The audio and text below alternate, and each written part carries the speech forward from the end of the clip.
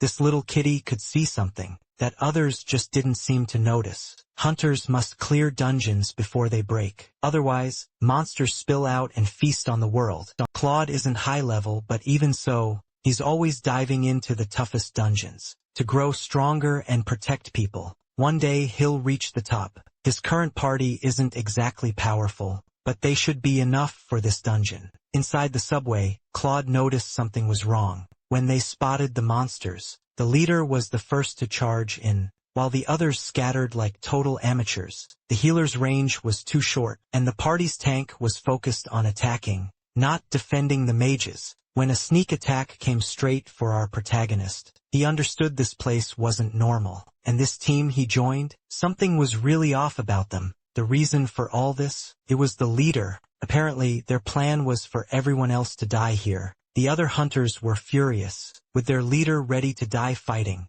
But Claude saved the first one from a fatal blow. The team's mage felt it, the pure terror of being seconds from death, and he just froze. That's when Claude started shouting orders, directing the girl and the others. Once the monsters were defeated, the team turned their rage on the leader. He had to be insane trying to get them all killed. It made no sense. Until now, it was finally clear. Their leader had been possessed by a demon. These creatures feed on the negative feelings of humans to get stronger. These guys had never seen anything like it. Only Claude knew what was happening. A demon's power can use your own fears against you, destroying you from the inside, and their leader's heart was the most vulnerable of all. They were all going to die here. Claude, on the other hand, for some reason wasn't affected by the fear. He tried to attack the demon in multiple ways. The creature then taunted him. "Don't you care about killing the human body I'm currently possessing?" Believing the human would hesitate, the demon attacked recklessly, leaving itself wide open. But Claude, he didn't hold back a single bit. He attacked without a shred of doubt. For the very first time, the demon was the one gripped by fear. Humans can't act this cold-blooded. The reason Nam Cheol Min's heart was so haunted? His younger brother. The guy wasn't evil. He was an amazing brother, and one of the strongest hunters out there. But people always judged him for being the older brother, yet not as strong as Taemin. The demon warned him again. "To kill me, you'll have to kill Nam Cheol Min too." Claude didn't hesitate again. The demon felt the pain rippling through its host's body. The creature was enraged and screamed, "You're the cruel demon here." But those words meant nothing to our protagonist, because he could see what others couldn't. Despite the resentment in Nam Cheol Min's heart, his pride was just as strong. If he had to sacrifice himself to save his team, he would do it. Claude followed Cheol Min's will. The final blow sent the demon's head flying, but luck was on Nam Cheol Min's side. You see, Claude has an ability to attack a demon's spirit, a spiritual body, without harming the original host. When the team leader woke up, he was sure he'd been fatally struck. His teammates, understanding what happened, were just happy to see him alive. Shaking with adrenaline, Nam Cheol Min couldn't understand it. "I should be dead." Then Claude said it again. "You don't have to worry, because I'm here." Demons feed on people's fear, and Claude, he's a demon hunter. He even congratulated Nam Cheol Min for his earlier courage. Hey, our man had never been praised by anyone other than his brother. Felt weird. But what was even weirder was this guy behind our protagonist pointing out, demons don't drop any loot when they die. No wonder you're so broke. This whole mess started a long time ago. Then one day Lee Hoyle woke up, only to find he no longer controlled his own body. It now belonged to a guy named Granfell. Claude RPA Romeo? That name. That's my character from an old game I played. Years ago there was this famous VR game. It was incredible, like living inside an anime. You could be a total badass just like Sung Jin Woo. But then, one day the unthinkable happened. The real world, began to merge with that legendary game's world. Arcana, people who played the game, received the same powers as their in-game characters. Armed with these new abilities, they could fight off the monsters, and dungeons that appeared on Earth. Unfortunately for Lee Hoyle, though, he was poor and barely played, so his character was low-level and super weak. And that wasn't even his only problem. Claude's personality was totally uncontrollable. If any superior treated him badly, he'd fire right back with the same attitude. As time passed, the world only grew more dangerous. And powerful players became famous. But him, besides being weak, he was stuck with a horrible class from the game. A demon hunter, it was the worst class for leveling up. Its only advantage, was being super effective against demons. But back in the game, demon-type monsters were extremely rare. Back in the present, Kyle Min returned home safe and sound. Kyle Min shows an online article to his brother, Taemin, who says he can't believe it. He comments that even for a guild leader, inviting someone based on a post like that, shows a real lack of wisdom. However, Gilman, claims that he is the person described in the article. The revelation shocks Taehyun so much, that he spills his hot coffee all over the table. Still at home, Taehyun talks with his brother, Cha Ilwon, questioning if he really wants to stop being a player, to become an analyst for Jaeon. Taehyun finds the decision hard to believe. Despite his brother always opposing the idea, he suddenly had a complete change of heart. Chaelman, however, insists he's serious, confronted by his brother's distrust. Taemin asks if his brother is trying to trick him, but Chaelman firmly reaffirms his stance. He explains he finally realized his own weakness, and his true purpose, deciding to forge his own path, instead of lingering in his brother's shadow. Intrigued, Taehyun expresses a strong desire to meet the person who managed to utterly change Taehyun's perspective. Taehyun reflects that this individual not only dealt with a formidable demon, but also remained untouched by the abnormality status, which implies an incredible mindset. He remembers his brother, mentioning the player fought with a dagger, instead of using magic, making their class incredibly hard to determine. Furthermore, with such immense skill, Taemin can't comprehend why a player of that caliber ventured into one specific rupture. Killman acknowledges the story sounds unbelievable, but asks for his trust. To Chaluin's surprise, Taehyun states he believes the story because his brother is the primary witness. He acknowledges he only got where he is today, thanks to his brother, and reveals he's brought a contract for Chaluin's new job as an analyst for Gion. Taehyun declares that Chaluin is his older brother and a proud analyst of the guild. A bit embarrassed, Chaeolman thanks him for the support, and Taemin tells him to examine the contract. Upon reading the document, Chaeolman is absolutely shocked and asks if those are the actual terms of the agreement. Meanwhile, our protagonist, Lee Hoyal, realizes he's leveled up 20 times. After defeating the demon, the character Granfell, however, couldn't care less. But Lee Hoyal is utterly overjoyed, thinking only of distributing his stat points. After taking a shower, he decides to rest and deal with everything else later. However, Granfell's subconscious mind takes over, deeming the house far too messy. With the belief that a clean environment keeps the mind clean, he wastes no time, diving straight into a thorough cleaning. As the day winds down, he prepares a meal, and after just one bite, he realizes the flavor is remarkably healthy. Our protagonist muses that Granfell had always been this way, a stickler for regular routines, and a master of self-control.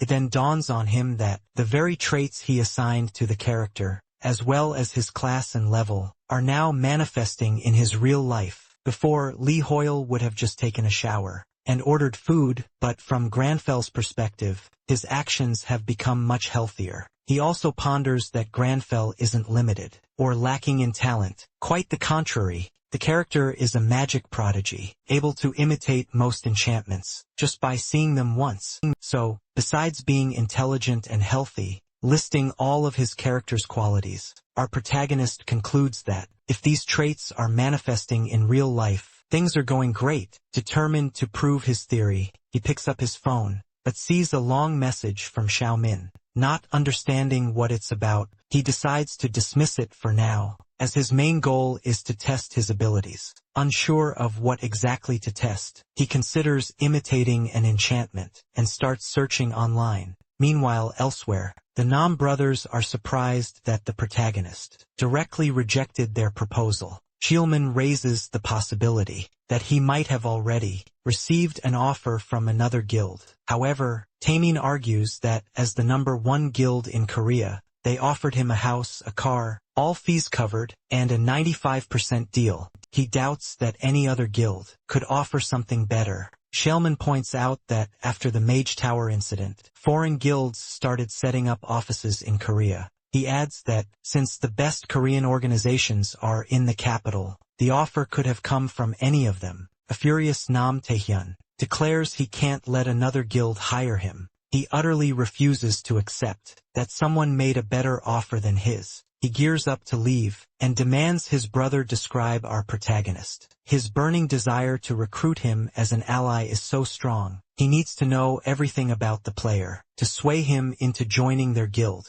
Chillman pauses for a moment, and then describes our protagonist as someone not flashy, but like an aristocrat straight out of a fantasy novel, and wearing elegant clothes. Back to our protagonist, he continues to study enchantments. A short time later, he grasps the fundamentals of magic, concluding he can wield it as long as he possesses mana. Lee Hoyle attributes this lightning-fast understanding to his character Granfell, being a genius. Now certain he can use magic, he decides it's time to allocate his skill points. Unsure of Granfell's full extent of talents, he believes it's best to remain open to all possibilities. He then allocates 2 points each to stamina and agility, and a hefty 7 points to mana. During the process, Lee Hoyle suddenly remembers the tragic backstory he'd crafted for Granfell, but he can't fathom why the memory surfaced now. Regardless, he decides to put 1 point into the luck stat, believing it's for Granfell's own good, since Granfell will have to work incredibly hard. From now on, even with just 1 point, his character's luck stat nearly doubles.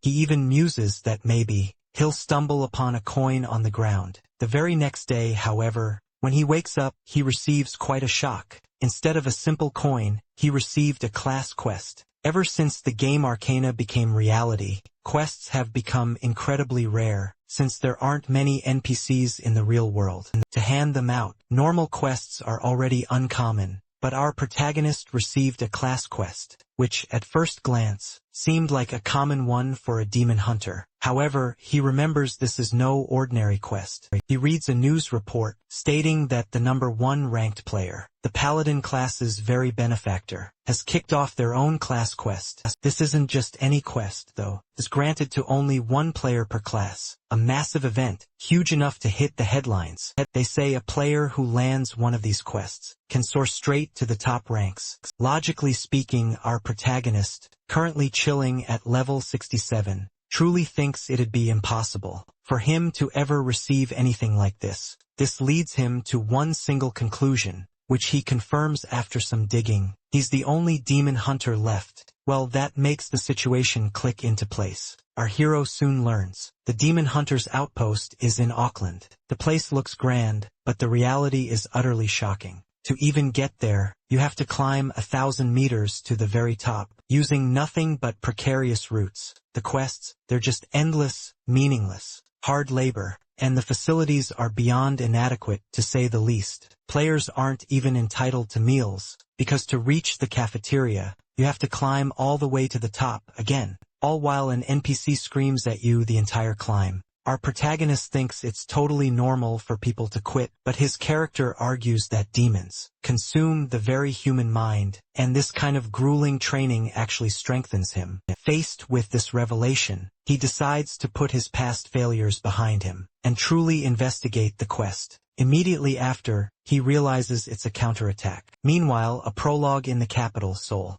This is the Korean branch of the Anti-Arcana Union, an organization created to reduce damage and chaos across the world. They hired all the original employees who worked on developing the game Arcana. And now, in response to game updates manifesting in the real world, they meticulously collect and analyze information for players. One employee asks a colleague if he thinks there'll be another rupture update that very week. He says he's not in the mood to work late again, and hopes things will finally calm down. He points out that Reynold is the one solely in charge of updating the page, and the instant he posts something new, reality itself immediately shifts. His colleague urgently warns him. A new update has dropped, leaving them both utterly stunned. The entire operations team is absolutely fuming, knowing they'll now have to work even harder. This was no ordinary update, though. it reported a demon would appear soon, alongside a massive rupture named the Count's Fortress.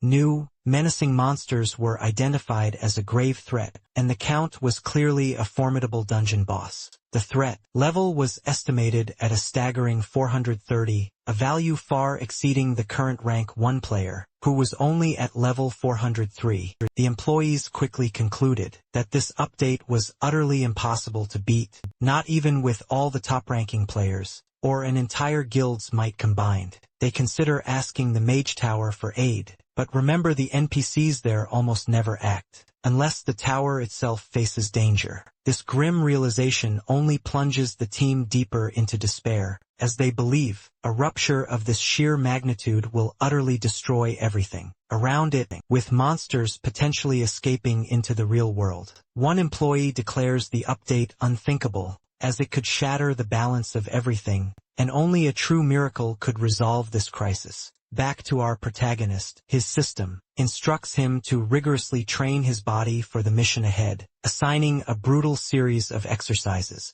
However, he doesn't feel much improvement, and questions if anything has truly changed since he was in action. His entire body trembles, as he suddenly begins to train with intense ferocity. He can barely even make a proper sandwich, which, for someone so particular about food, is an utterly unpleasant experience. Despite this, while his inner self is collapsing, his character's persona stubbornly tries to remain optimistic. He feels good, as if he's actually accomplished something, and recognizes that, if it weren't for the sheer pride of his character, Granfell, he would have given up right at the start. Yet, he manages to complete the mission, but he thinks he's earned a well-deserved rest. Yet the very next day he's back to training. His system offers him absolutely no break. The routine grows even more intense, and after a full week, the pace still doesn't let up. As soon as he completes one training mission, another immediately pops up. He manages to finish every task, every single day,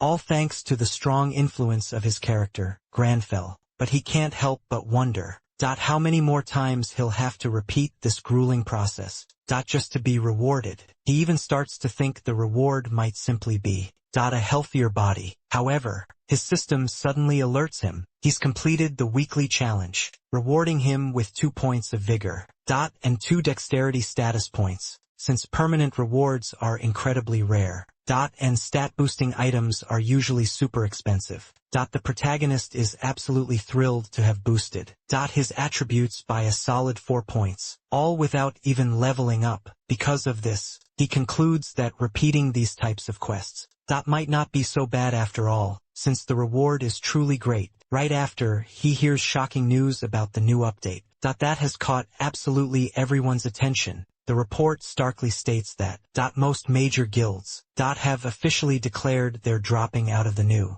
Rupture raid, all due to the incredibly high danger involved. After the update titled Territory of the Count's Family, a terrifying new monster named Count Asura appeared. He's described as a level 430 vampire demon, the highest level ever seen. This indicates the raid's difficulty will be just as astronomical. Because of this, the Korean branch of the UA announced they had absolutely nothing to declare. At that moment, the protagonist wonders, if anyone in the entire world, could possibly defeat such an insurmountable monster. Many are now saying the final boss of this raid, will be the strongest in history, ever, which is absolutely terrifying people, especially after learning that even the top guilds, have flat out refused to participate. The protagonist knows that demons are the opponents, players struggle with the most, as they literally grow stronger with every single battle. Players also constantly face countless status abnormalities.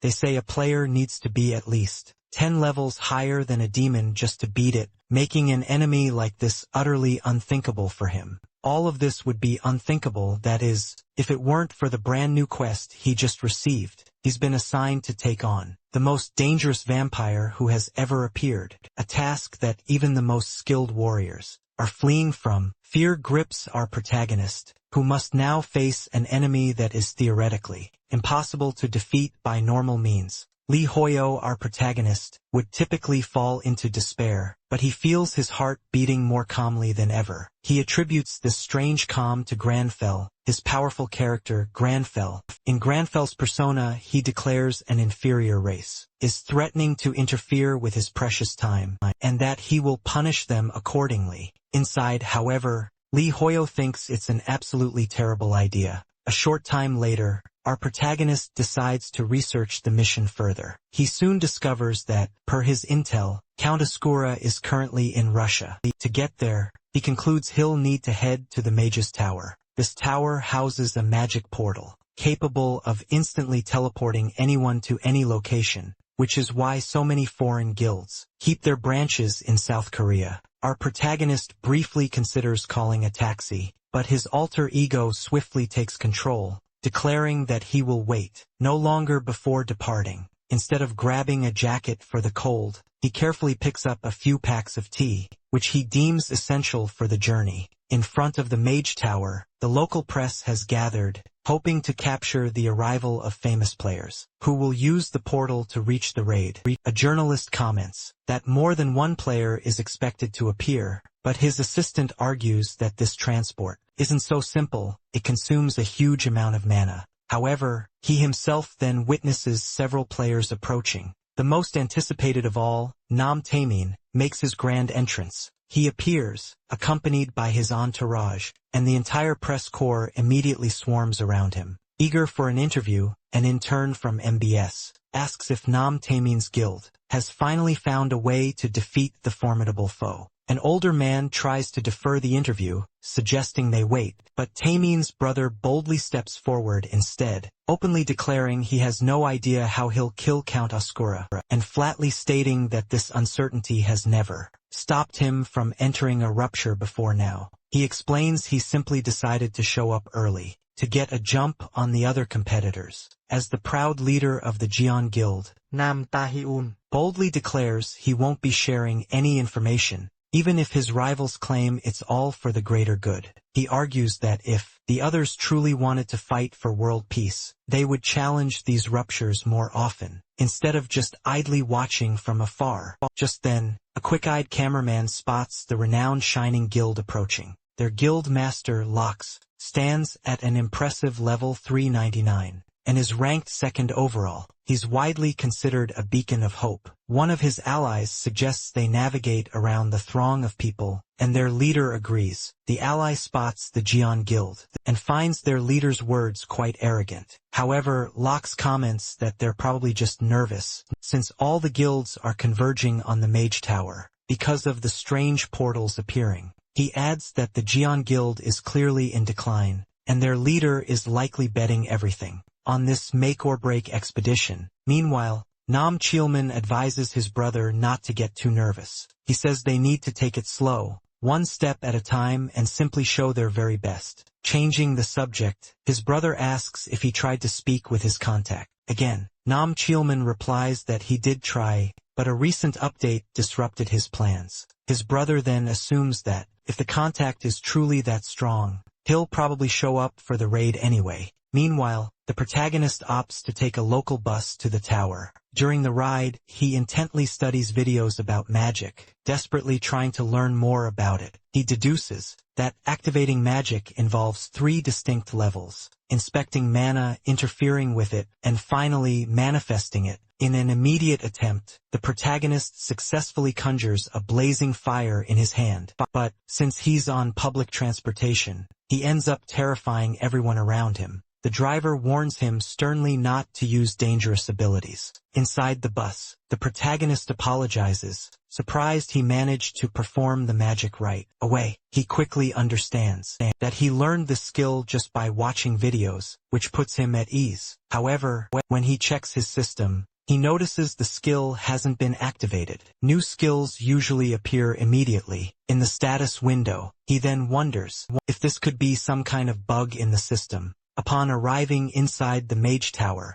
a place he had only ever seen from the outside, he spots a portal. Staring at it, he feels a strange void, as if he could manifest the portal's magic himself. This seems even easier than the fire ignition he performed earlier. However, just as the protagonist was about to test his theory, someone bumps right into him and accidentally shoves him into the portal. Nam Taemin warns the man to be careful, explaining that this situation is bad news for his guild. His brother almost recognizes the protagonist, but Nam Taemin then asks for the mission briefing, distracting him. Nam Joo-hyun begins briefing his guild, informing them that the rupture is located in Russia. He shows a circle similar to the ruptures and warns them that there are hundreds of different entrances. He also explains that the inner circle is the Count's family territory, with about 30 areas, while the central circle is where Count Asura is located. Nam Chulman points out, however, that this is just an assumption based on previous patterns, and if the rupture breaks open, it's likely the castle will be summoned into the real world. In Russia, other reporters are covering the event. The place is crowded with players and journalists, a crowd of fans and curious onlookers. Some internet content creators are also busy filming the mysterious rupture. Amidst all this commotion and the biting cold, our protagonist makes his appearance. An influencer spots him and, mistaking him for a rival, tries to shove him aside. Our protagonist, however, just tells the guy to get out of his way, stating he has no patience for silly games. The biting cold has already put our protagonist on edge anyway. He finally approaches and stands before the rupture, absolutely ready to enter. His only wish right now is for it to be much warmer inside. He wasn't the first to arrive, however. Other players are already in action deep inside the rupture. One such player is Lini Bellucci, at an impressive level 348, and the formidable leader of the Berserker Guild. She's currently being scolded by her own team. Her team argues that, just because she's already over level 300, doesn't mean she needs to rush so quickly. Lini is also notorious for her fiery temper, and for easily losing her composure. The moment our protagonist, Grandfall, passes through the rupture, his system immediately alerts him to a grave danger. He knows he's landed on the outskirts of enemy territory, and even though the cold still bothers him, he tries his best to stay composed and confident. Suddenly, our protagonist notices a fearsome pack of level 230 wolves approaching him. Being only at level 67, he activates his powerful skill, Natural Enemy, believing it will be more than enough to win. He then boldly declares that these wolves have definitely picked the wrong opponent, and that he will personally help. These creatures feel the true fear of being hunted. While our protagonist continues his intense fight, other groups also begin their hunts elsewhere. Among them is, of course, Lini Bellucci's group, and she's clearly annoyed at having to face so many wolves. One of her companions attempts to calm her down, but another quickly remarks that their guild leader is simply always like that. They soon realize that, even though they've already defeated countless wolves, the animals just keep coming in overwhelming numbers, and this is only the very first part of their journey. Lini, however, finds it odd that the wolves show no fear. She thinks this behavior is highly unusual. Her guildmates don't quite grasp what she means, but Lini insists that the situation feels far more threatening than usual. He then asks if anyone on the team has noticed any enemy crying or showing pain while being hunted, but they can't seem to come up with an answer. Shortly after, Lainey hears a distant howl. One of her companions notes it's no normal howl. It's the sound of a wolf that seems utterly terrified. The behavior of these howling wolves is vastly different from the ones they faced before. Lainey then concludes they'll get their answers once they reach the other animals. Elsewhere, the protagonist continues his hunt. He skillfully uses a bow and arrow, feeling his mana surge through the weapon. He knows the bow isn't particularly great, but he can enhance it using his mana. With this power, he manifests a power of fire and blasts his enemies. As the wolves close in, the protagonist unleashes more flames in their direction. From a distance, Lini Bellucci and her group watch the entire scene, clearly impressed by what they see. As soon as the fight concludes, the protagonist casually decides to drink some tea. The others are still utterly perplexed, wondering how he was shooting fire arrows. They also find it incredibly strange that he's wearing a full suit and tie. Inside a dangerous rift, and simply drinks tea after a battle like that. A guild member considers the wild possibility that the protagonist is a streamer who might have been following another guild and somehow got lost. For her part, Leonie Bellucci sharply warns that the place is dangerous and that civilians absolutely shouldn't be there, telling the protagonist to leave while there's still time to escape. Granfell, however, reacts only by calmly drinking more tea. After being utterly ignored, Leonie gets visibly irritated, stating that when someone speaks, the other person should at least have the decency to respond. At that very moment, her colleagues warn her about even more enemies approaching. This time, the adversaries are far more numerous, and the group is completely caught off guard. These enemies, just like the wolves they faced, are all level 230. Lainey quickly orders her team to hold their positions, and they scramble to obey, resisting with all their might. But they soon realize the true scale of the danger. Undeterred, Lainey charges headfirst toward the enemies, and swiftly defeats them using her incredible speed. Then, a shout warns her that an adversary is up high.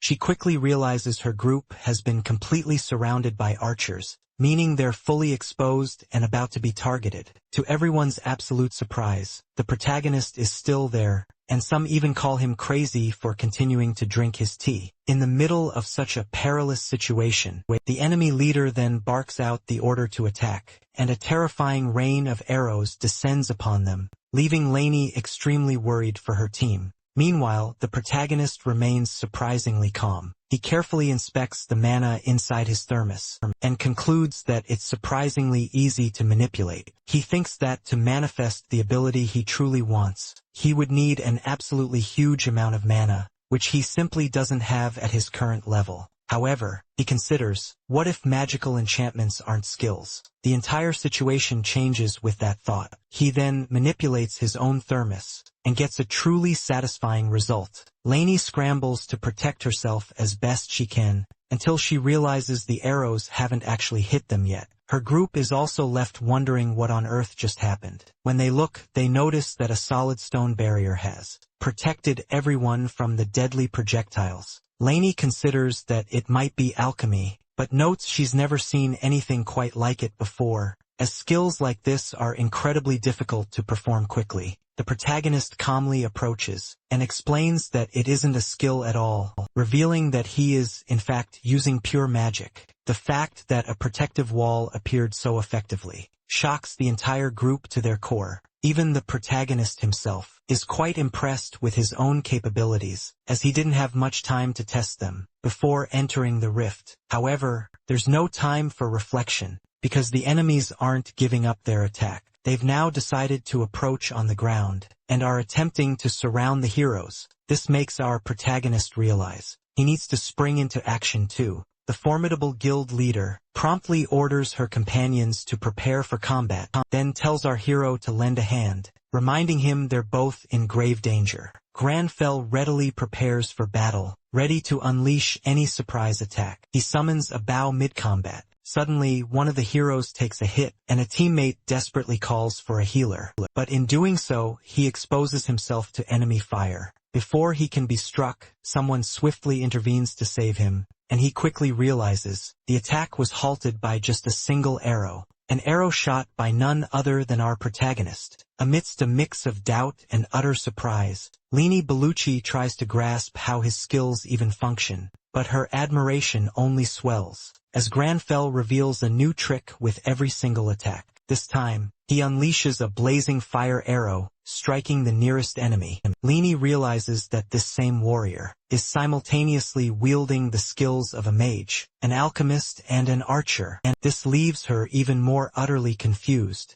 making her wonder just who exactly stands before her. Not long after, the heroes manage to defeat their foes once again. One of the guild members informs their leader that no more opponents remain in the vicinity. She praises her team's exceptional work, but her mind is clearly elsewhere. Lainey Bellucci simply can't understand why our protagonist is alone in a rupture of this caliber, wearing such inappropriate gear, and refusing to answer any questions properly. To her, he doesn't even appear tired, and though she'd never want to admit it, she knows that if it weren't for him, everyone in her guild would have surely perished. This makes her suspect our protagonist is a high-level ranker, even though she's never heard of anyone with his unique skills. She even begins to find him quite handsome, but then staunchly decides that, because of his earlier cold attitude, she won't thank him for his help. Lini Bellucci stares at the protagonist for just a bit too long,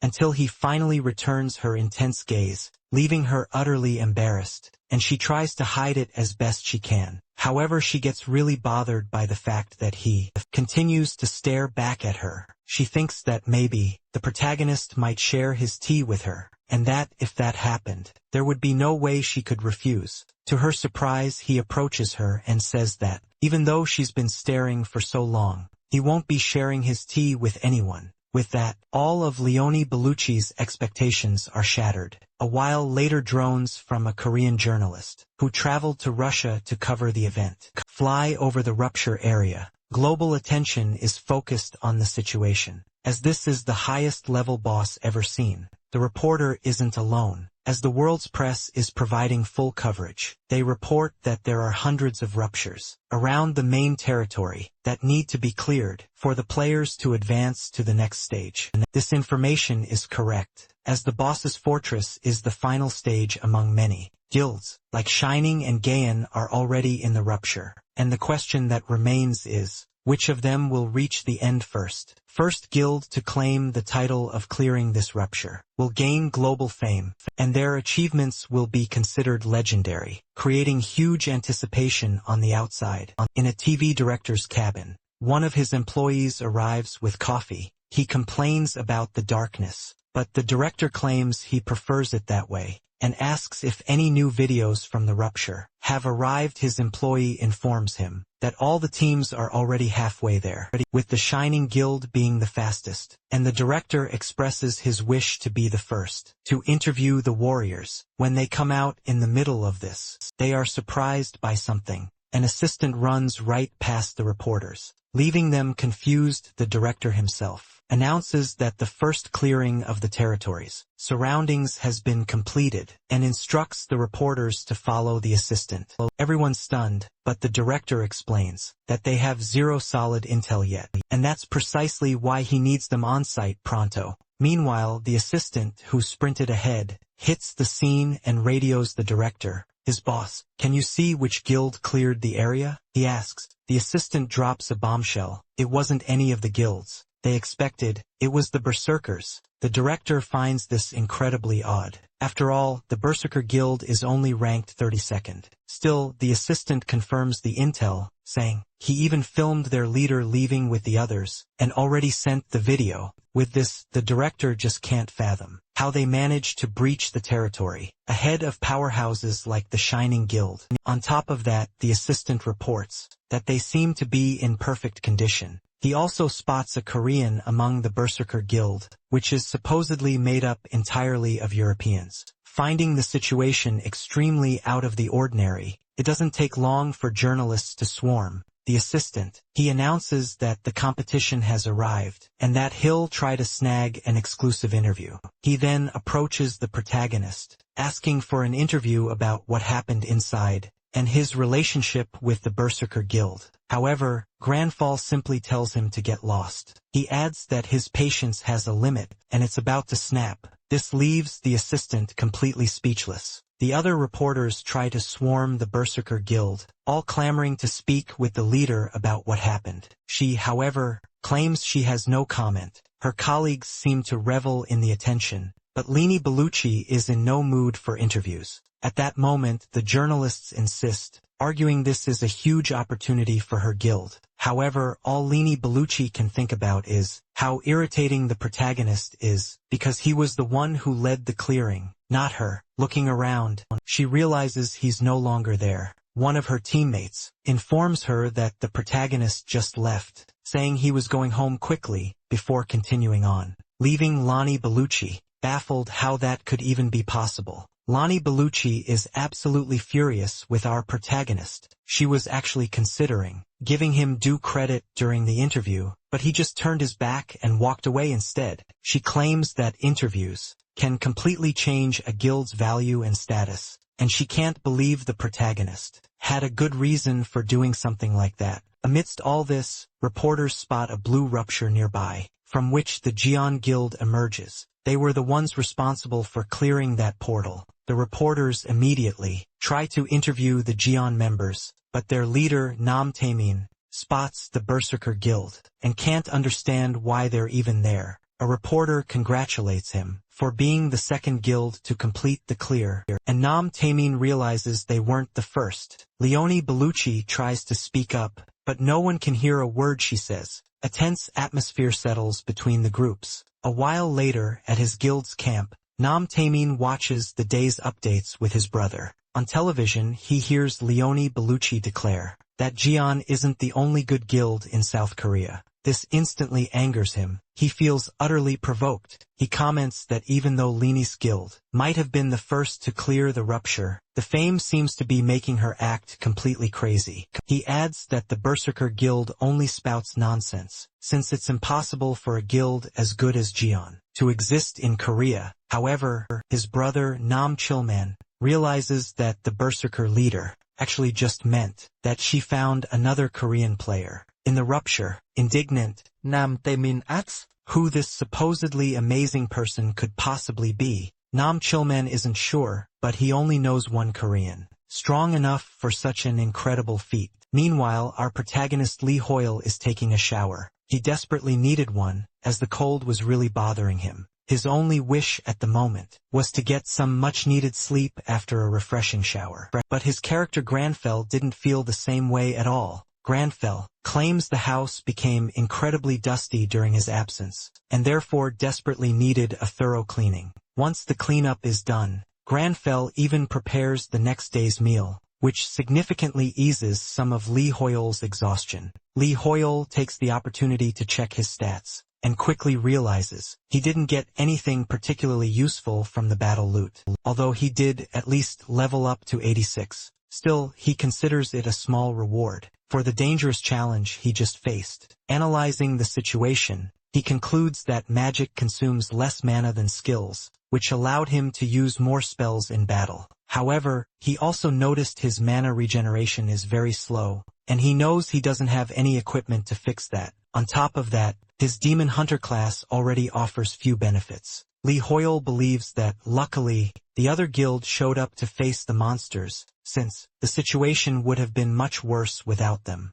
Granfell, on the other hand, thinks this is all due to Lee Hoyle's weakness. The character shows absolutely no humility, stating that if someone underestimated him, he would prove his worth, and if someone overestimated him, he would surpass their expectations and make them a reality. Lee Hoyle blames himself for giving these very traits to his own character. After this reflection, Granfell states that the next rupture is in the Count's family territory, and therefore there's no time to relax. He warns that Lee Hoyle can't just rely on magic, and needs to get stronger in close-quarters combat as well. Not only that, he has already found the perfect task for the training. Of all the players, the guild leader was the one who caught his attention the most, and he believes copying her skills would be a huge advantage. To Lee Hoyle's despair, Granfell says that training the basics is what's most important. Lee Hoyle gets a bad feeling, and his suspicions are confirmed when his character announces he will wash the dishes, and then begin the training immediately.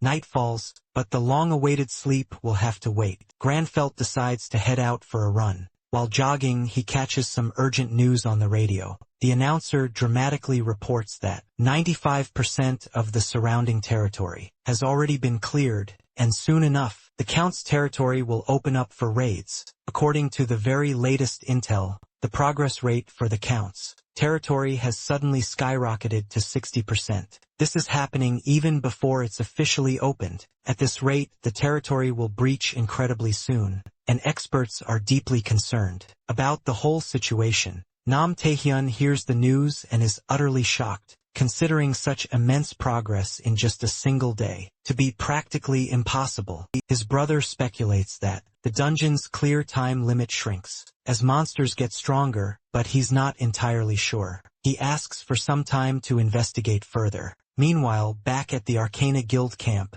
a TV director is absolutely outraged. He believes there must be a plausible explanation, since monsters can't just get stronger out of thin air. His assistant, however, informs him that not even the guild's advanced analyst can crack this mystery. The director grimly concludes that if the breach erupts, they'll all be utterly finished. As soon as the monsters break out of the dungeon, every civilian and player in the area will perish. News about this rapid progress begins to spread like wildfire, amplifying the general concern. The protagonist knows this has never happened before, so it's understandable that people are utterly lost. Since this critical information is only available in the game's auction, he concludes that he'd better hurry. He understands that a true vampire is a creature that shares its authority through its blood count. Asura shared his authority with the surrounding monsters around his territory. When they were killed, that authority naturally returned to its owner. The Count is likely distributing this accumulated authority to the monsters within his territory, making them much stronger and rapidly increasing the progress rate. With this crucial realization, the protagonist knows that if he clears the Count's territory, there's a risk the fortress will erupt. Immediately after being opened, Granfell declares that Count Asakura is unworthy of his title, believing that a true aristocrat never takes back what has been given. Therefore, he wishes to pass judgment on this enemy, who is staining the honor of the nobility. But tries to convince his character to get some sleep before continuing. However, Granfell claims he can sleep plenty once he's dead. 5 hours left until the Count's territory erupts. In front of the rupture, an influencer named Park Wee-gang addresses his audience. He informs them that as the destruction progresses, the outbreak is imminent, and several guilds are preparing to stop the event. However, he shares an interesting fact. He claims that unlike the surrounding areas, which had 200 ruptures, the Count's territory only has about 30. Since there are fewer of them, multiple guilds have to enter the same rupture, but the experience and loot are distributed based on contribution rate. Because of this, it's important to worry about which guilds will team up, as the competition could lead to fights, even among the top rankers. Amidst all this, Nam Chulman appears, and his brother asks him what he found out. Nam Chulman explains that competition is inevitable, since there are fewer ruptures. His brother replies that they'll be fine, as long as they don't have to compete against the Shining Guild. However, Nam Chulman reveals that the Shining Guild went north, so they'll probably have to face Unified Under Heaven. He adds that the Berserker Guild is with Second Son and Bohemian, and that many guilds have become cautious because of the first cleanse. As they talk, someone approaches, making Nam Taehyun immediately nervous. He comes face to face with his Japanese adversaries from the Inazuma Guild. Their leader, Hisagi Kazuma, says he's surprised to see the Jain Guild about to enter the same rupture as them.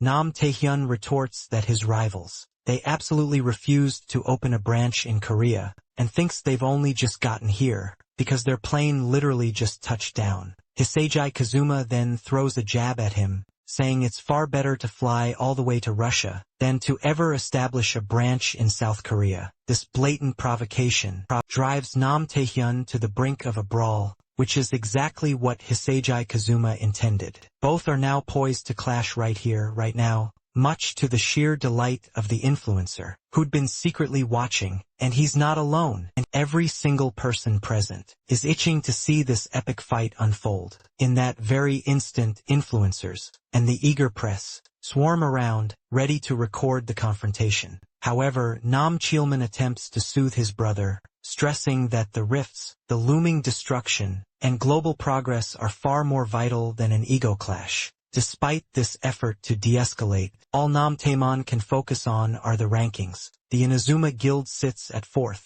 while his own guild, Gion, is slipping down to 5th place. To make matters worse, Hisagi Kazuma is ranked 6th among players, while he's stuck way down in 11th. And that's not even considering the heated rivalry between Japan and South Korea. Faced with all this, even Xiaoman succumbs to the fierce rivalry, refusing to back down. So he and his brother are now dead set on crushing the Inazuma Guild. It doesn't take long for the press to widely announce that the Inazuma and Gion guilds have entered the rift. Their rivalry is legendary and always pulls in a massive audience, with everyone glued to their rankings, and the nationalities of their members. In the northernmost rift we find the top 2 guilds, shining proudly at number 1, and unified under heaven holding strong at number 2. Over in the southern rift, we find the Berserker Guild, ranked 30th, Second Son at a respectable 7th, and the Bohemian Guild impressively at 3rd. Meanwhile, the global destruction progress rate has already soared to a frightening 80%, spreading fear and anxiety across the globe. Meanwhile, back in the action, our protagonist has entered the perilous rift. Deep within the Count's treacherous territory, he vividly recalled from his last raid the sheer peril of depleting his mana reserves. Thus, he had to devise a method to wield his mana far more efficiently during combat. The outcome? A groundbreaking technique, designated magic. An ingenious application of his alchemy skill, allowing him to transform objects into any form he desires. During its initial activation, he transmuted ordinary stones into a cup, and even a sturdy table. However, the more intricate and detailed the desired object, the greater the mana consumption required, explaining why the technique isn't optimal for direct combat. Yet, as he pondered this perplexing problem, our protagonist made another startling realization. While he's lost in thought, menacing monsters creep closer. Our protagonist muses aloud, "Is this truly the authority the Count bestowed upon them?" Finding their audacious actions utterly pathetic, he then unleashes his magic upon them, demanding they crumble back into dust. The protagonist suddenly grasped that, when he wields his power to restore objects to their pristine, original state, it consumes virtually no mana whatsoever. He christened this powerful new technique reverse magic. Meanwhile, deep within the Count's formidable territory, the monstrous guardians defending the area are relentlessly assaulted by Nam Taehyun. The enemies attempt to strategically group against him, but the formidable guild leader remains completely unfazed, and decimates them with astonishing ease, clearing the entire area in mere moments. However, Nam Taehyun observes a suspicious scarcity of enemies, finding the entire situation eerily strange, as there should undeniably be far more foes lurking about. An ally swiftly approaches, reporting that, on the Inazuma Guild's front, the peculiar situation remains exactly the same. She further explains that ever since their entry, they haven't even encountered 10 enemies total, despite both guilds venturing in diametrically opposite directions. Moments later, Izagi Kazuma arribas, and remarks with a puzzled expression, "This place is significantly more tranquil than anticipated." Taehyun questions, why is his opponent acting like their old pals? Izagi Kazuma claims he has no idea why he despises him so much, but admits all this pure hatred makes him yearn to retaliate. Before a full-blown fight can erupt between them, Timon suddenly gets a call. His brother reports he's almost done analyzing the dungeon, but they can't send him a video feed. Timon reports he's currently stuck in some kind of town square, and he's desperate. His brother warns him to get out of there immediately. At first, Timon doesn't grasp why, but he soon notices something terrifying. Approaching the Count's level, 350 knights arrive instantly. The heroes immediately grasp the immense danger surrounding them, but now, there's absolutely no time to escape. Nam Taehyun realizes enemies are closing in from all sides, and so does his rival. Taehyun knows, a single knight possesses far more destructive power on flat terrain, like this open field, and because of that, he has no contingency plan whatsoever. Izagi Kazuma, on the other hand, says he absolutely despises the idea, but suggests they join forces for a brief moment. They see adversaries approaching from every direction imaginable, and realize that if nothing is done right now, everyone from both guilds will surely perish. Timon's brother warns him that the unified, under Heaven Guild, also suffered devastating losses in a night ambush, and urges him to retreat to a different type of terrain. However, at this point, Timon has absolutely nowhere left to run. Just when all their hope seemed utterly lost, a powerful magical attack strikes the enemies, pushing them far away from the heroes. It's a surprising event, even for the seasoned guild leaders. A massive stone pillar suddenly emerges, separating them from the enemy cavalry. Nam Taemin wonder, who could have summoned such an incredible protection? Shortly after, a lone warrior approaches from a distance. Nam Chulman recognizes him immediately, but can't quite understand how the protagonist pulled off such an incredible feat. While the heroes are still reeling in shock, the protagonist appears right before their very eyes. Elsewhere, a streamer admits he's running a little behind, but now he'll continue trailing the Jian Guild. He meticulously follows the tracks they left behind, but his chat warns him he's not the only one on their tail. So, he quickly informs his loyal followers that he'll now pursue the Inazuma. However, instead of Jian, upon hearing a massive explosion, he decides to follow the booming sound, determined to investigate its source. And that thunderous sound came from the stone pillars that the protagonist had just summoned. Scattered across the battlefield, the sudden appearance of these pillars leaves everyone wondering who this mysterious newcomer could be. He summoned this massive structure, without uttering a single word. Hisagi Kazuma immediately realizes that someone with such immense power must possess an unbelievable amount of mana. He also notes that instead of standard battle gear, the protagonist is clad in elegant formal attire. This only fuels the curiosity about this enigmatic hero. In the meantime, some nimble enemies manage to slip between the pillars. The towering stone structures effectively slow down their horses. Seeing this, Nam Taemon exclaims, "Thanks can wait. Now it's time to truly fight." Believing the battle has suddenly become winnable, he closes in as his enemies are now clearly at a disadvantage. Hisagi Kazuma also immediately perceives this crucial shift and orders his allies to launch their attack. This ignites an incredibly intense battle. Meanwhile, the streamer records every single moment, with his mouth agape, especially impressed by the sudden, dazzling appearance of the unknown mage. From the protagonist's own perspective, he's deftly using his reverse magic against the swarming enemies. But to the awestruck streamer, it looks like this single hero is battling an entire cavalry unit. All by himself. The streamer simply can't believe his eyes, because a scene this incredibly unbelievable is a truly rare sight. The protagonist then draws a gleaming silver dagger, preparing to fight. However, he doesn't want to diminish its precious durability. He considers manipulating the dagger's inherent mana, to transform it into something else, and then revert it back to its normal, original state. But he's uncertain if this risky maneuver will truly work. He vividly remembers that, when he once transformed a common stone into a delicate cup, it took on the fragile durability of the cup, and when it finally turned back into a stone, it regained its original durability. Theoretically, the same thing should happen with his dagger. So, the protagonist transforms it into a spike, and performs a test strike. After the strike, he restores the dagger to its original form,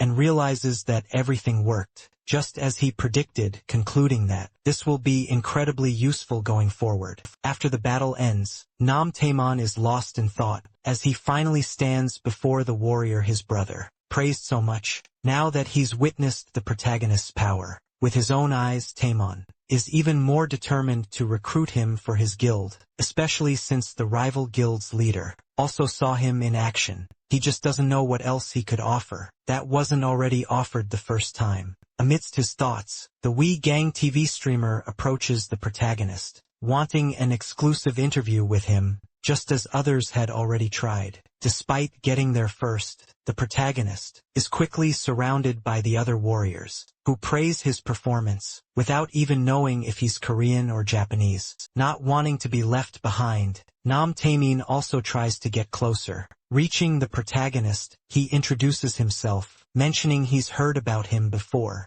He adds that he previously sent a message, inviting him to join his guild. The protagonist, however, states that the approach lacks any formality, and therefore he refuses to answer any questions. This refusal is broadcast live, and news quickly spreads that the mysterious player declined to answer questions due to a lack of formality. Alongside this, the main headline is that the Shining Guild was the first to clear the Count's family territory. However, back at the guild's camp, their leader, Lox, doesn't seem very excited. He's watching footage of the protagonist's battle, and asks his allies what they think. His ally, Camilla, claims she's just an archer. Dimitri, however, insists there's no point in asking, claiming they clearly have no idea. But this only piques Locke's curiosity even further. Camilla remarks on how truly impressive the protagonist is, concluding that he'll either be recruited into their guild, or become a serious threat they'll need to watch out for.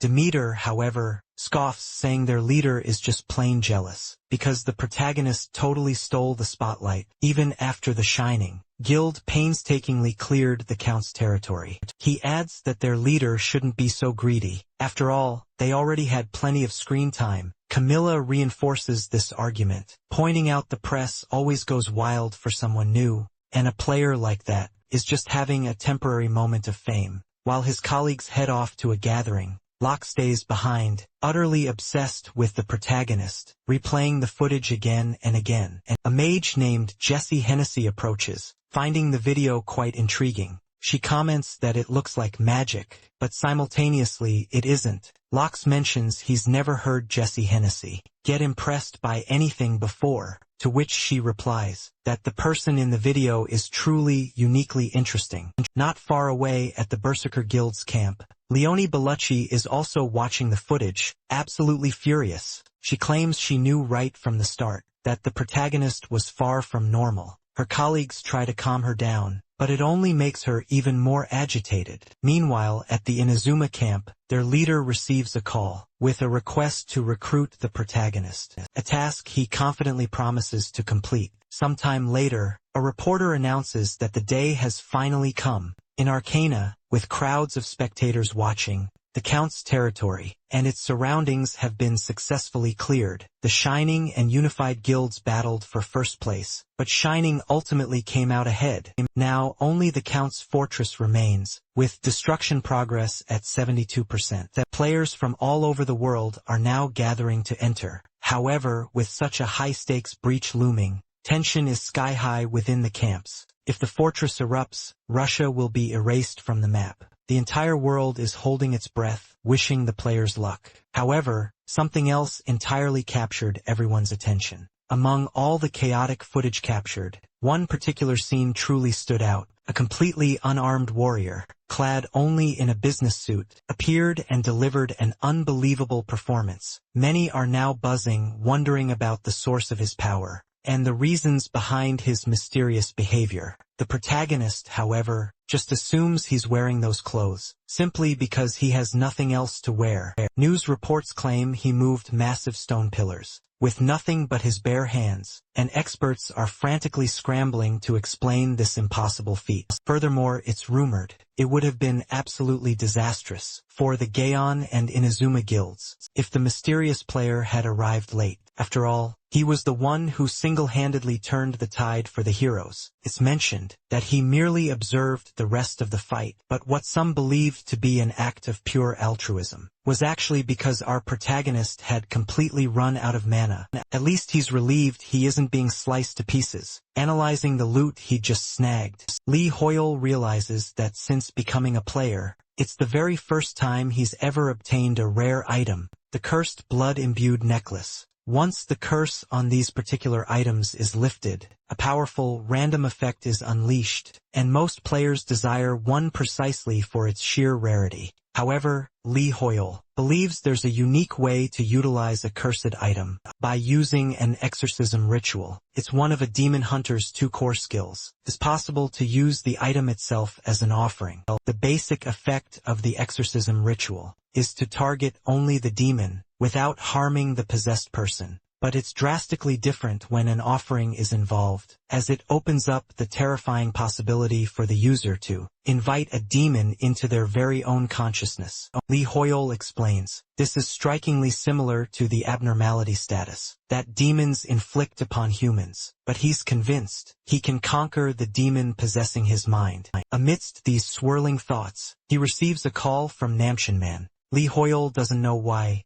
but he suspects it's about his brother. He knows if he answers, his current mood might lead him to say something inappropriate, and since he's in a rush, he decides to just text back. When the brothers see his reply, they're as shocked as before. Our hero responded curtly and directly. Nam Taemin feels a pang of regret because even though he knows this is the least of his problems, he wishes he could apologize for his informality and offer something better than last time. Watching their meeting unfold on TV, he agrees that he was, in fact, very informal. From the protagonist's expression, they conclude he was absolutely furious. Anyway, Nam Taemin knows there's nothing more he can do. Since his calls are going unanswered, he decides to focus on the main objective instead. The destruction percentage is at 83%, so he thinks he can rest for another 10 minutes before jumping into action. Right after, however, a sudden tremor startles them.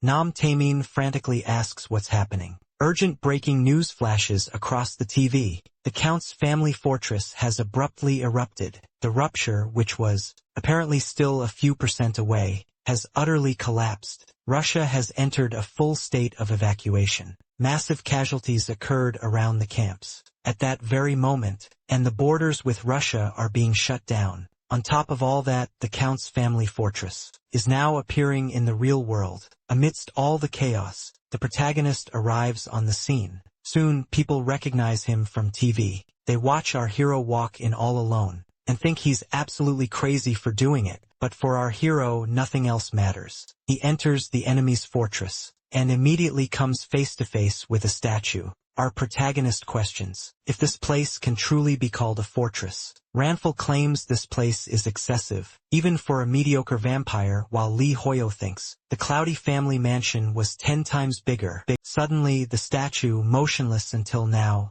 springs to life. Our protagonist realizes the enemy heard him and prepares to fight the monster outside. Some warriors can't believe what they're seeing. They think our protagonist needs help, as he's facing an enemy over 10 meters tall, and they believe it's impossible to defeat it alone. However, they also consider just turning their backs and running away. Meanwhile, our protagonist keeps staring at the statue, and with a single hand movement, destroys the enemy before it can even fight back. The players in front of the fortress are stunned as they witness our protagonist take down the enemy with just a single blow. Nearby, the Haining Guild hears a noise coming from the Count's fortress and realizes the sound is similar to what they saw in the video of our protagonist's battle. Jesse runs toward the sound, going against his team's strategy and ignoring any warnings from his guildmates. To Granfell, that was just another one of the many stones he had broken in his life, and he figures a mere statue won't stand in his way. Immediately after, he notices someone approaching. Now that the door's guardian has fallen, other players feel more encouraged to move forward. Our protagonist himself doesn't understand why the others suddenly decided to fight, but either way, he receives a mission from his system to defeat the vampire without hesitation. Granfell enters the fortress. Lee Hoyle tries to convince his character not to act rashly, arguing that the Count is much stronger than him, but Granfell pays it no mind. Upon entering, he finds a banquet hall and notices something eccentric all around. Every single wall is covered with portraits of the Count. Not long after, the Gaeon Guild also enters the fortress. Immediately, their leader, Nam Taemin, senses something is deeply wrong. His teammates scramble to understand what's happening, but he remains calm, only saying he feels suffocated. Ever since he entered the hall full of paintings, he's felt an eerie sense of being watched. Overhearing this, his brother realizes that feeling mirrors a demon's spellcasting. He concludes the portraits are actually disguised demons. Hearing this, Nam Taemin orders his allies to torch all the paintings, and right away he starts to feel better. Nam Taemin's brother then notices that the players who entered first were already retreating, and now he finally understands why. A castle like this must be riddled with traps. Statues and portraits are inflicting abnormality status effects. This explains why the Shining Guild didn't enter through the main door. Nam Taemin realizes he wasn't careful enough, and because his class is barbarian, the most susceptible to this type of anomaly, the situation could only get worse from here. Now back to our protagonist. As soon as he came across the same portraits, he immediately dismissed them all as trash. He also scoffs that, to eat while looking at portraits like those, a person would need a truly strong stomach. He claims the statues are even worse, and pities the very stones used to create such monstrosities. His criticism isn't limited to the decor, as he claims the entire castle is utterly horrible, with several hallways that lead nowhere, indicating the place wasn't planned correctly at all. After walking for a bit, he finally comes across a large staircase, and concludes he's finally heading in the right direction. Considering the layout and that horrible smell, he figures he's facing the very center of the fortress. If he's right, behind that door is the dreaded Count Asura. Our protagonist notices the place is quieter than usual, and assumes that other players probably haven't managed to get here yet. However, defying his expectations, Jessie Heinesse approaches, saying she has finally found him. She claims she was utterly captivated by the protagonist's magic, and simply had to meet him in person. Lee Hoyol is absolutely stunned to see the girl casually floating, while Granfell remains cool, calm, and calculating. Jessie explains she grew so incredibly curious about him, she just couldn't wait any longer. She confesses she watched his video countless times, but still couldn't decipher the secret to his powers. So, she demands to know right now.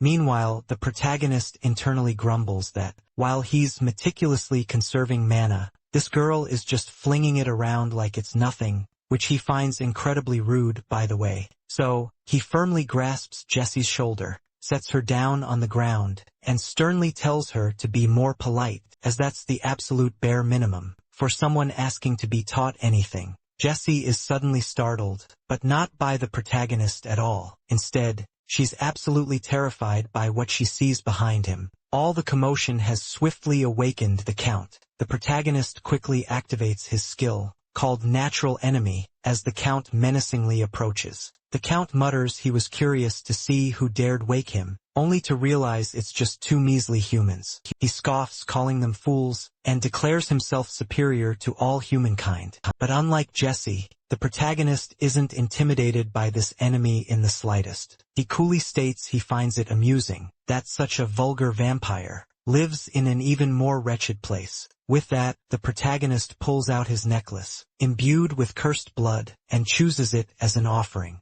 Holding the item, he boldly declares to the Count that he'll teach him a lesson for pretending to be a genuine aristocrat. After this, the protagonist activates the skill exorcism ritual, and prepares to begin the vampire hunt. In the past, Granfell had envisioned that, by using the necklace against the Count, he could lure him into a fight within his own consciousness. However, Lee Hoyol argued that to achieve this, he first needed to make the enemy feel genuine fear, something Granfell confidently claimed wasn't a difficult task for a skilled demon hunter. Still, Lee Hoyol, he'd warned him that the Count was level 430, an immense threat. If anything went wrong, he could be possessed eternally. Back in the present, the Count scoffs at the protagonist's necklace, then mockingly admires his opponent's arrogance. He declares the hero is still just an insect compared to his power. Jessie realizes the Count is absorbing the power he once shared with his subordinates. The Howl is fully aware of this. He knows that, normally, the Count would be 300 levels above him.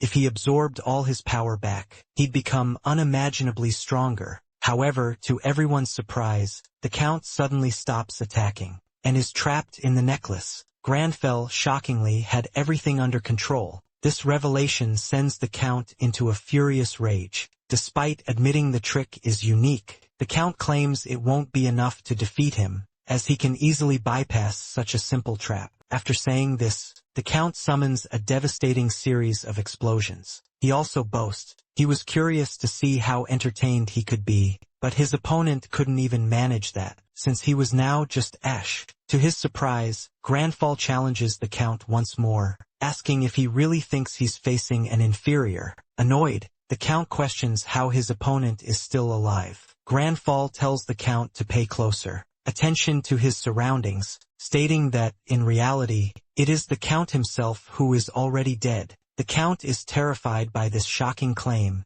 because right in front of him, he sees his own defeated body. This catches him completely by surprise, to the point where his mind begins to collapse. Granfell had planned everything in advance, successfully trapping his enemy in a mental prison. Outside, Jessie doesn't understand what's happening, as all she can see is the Count muttering, while the mage remains perfectly fine. The protagonist then mocks the Count, saying his enemy is utterly terrified. This sends the Count's nerves into overdrive, and he demands silence. However, yet, due to his weakness, the Count fails to land a single hit. Instead, the entire top of the castle gets completely annihilated. Jessie is absolutely thrilled and exclaims that our protagonist had predicted exactly what would unfold, but internally he sheepishly admits he just got incredibly lucky. Regardless, he continues with his exorcism ritual ability, which lets him assault the demon possessing him,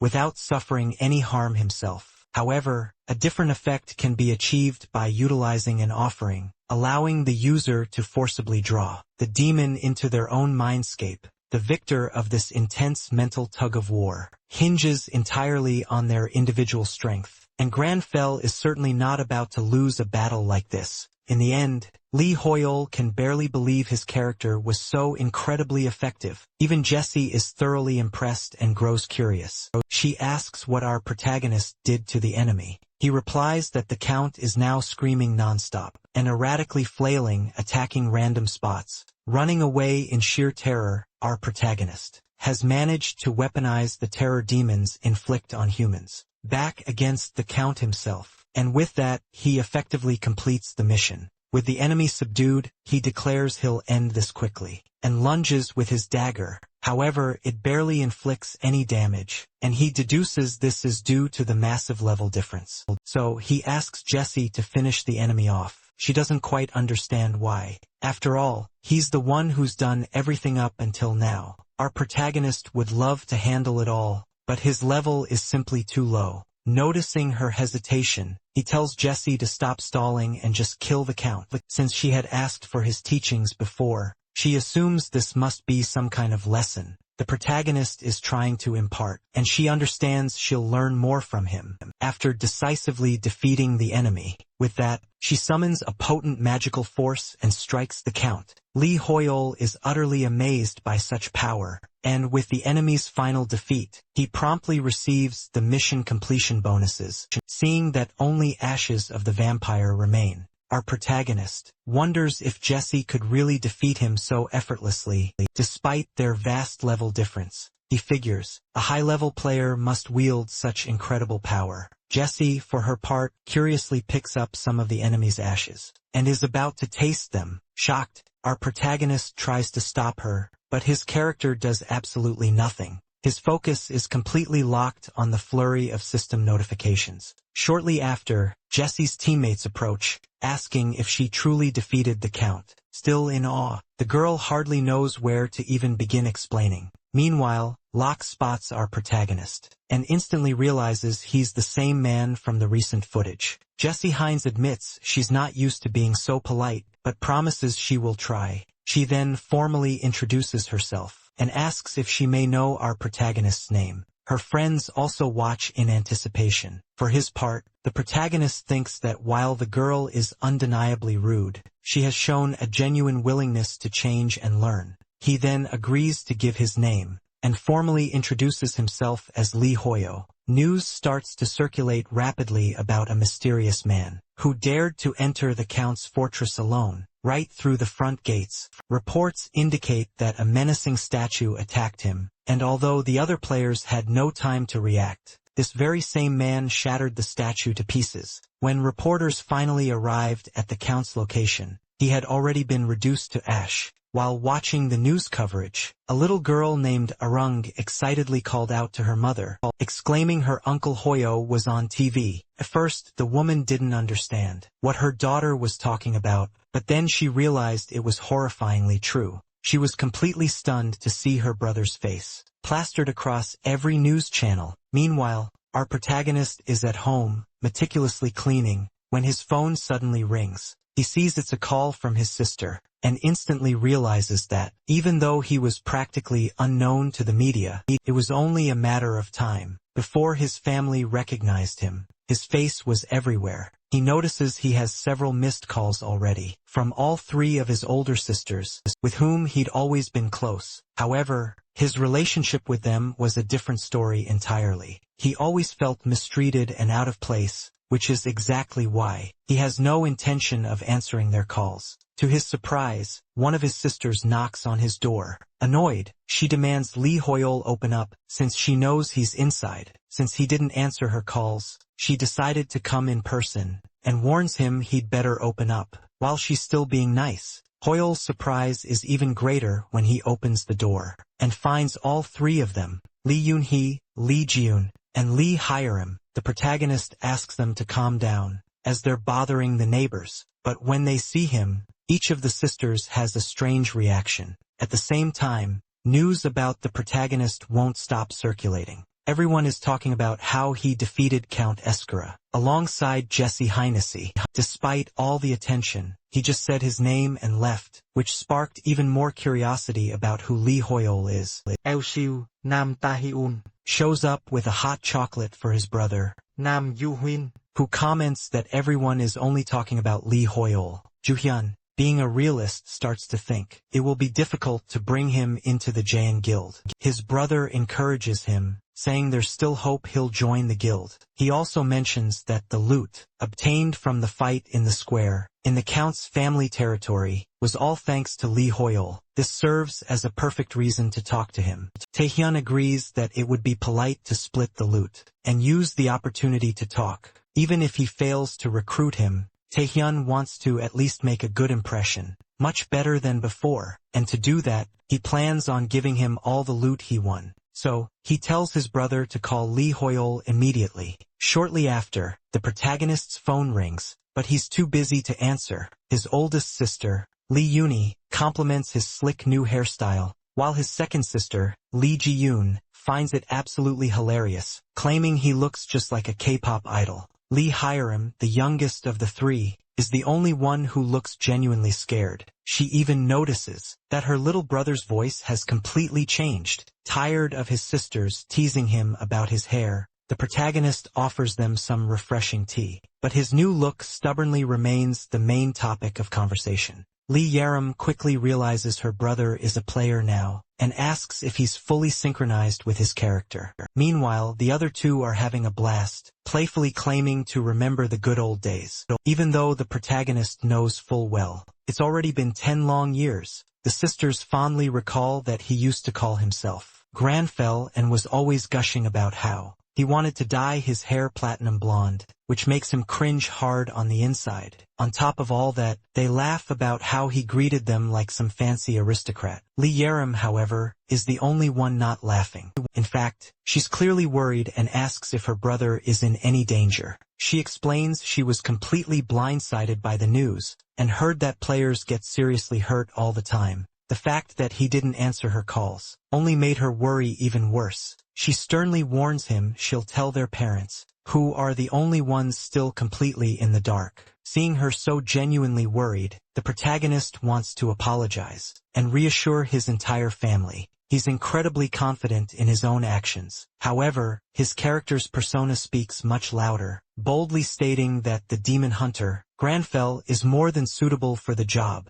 So, he coolly claims his sister shouldn't worry so much. After a little while, they all say their goodbyes and ask him to keep in touch. Lee Yerim also advises her brother to save his money, instead of just constantly lending it out. Hearing this, Lee Hoyo suddenly realizes he has absolutely no savings, just the reward from clearing the latest rupture. This is the main source of income for all players, directly provided by the developers of Arcana. The amount, of course, varies greatly, depending on the difficulty and his personal contribution rate. Rumors are swirling that Cosmo Company has gone bankrupt, and that its CEO, Raymond Sean, is covering the costs with his own money. Filled with anticipation, he decides to check his bank account to see just how much he's earned. Meanwhile, at the Korean branch of the Shining Guild, Jessie is being interrogated about what she knows regarding Lee Hoyol. Her colleague, Camilla, insists she must know something, since she defeated the Count alongside him, but Jessie adamantly claims she knows nothing. Camilla urges her to share what she knows, instead of watching weird videos on YouTube Annoyed, Jessie unleashes her powers and fiercely tells Camilla to stop bothering her. She has far more important things to do. Camilla finally gives up, but she still can't help but wonder why her colleague is watching so many videos about Korean customs and etiquette. In the middle of her study session, Jessie receives a notification about the massive reward for clearing the rupture. At the same time, Lee Hoyol also gets the notification and is absolutely shocked by the massive amount he received. It's far more than he ever imagined, a staggering 110 billion won. While Lee Hoyol is overjoyed, his character, however, finds the whole situation pathetic. Besides the colossal sum of money, he also received the Vampire Count's orb, a unique rank cursed item. He was absolutely thrilled, as this is an item most players simply discard, due to the incredibly low chance of breaking its seal. However, a demon hunter can use the item with a special offering, in an exorcism ritual, just like he did with the necklace, which was an essential item for defeating the Count. And even though he thought the item would be destroyed after being used, the necklace remained in his inventory after the fight, and the curse was also miraculously broken. He suddenly realizes the exorcism ritual was replaced by purification. So, in addition to the orb and the necklace, he also has the money. But despite all the good news, the sheer weight of that huge sum of money kept him from sleeping. With all that money, Lee Hoyo was lost in thought, completely unsure how to spend it. He considers that buying new equipment would make the most sense, especially since he'll keep facing rifts. But he feels his current level is still too low for that kind of investment. His level did rise quite a bit from the last expedition, now sitting at 134. However, he'd rather wait a little longer before investing in new gear. Besides, he's far more interested in mana recovery items, which almost never appear for sale. Finally, even Granfell himself expresses a desire to get out of the phone and get some sleep. The next day, at the Korean department of the UA, a high-stakes meeting is held with the council members. Sunbae shows footage from the protagonist's fight and states that he must have used alchemy to move the massive stones that blocked the cavalry's path. However, one of those present doesn't believe alchemy could create giant pillars like those, as no one possesses that much mana. Soon, a heated discussion erupts among them over the possibility of such a feat. In the midst of the debate, the same Sunbae says he's utterly exhausted, since everyone only ever talks about Lee Hoyo. His colleague replies that he's tired too, because for the last few days, his friends and family have only been asking about the same subject. They also notice that nobody in the records has the name Lee Hoyo, which leads them to consider the possibility of it being an alias. Sunbae expresses hope that things will finally calm down when a new update comes out, but to his and his colleagues' surprise, a new update appears much faster than they could have possibly expected. The message announces that a brand new region is about to appear, called the Yusra Archipelago. When Arcana was just a game, this was a mystical region known as Treasure Island, but no one was ever able to find it. Everything that grew and lived there was described as a treasure, so incredibly valuable. It was truly unlike anything ever seen before, and now it was finally manifesting in the real world. Whispers and news about this quickly began to spread. Along with this groundbreaking new update, a reporter reveals the Academic Society of Mages would also be resuming its activities. This society is a hub for lively discussions and profound debates among seasoned mages. It's always been an invaluable resource for them to hone their magical prowess. It's also reported that Jesse Heinesse is entering the tower even as we speak, likely as an honored guest of the Mages Society. Lee Hoyle notes that Jesse is fourth in the rankings, and someone of such high standing was just scolded by his game character, and for not being particularly polite. Granfell then brings up a popular saying, "The Mage's Tower has magic, not skills." Lee Hoyle realizes this was written in the tower's description, back when Arcana was just a game, but now he thinks the society might actually be useful. However, Granfell declares he'll only leave once. He finishes washing all the dishes. Inside the Mage's Tower, many are gathering for the meeting. Among them is Cleo, an experienced mage affiliated with the tower. She's absolutely thrilled to see so many mages, all gathered together and curious to know what groundbreaking research results will be presented. This time around, especially since the head mage, Marcelo, will be addressing everyone. Lost in her thoughts, Cleo is almost knocked over by a clumsy mage, but he's the only one who gets hurt. A magical barrier protected her completely, and she even calls the mage an idiot. However, someone approaches her, telling Cleo not to call others idiots. This person explains that the barrier was actually created by the Tower Master, specifically for this meeting. Jessie adds to this, mentioning that it's a rare magic difficult for anyone, without an invitation to even witness. Upon seeing Jessie, Cleo's entire attitude shifts dramatically, and she immediately starts apologizing profusely, claiming she was completely in the wrong. Hold on. Jessie assures her she doesn't owe an apology. She then asserts to Cleo that she is the guide, and must lead every single guest to the Crystal Hall. Cleo, however, reports that, in fact, Jessie is actually the last one to arrive, as everyone on the list is already present. Yet, Jessie asks if they can't just wait a tiny bit longer. Cleo, confused, doesn't understand why, but Jessie says she has a very good feeling, and she thinks someone else will be arriving any moment now. And she wasn't wrong, as the protagonist also decides to finally join the rest of the mages. Upon arriving at the tower, he thinks that every single time he comes to the tower, it's always the same chaos, with people absolutely everywhere. He figures everyone gathered here is vying to get to the Asura archipelago. On the very day he decided to show up, but to make matters even worse, Lee Hoyol is instantly recognized in the crowd, and everyone's attention instantly turns to him. The protagonist is suddenly treated like a rock star, with people swarming for pictures and shouting questions. Amidst the chaos, someone suddenly grabs his bag, stopping him completely in his tracks. The man loudly claims to be his biggest fan, and swears he won't stop bothering him until he gets a photo. Totally irritated, our protagonist, seething, thinks about the expensive tea he'd carefully stored in his bag. Tea he paid for with his own hard-earned money. Suddenly, Randall snaps back at the guy, in the most aggressively brutal way possible, startling even Lee Hoyol. The protagonist starts to think he might be badly received if his true character starts disappointing people like that.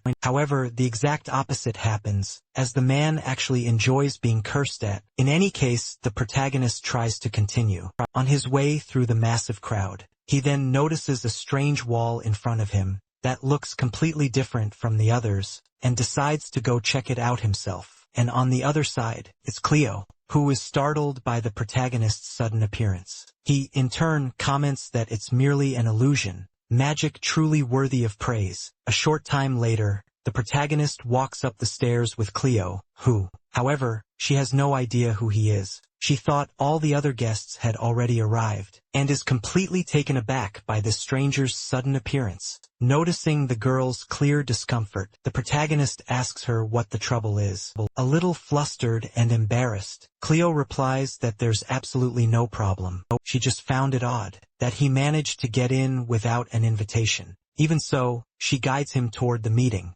Deep in her thoughts, she reflects that the powerful illusion magic was cast by the master of the tower himself. She wonders how a mage without an invitation could possibly see through the barrier. Worried himself, the protagonist asks if he'll be blocked from joining the meeting because he lacks an invitation. Cleo, however, explains that people capable of seeing through the illusion can participate even without an invitation. She adds that the protagonist is the very first one to ever do it, which is why she was so incredibly impressed. The protagonist, on the other hand, is only thinking about how to copy the illusion magic, but quickly concludes he'll need to level up a bit more before he can do it. A short time later, he finally reaches the top of the tower, and Cleo welcomes him into the magnificent Crystal Hall. She explains that this is the sacred place for knowledge, a hub for investigation. When Arcana became a reality, The game's NPCs also appeared in the real world. The most influential man among them is none other than the newest head mage Marcelo. He's the future successor of the Tower of Mages. He absolutely lives up to that title, as he was the quickest to grasp the dire situation the world was in, and he uses his magical knowledge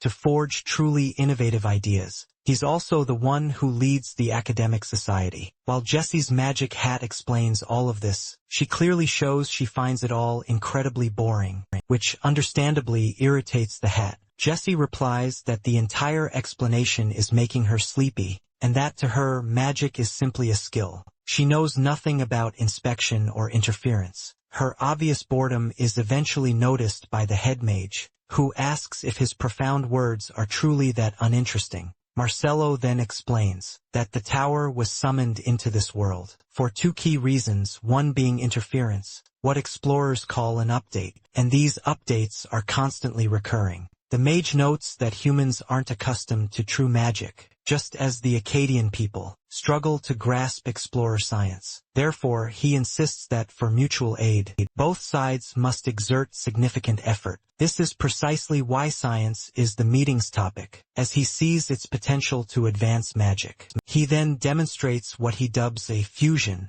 an ignition born from uniting science and magic. However, he cautions them to be incredibly careful when handling something of this nature, since he's still unaware of the various types of variables could potentially involve. For this reason, Marcelo states he absolutely needs everyone's help. Finally, he invites all those present to ask questions. Immediately afterward, the protagonist raises his hand. He tells the mage he clearly noticed unnecessary elements in the recent demonstration, and directly asks Marcelo for his thoughts. The head mage is completely taken aback by the question, and not only him but everyone present is absolutely stunned to see someone challenge Marcelo. The head mage then notices he's staring at an unfamiliar face, but swiftly reflects on the question. He responds by pointedly asking the protagonist why he believes there are indeed unnecessary elements in his teaching. The protagonist claims it's quite simple, and explains he can sense a certain friction, explaining further that magic and science are inherently distinct concepts, and the unnecessary elements arise precisely from that friction during the process of combining the two. After his explanation, the protagonist then performs the exact same experiment as the head mage, claiming to have experienced a remarkably similar friction between skill and magic himself. This leaves the mage utterly flabbergasted. It had taken him months to accomplish such a feat, while a complete stranger did the very same thing, just by observing it a single time. The protagonist then explains that, although he notes that using centrifugal force in the interference process makes the process fundamentally flawed, the results aren't bad. Lee Hoyle realized his initial ignition spell devoured far too much mana. That's precisely why he hesitated to use it, but by incorporating centrifugal force, he made the technique incredibly efficient. He then concluded he'd made an excellent choice by deciding to attend that meeting. At that very moment, the mage realized this person could only be that legendary explorer, the one he'd heard so much about, Lee Hoyle. He resolved to invite Lee Hoyle to join his research. This proposal automatically transforms into a quest within the protagonist's system, giving him the crucial choice to accept or decline. Now, the decision rests solely with him. A short while later, the first explorers finally arrived at the Asura archipelago. One of them, brimming with excitement, turns to Lonnie, exclaiming, "This reminds me of when we were both full of dreams about new adventures." She also jokingly mentions she should have packed a swimsuit, but Lonnie promptly insists they're not on vacation. Besides that, the guild leader observes they aren't the first ones here, as plenty of people have already arrived. Her colleague, however, plants a kiss on her cheek, muttering she looks incredibly cute when she's angry. Another guild member finds it quite peculiar just how many people are actually there, because besides humans, there are Akkadian forces too. A colleague asks if he's referring to mere NPCs, and in response, the member points towards the imposing Lionheart Knights. Beyond them, there are also formidable troops from the Shadow Mercenaries, and even the Explorer Alliance. The the girl from their guild comments, "The archipelago is renowned for its treasures, so it's only natural it'd attract so much attention." Lonnie, however, dislikes this, knowing it means even more competition. But her colleague quickly points out that, at least the tower mages haven't shown up. Just then, the guild leader receives an urgent call from a mage. Very excitedly, the mage blurts out that she's found Lee Hoyol. He's apparently at the Tower of Mages, and has even challenged the tower's leader. Hearing this, Lonnie bursts out laughing, declaring that Lee Hoyol is truly insane, and that she'd already known it all along. At their latest team meeting, her colleague then has a sudden realization that the guild leader still harbors a grudge, no matter what. The mage reports that the tower leader accepted Lee Hoyol, even assigning him a mission,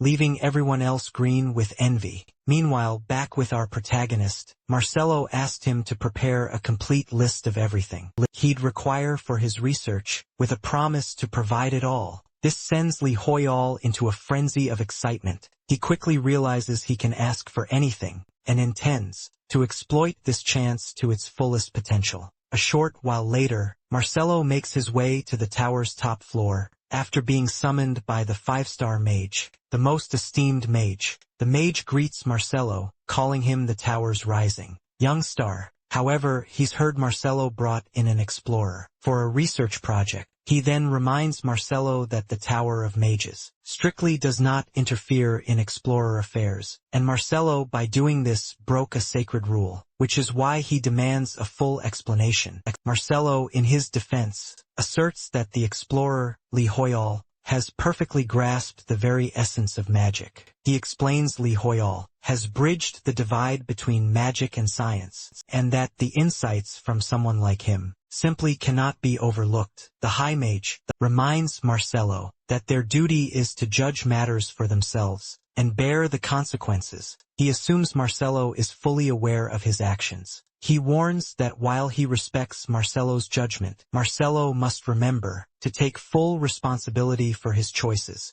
After their tense talk, he dismisses Marcelo. Marcelo, however, bristles at the High Mage's attitude. He believes they have no clue what's truly happening outside, and questions how much longer the Tower Master plans to remain silent. Meanwhile, Cleo spots Marcelo and happily approaches him. She mentions she's off to collect the items Lee Hoyol requested. Marcelo kindly offers to handle it for her, but Cleo knows he's far too busy. Cleo assures him she can handle it herself. Marcelo, however, remains insistent, claiming he was already on his way to see Lee Hoyol anyway, and needed to confirm something with him. Given his persistence, Cleo hands over the items to deliver to our protagonist. Meanwhile, Lee Hoyol is deep in his studies. A short while later, Marcelo arrives, carrying the items he'd requested. Magical equipment for mana regeneration. These are precisely what he had been hoping for. Marcelo asks if the items meet his expectations, but as he inspects the equipment, Lee Hoyol realizes they're all too high level for him, and tells the mage they're utterly useless. Marcelo apologizes immediately, admitting he had underestimated Lee Hoyol. The mage then mentions that Lee Hoyol's requests piqued his curiosity, and because of that, he prepared something special. He then reveals a hexagram brooch, an item with a powerful mana regeneration feature. Upon analyzing it, the protagonist sees that it's perfectly compatible with his level, and boasts some intriguing stats, so he agrees to take it. Marcelo comments that he already knew Lee Hoyol was no ordinary mage, but he finds himself more and more surprised by him. Lee Hoyol notes that at first glance, the item looks simple and cheap, but based on the mage's description, he begins to realize it might be much better than it appears. On the other hand, Marcelo claims he can't properly proceed with the research at the moment as there are needs in his magic, exactly as Lee Hoyol described. Hearing this, the protagonist says he will wait until they can continue. Marcelo thanks Lee Hoyol for his understanding, and expresses his belief that with him, he will be able to change the Mage Tower. Back at the archipelago, the streamer Huigang TV is back in action. This time he's camped out, patiently waiting for Lee Hoyol to appear. He comments that many players are arriving through the portals, and believes the protagonist will soon show up too. stating he won't leave until that happens. Just as Lee Hoyol's name is mentioned, another player steps into view. This is Kinver, a man not well regarded by most. He clearly despises how all attention is fixed solely on our protagonist. There's a group that truly set themselves apart after Arcana turned into a harsh reality. Its members, known for their ruthless ambition, would stop at nothing to achieve their goals. Whenever they appeared, chaos ensued and rumors claim Kinver is the most ruthless of the lot. Whispers suggest several players who entered rifts with this group have simply vanished. Now, Kinver's sudden interest in Lee Hoyol is definitely turning heads. He startles the streamer, declaring, "It wouldn't be funny if Lee Hoyol pushed his clown act too far." Before he departs, Kinver warns that he'll be watching the kids stream closely, then bids them farewell. The streamer's chat erupts. He's left utterly perplexed, as some viewers claim Lee Hoyol shouldn't even show up. Annoyed by the chatter, he defends our protagonist, insisting Lee Hoyol isn't after treasure, that his demeanor proves it, and he'll appear precisely when the time is right. Meanwhile, Grandfall asks Lee Hoyol if there's any compelling reason for them to head to the archipelago. Lee Hoyol replies there isn't one. Despite the legendary treasures the place holds, he's far below the required level. The archipelago rift demands at least level 350. He's currently stuck at level 134. Furthermore, the enemies lurking there are far more formidable than any he's faced. Because of this, Lee Hoyol believes defeat would be a certainty if he dared venture there. Plus, it's unusual for demons to show up in the archipelago. Right in the middle of this conversation, our protagonist suddenly receives an exclusive mission. Lee Hoyol learned about them during his time in auction, but he never anticipated encountering them. In the Usra archipelago, he muses he only defeated the Count by sheer luck. Still thinks it's a bad idea to chase another powerful foe. However, Granfell argues that if there was no reason to go before, the situation has completely changed. Now, there's no room for hesitation. He believes if evil lurks nearby, it's his absolute duty to eradicate it now. Granfell gears up for the journey, leaving Lee Hoyol in utter despair. He isn't even wearing clothes suitable for this tropical environment. A short time later, Lee Hoyol's fanstreamer is relieved that his great idol has finally decided to appear. Inside, Lee Hoyol is practically melting from the heat, but on the outside, Granfell can only feel an overwhelming evil presence. He senses this powerful influence must be on a completely different level compared to any normal demon. Sensing such immense evil, he suspects the island itself might be the very source of this darkness. He decides it's best to keep his natural enemy skill active at all times. While exploring, the streamer follows Lee Hoyol, wanting to record every moment of his favorite hero. The protagonist, however, isn't thrilled about this at all, but he needs to worry about other things right now, like finding monsters he can actually fight, since his level is still too low. The streamer's chat warns him that he's bothering Lee Hoyol, but he doesn't care. He claims people are wrong about him. Besides, he believes he's practically invisible and couldn't possibly be bothering anyone. Amidst all this, the protagonist hears a noise that startles even the streamer. Nearby, a group of players is facing some enemies, but they're at a serious disadvantage. They are fighting a level 420 Emerald Tiger, a monster that reflects sunlight so intensely it completely blinds them.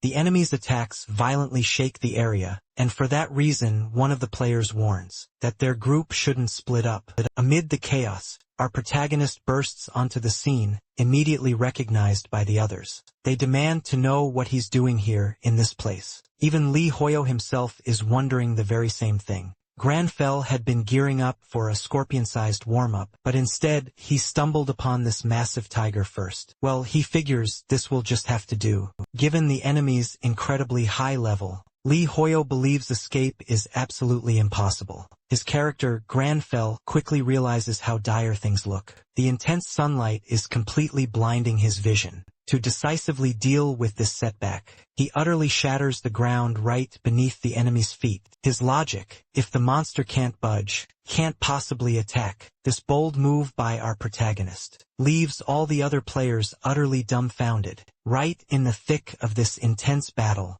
he boldly decides to test out his freshly learned magic. Unleashing Master Marcelo's powerful ignition, the attack absolutely pulverizes the giant tiger, and he promptly receives his contribution share from the hunt. However, his true delight stems from this new magic. The sheer power has completely blown him away. The other players are equally perplexed, scratching their heads, because such a formidable enemy fell with shocking ease. Meanwhile, on a different part of the same archipelago, Shrike, from the Second Sun Guild, is absolutely seething with fury. He rages to his group that ever since they arrived, they've been stuck lingering on the island's mere outskirts. One of his members cautiously suggests they regroup. With the other teams explaining their reasoning, he received news that the Shining Guild is already deep in the heart of the island, while his own guild hasn't been able to advance at all because they carelessly spread themselves too thin. Shrike's original goal was to divide and conquer, but he now fully realizes he made a critical mistake. Though he'd never openly admit it, he secretly acknowledges he was far too greedy, and gravely underestimated this challenging territory. He barks an order demanding everyone in his guild to immediately return to their starting position. Next, a guild member quickly reports they've just received a distress call from the West team and suggests their leader, Shrike, take it himself. Shrike offers to go meet them personally, but he's told they're already on their way. Confused, the leader immediately demands a full explanation. His subordinate then gravely reveals that Li Hoyal had already blazed a path right through their assigned route. That's why they opted to forge a new path. While Shrike is still trying to process all this, another subordinate pops up, bringing a report from a guild member who'd gone to the Mages Academic Society. He reports that Li Hoyal just received a quest from the head mage and will likely be the very first player to snag a personal laboratory within the tower, disbelieving that any player could ever build such a bond with an NPC. Shrike commands his analysis team to dig up everything they possibly can on the matter. He now suspects Li Hoyal might be far more dangerous than the press even imagines. Meanwhile, Li Hoyal is reveling in the rewards from the last battle. While his character stays cold and calculating, he's thrilled about getting a unique ingredient and figures that, with his new contacts in the Mage's Tower, it'll be a cinch to find someone to process it. Just a moment later, Granfell senses the atmosphere growing heavier. His character's sixth sense alerts Li Hoyal that the situation is grave, and his system window pops up once more, warning him to investigate the 7 deadly sins. Right after the warning, an earthquake hits right next to him. The protagonist's system alerts him the island has been overcome by greed and is rapidly being destroyed. All the other players receive the same alert. As the tremor begins, while some are completely lost, Granfall knows exactly what he's dealing with. He deduces that the sheer greed of all the players, scouring for treasure on the island, has awakened the entity causing this earthquake. Granfall concludes that this newly awakened being can only be the demon of greed, something that, in his opinion, any demon hunter from Action would instantly recognize. He also notes that, if the progress rate hits 100%, the deadly sins will truly be awakened. The protagonist realizes he'll have to stop this from happening, and considers it a good sign. His system is actively urging him to stop it, but not to outright eliminate it. Yet, he soon discovers the Shining Guild has already completely cleared an island, snatching all its precious treasure. Hearing other players nearby all scrambling for riches, he quickly concludes that everyone in the archipelago shares this exact same goal. Granfell states that to truly avoid the corruption of greed, players should eliminate all their desires, but he admits that's practically an impossible feat. Faced with this daunting realization, he believes there's truly only one thing to do: snatch all the treasures before anyone else can. Meanwhile, the Shining Guild is already making progress on the archipelago's second island. Camilla comments on the ongoing destruction process, explaining there are 10 islands in total, and that one of the ominous squares filled up as soon as they snatched the first treasure. She concludes that this clearly means there's now a tense countdown to collect the rest. Lux then suggests this might be directly related to Jesse's report on Lee Hoyle. Back at the Mage Tower, he mentions that Lee Hoyle has been incredibly competitive, and then asks the group if they truly think they can beat the protagonist. Demetra replies that she absolutely wouldn't want a violent interaction with him, and Camilla wholeheartedly agrees, adding that normal opponents are already more than enough trouble. Furthermore, Camilla firmly believes that Jesse wouldn't agree to fight Lee Hoyle, as she strongly assumes her colleague is secretly in love with him. Lux agrees with their points, admitting he's just a bit envious, and stating there's genuinely no reason to attack someone who's simply keeping to themselves. However, right after that, another square on the destruction line suddenly fills up. Demeter notes that apparently it was the Unified Under Heaven Guild that managed to snag the treasure, which certainly makes things far more interesting. Lux, worried about being left behind, insists they need to move as fast as possible. Back with our protagonist, Lee Hoyle asks Granfell what exactly he means by taking all the treasures. Granfell gravely replies that greed will ultimately destroy everything. The only way to stop this menace is to reclaim the treasures from the greedy's grasp. Right after that, he stumbles upon a group, and judging by their attire, he realizes they're the legendary Knights of Lionheart. Lee Hoyle certainly didn't expect to find the Empire's finest knights from Arcana Granfell's era. He greets their leader, Captain Harkon, the King's Guard. Unlike his subordinates, Harkon acts with surprising politeness, and asks for our protagonist's name. He introduces himself as Lee Hoyle, and mentions he didn't expect to find the Empire's knights in a remote place like this. For some reason, Harkon, the King's Guard, senses a unique aura emanating from our hero, unlike any other player he's encountered. However, above all else, something else entirely catches the captain's sharp eye: the distinct brooch Lee Hoyle is wearing. But before they can talk any further, a sudden, devastating attack nearly strikes our protagonist. Confused by the sudden chaos, one of the knights speculates it might be a meteor. Right after that, he realizes it's the very owner of the island, a level 450 giant golden fong turtle. The captain quickly orders his men to brace for battle. They realize the colossal enemy is about to strike again, and the captain shouts for everyone to spread out. The turtle's destructive power is immense, and the knight's vision becomes completely obscured, preventing them from getting anywhere near their target. Due to its sheer, overwhelming size, in the middle of the raging chaos, the captain grows increasingly worried. When he spots his right-hand man, Enoch, about to be crushed, desperate, the captain yells for his ally to get out of there. However, just a moment later, the turtle stomps on the ground with devastating force, and the impact ripples, hitting everyone around them. As soon as the captain regains his blurred sight, he sees that our protagonist has miraculously protected his ally. Lee Hoyle created a massive wall of energy out of thin air, which immediately raises questions among the stunned knights. But he quickly states there's no time for explanations, as the monstrous enemy is still standing strong.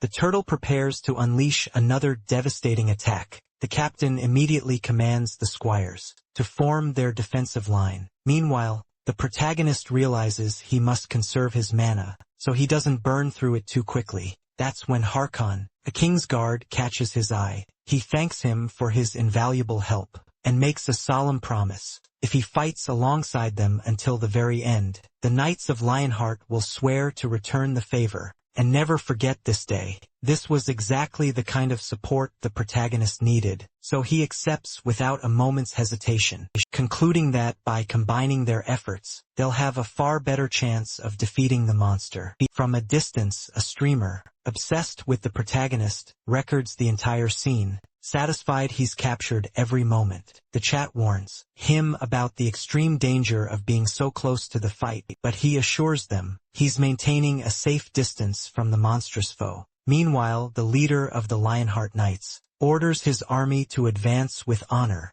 As the army charges the monster on the front lines, the protagonist quickly analyzes the situation and concludes the enemy's major weak point is its head. He strategizes it would be better to attack its legs first, to make it easier to reach its upper body. Nearby, Enoch stares at the protagonist, looking utterly frightened. Although grateful for the help, Enoch thinks it's an exaggeration for his captain to make such an oath of loyalty to a mere explorer, a privilege that, until now, was reserved solely for members of the royal family. Watching the knights bravely fight, Lee Hoyal initially believes they're weaker than he expected. However, he soon realizes it's actually the monster that possesses incredible strength, and the knights can't deal any significant damage. Since all the warriors are short-range classes, only those on the front lines can effectively fight, while the others merely wait for their turn to attack. The protagonist understands that, if the situation continues like this, they simply won't be able to win.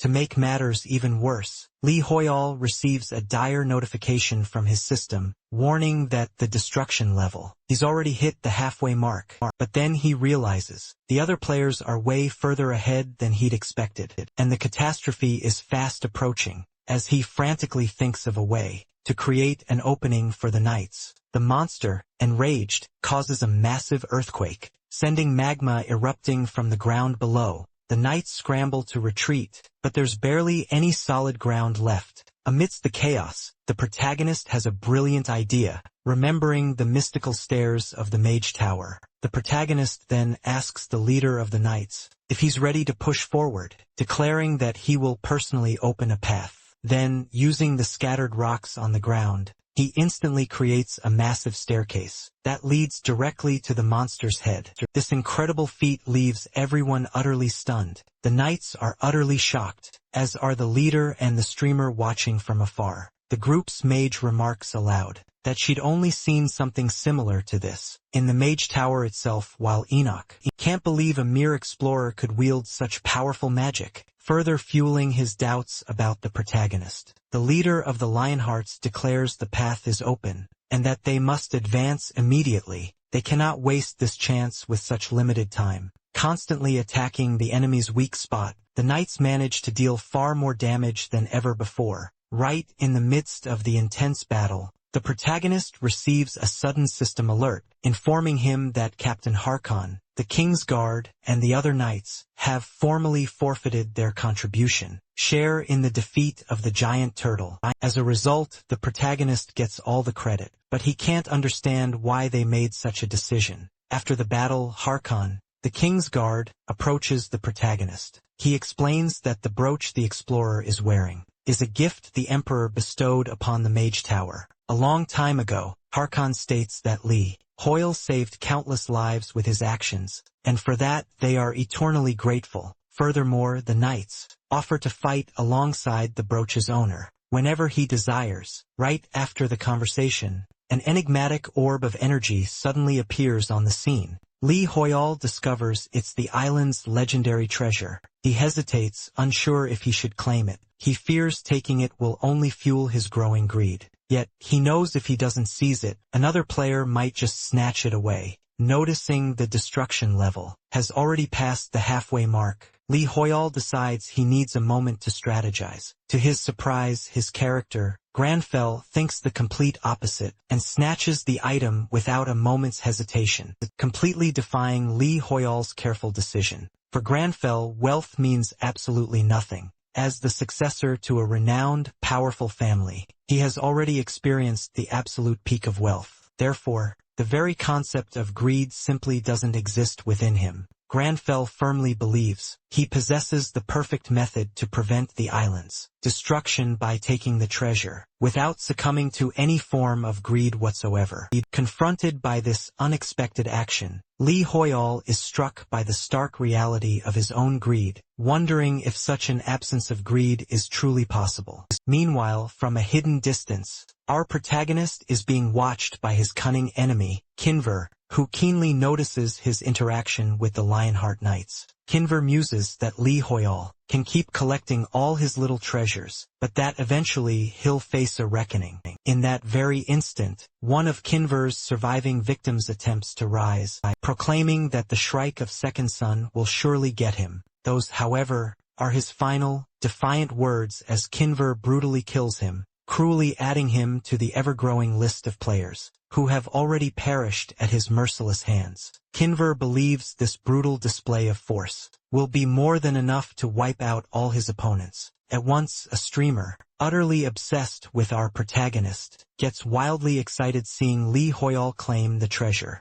without his greed progress bar increasing at all. However, upon carefully inspecting the item, Lee Hoyol is utterly disappointed. Despite it being an epic-tier treasure, he only received a simple broken crown, and was clearly hoping for something far grander. He's starting to think this entire situation is some kind of cruel joke. Just then, his system suddenly alerts him that the Lionheart Knights have now joined his party. The Knights' captain, Harkon Kingsguard, vows to follow Lee Hoyol from this moment forward, thus fulfilling the solemn promise he once made. Lee Hoyol, who initially hadn't taken the promise seriously, now truly grasps that the captain and his entire army have genuinely become his steadfast allies. Harkon Kingsguard admits he doesn't know the protagonist's ultimate goals, but boldly declares he will be his shield and his sword. Back within the archipelago, surprised and absolutely thrilled, the protagonist can't help but reflect that he now commands the continent's finest knights as his powerful new allies, meaning no monster will ever stand a chance against him, readily agreeing to welcome them into his fold. Nearby, Kinver relentlessly continues to observe the protagonist, when one of his allies inquires why the destruction progress hasn't budged. Even after Lee Hoyol took the treasure, Kinver calmly replies that there's nothing to fear. He explains that although Lee Hoyol is now a much stronger target, and now has formidable company, he has already prepared a deadly surprise for him at the docks. The moment the protagonist steps onto a boat to leave, a potent toxin will swiftly strike him. Kinver is utterly confident that not even the knights can do anything to counter this insidious trap, rendering the treasure completely irrelevant. However, the protagonist spots something high up in a towering tree, which makes Kinver, the hidden observer, almost stumble and fall over in sheer shock. Kinver feels the chilling bloodlust from Lee Hoyol's gaze alone, and is utterly frozen, not knowing what to do. He's convinced he's been discovered. In reality, Lee Hoyol was merely looking at a small animal that had caught his attention, but Harkon Kingsguard saw something far beyond just the animal, and immediately warned the protagonist about a hidden watcher lurking in the trees, a realization that terrifies Kinver even more. After Harkon's chilling warning, the protagonist attempts to spot who the knight was referring to, but he only spots a tiny squirrel and is left utterly confused. His focus abruptly shifts when the system alerts him that only 2 treasures now remain before the entire archipelago is destroyed. Since he claimed an item without increasing the greed factor, he concludes that only 1 treasure remains for someone else to uncover. His primary goal now is to chase after that final treasure, to seize it before anyone else can. Even though he believes the destruction rate won't hit its peak, Harkon Kingsguard declares he'll fulfill the protagonist's every desire. Still reeling from shock, Kinver is utterly terrified, unable to speak to his ally. Through the radio in his mind, he concludes that Harkon Kingsguard intended to capture him, but Lee Hoyol chose to let him go. He's unsure if it was pity or shrewd caution, but regardless, he realizes he narrowly escaped death, and quickly abandons the mission. He then urgently warns his allies to steer clear of Lee Hoyol if they wish to survive. Kinver's ally, Park Hyun-jin, is absolutely furious. He can't fathom this sudden change in behavior, complaining that Kinver just hung up on him. He's enraged, having invested, and even borrowed, money to acquire the poison Kinver requested, only for Kinver to back out now. When one of his men attempts to calm him, Park Hyun-jin retorts that it's easy for them to remain calm, since they didn't pay out of their own pockets. Despite his companion's efforts to control him, he accuses them of being suspiciously calm.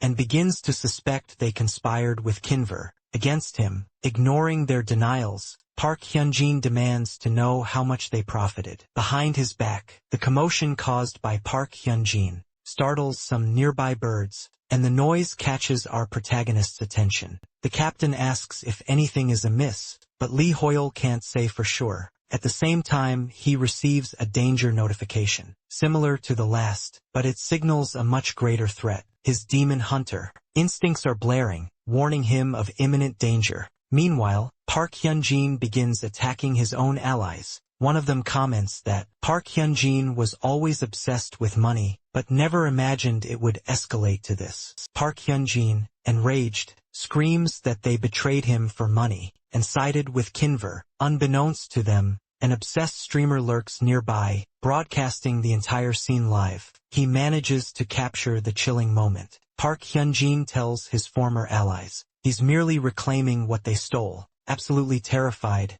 the streamer flees as far away as his legs can carry him. He realizes the Supernova Guild is utterly unhinged, and that the rumors of them killing other players are tragically all true. The streamer fears he'll be next if spotted, so he attempts to stealthily escape. In his panicked rush, he slams right into another player. It's members of the Explorers Alliance, and one of them asks the frantic kid if he's being chased by a monster. The streamer believes he's finally safe. He figures not even a single guy who betrays and kills his own teammates for money could possibly fight an entire guild all by himself. So he decides to stick close to the group, seeking a sense of security. During the ongoing exploration of the archipelago, drones soar overhead as it's announced that the territory is split into 10 distinct islands, each hiding its own unique treasure. The path to each treasure varies wildly, ranging from simple to brutally difficult. The Shining and Explorers Alliance guilds have already secured their respective treasures. Now only one island remains unexplored, where numerous players and guilds have converged. Among the first groups to arrive are the members of the Shining Guild, who have already secured 2 treasures. The Korean guild Gawon also managed to snag a treasure, and is now hunting for its second. Also present is the Inazuma Guild, which nearly claimed a treasure, but Gawon arrived on the same island first, and had better luck. The rivals, Second Son and Berserker, have also reached this final island. Everyone is eagerly waiting to see who will claim the ultimate treasure, while streamers cover the entire, intense event. However, then, something utterly unexpected happens that shocks everyone. The Lionheart Knights suddenly arrive on the final island. No one anticipated seeing the Empire's mightiest knights here. They're clearly searching for the elusive treasures. What's more, their captain, Harkon Kingsguard himself, is renowned for being above level 600. For the lower-ranked guilds, the situation is utterly desperate. Everyone's surprise skyrockets even higher when, from among the knights, Lee Hoyle suddenly appears. Our protagonist. Once again, he becomes the undeniable center of attention. And thanks to his character's formidable appearance, he's seen as supremely confident and razor-focused. But in reality, deep down inside, he's absolutely terrified. Lee Hoyle already knew he'd draw all eyes on him, but that doesn't stop him from feeling incredibly uneasy. Some players immediately eye him as a potential enemy, while others, the truly smarter ones, realize he's someone to be utterly avoided. Lee Hoyle's biggest fear is that people will uncover he's just a total newbie, as that would completely shatter the powerful warrior image the media has meticulously crafted for him. Amidst all this chaos, Harkon Kingsguard warns our protagonist of an immediate, approaching danger. Then, molten lava begins to erupt violently from the ground, putting all the players on instant, high alert. They try to retreat and scramble away as best they can,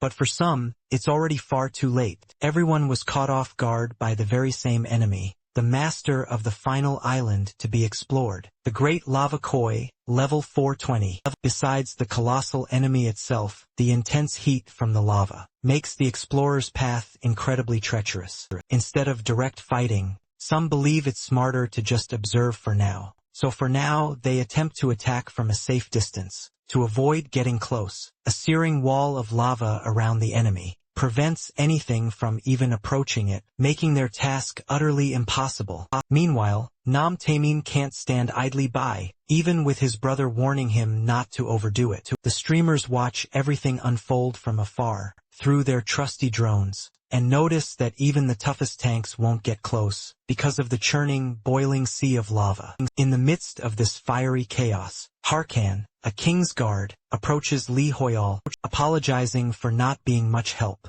despite his earlier promise. The protagonist, however, assures him there's nothing to worry about, as he didn't bring them here without a strategy. Meanwhile, the leader of the Shining Guild notices the protagonist's shocking calmness, and can't help but wonder how anyone could stay so composed in this chaos. Our protagonist, for his part, understands that magic activation is a three-step process: inspection, interference, and finally manifestation. He realizes the lava around the koi isn't a skill at all, but rather an inherent element belonging to the very nature of this location. Therefore, to Grand Fel, the lava is simply a force of nature, no different than the rocks beneath their feet. Armed with this knowledge, the protagonist proceeds to lift the lava before everyone's astonished eyes. Not only the people present, but also everyone watching remotely, witnesses this unbelievable feat. If curiosity about his powers was already immense, this event only fuels the flames. However, the only thing Lee Hoyal can think about is his rapidly depleting mana. He concludes that Harkan must seize this chance to defeat the enemy as swiftly as possible. The floating lava barely misses the drones, but the streamer's main concern is the incredible view they're capturing. Harkan, the King's Guard, announces the path has been cleared, and it's the knights' turn to do their part. Meanwhile, Lox realizes his moment of inattention has put him at a major disadvantage, and orders his guild to charge forward. However, they aren't the only ones. All the other guilds also launch their attacks. Taeyeon's brother warns that there's no chance of victory against a warrior like Harkan. He knows he has to be the first to attack. To his surprise, though, the enemy doesn't wait, and instead of staying grounded, it leaps, weaponizing its own descent as a devastating attack. The explorers initially dismissed it as nothing more than a simple fish, but their foe reveals an unsettling intelligence, far surpassing all expectations. With the monster relentlessly leaping and refusing to stay still, getting close becomes an impossible feat, which makes the battle even more grueling. However, something suddenly halts its frantic jumps. Sharp, rock-hard spears pierce the monster, pinning it mercilessly to the ground. The heroes can barely discern their origin, until one hero has a shocking realization. The protagonist cooled the scorching lava, transforming it into a deadly weapon. Without understanding how he accomplished this feat utterly shatters the mana limits established by the system itself. Regardless, the protagonist signals Harkan, the King's Guard, to launch his attack. With the enemy immobilized and utterly defenseless, it becomes nothing but easy prey. Although Harkan delivered the decisive final blow, some nearby explorers also snag credit for the victory. Lox, mortified that his guild didn't secure first place, orders his members to immediately withdraw. Unlike him, the ecstatic spectators celebrate this hard-won victory, as the monstrous foe has finally been vanquished. Lee Hoyal achieved the highest contribution rate, alongside the Lionheart Knights. What appears to be a carefree expression, plastered across the protagonist's face, to many onlookers, is actually sheer exhaustion from a severe mana depletion. As the one who contributed most to this triumph, an item is delivered to Lee Hoyal, and the island's treasure rightfully becomes his. However, after he claims the mysterious object, something utterly baffles all the spectators. The destruction progress rate fails to appear, and no one understands why. Amidst the confusion, a strange, ominous aura begins to emerge. Then, the destruction progress meter finally flickers to life, though noticeably delayed, indicating only one level remains for total completion. Lee Hoyal reflects that Grand Fel wouldn't suddenly develop greed, so that treasure shouldn't have impacted the progress, like it had before. However, he confirms that's exactly what just transpired, and a precious treasure was once again snatched by a greedy hand. Back at the Explorers Alliance Guild, some of its members have been mercilessly struck down. by Park Hyun-jun, who also made off with their treasure. The guild leader is absolutely furious, but an ally attempts to calm him down. As he clutches the stolen treasure, Park Hyun-jun begins to feel incredibly strange. His head throbs, and he's losing all sense of what he's doing. The capital demon of greed has possessed him, causing him to completely lose control over his own actions. This chilling possession was only possible thanks to Park Hyun-jun's own avarice, who is now entirely in the clutches of a demonic being, his mind now fully susceptible to evil's malevolent control. The demon chillingly claims it only helped Park Hyun-jun achieve his desires, and that, in chilling return, it's now its turn to take what it desires. Witnessing this unsettling scene, someone tries to interfere. It's the streamer, obsessed with the protagonist, who is visibly terrified. He then realizes that a brave warrior from Lionheart has arrived to help, which means Lee Hoyol must be nearby. The protagonist, meanwhile, senses the ominous demons sent from afar, and wastes no time approaching his target. Thrilled, the streamer declares that he has waited for this very moment, and triumphantly announces the return of his live stream. However, the Lionheart warrior reports that the enemy is still very much alive, and asks Lee Hoyol to give the immediate order to attack. With that, a new quest is generated for Lee Hoyol. His system urgently alerts him that the deep evil of the Asura archipelago is preparing itself for a terrifying emergence, and that he will have to take decisive action against it. Furthermore, the stolen treasure is still with the enemy. The system ominously informs him that the item is being corrupted by overwhelming greed, and the protagonist's urgent mission is to stop this corruption from happening.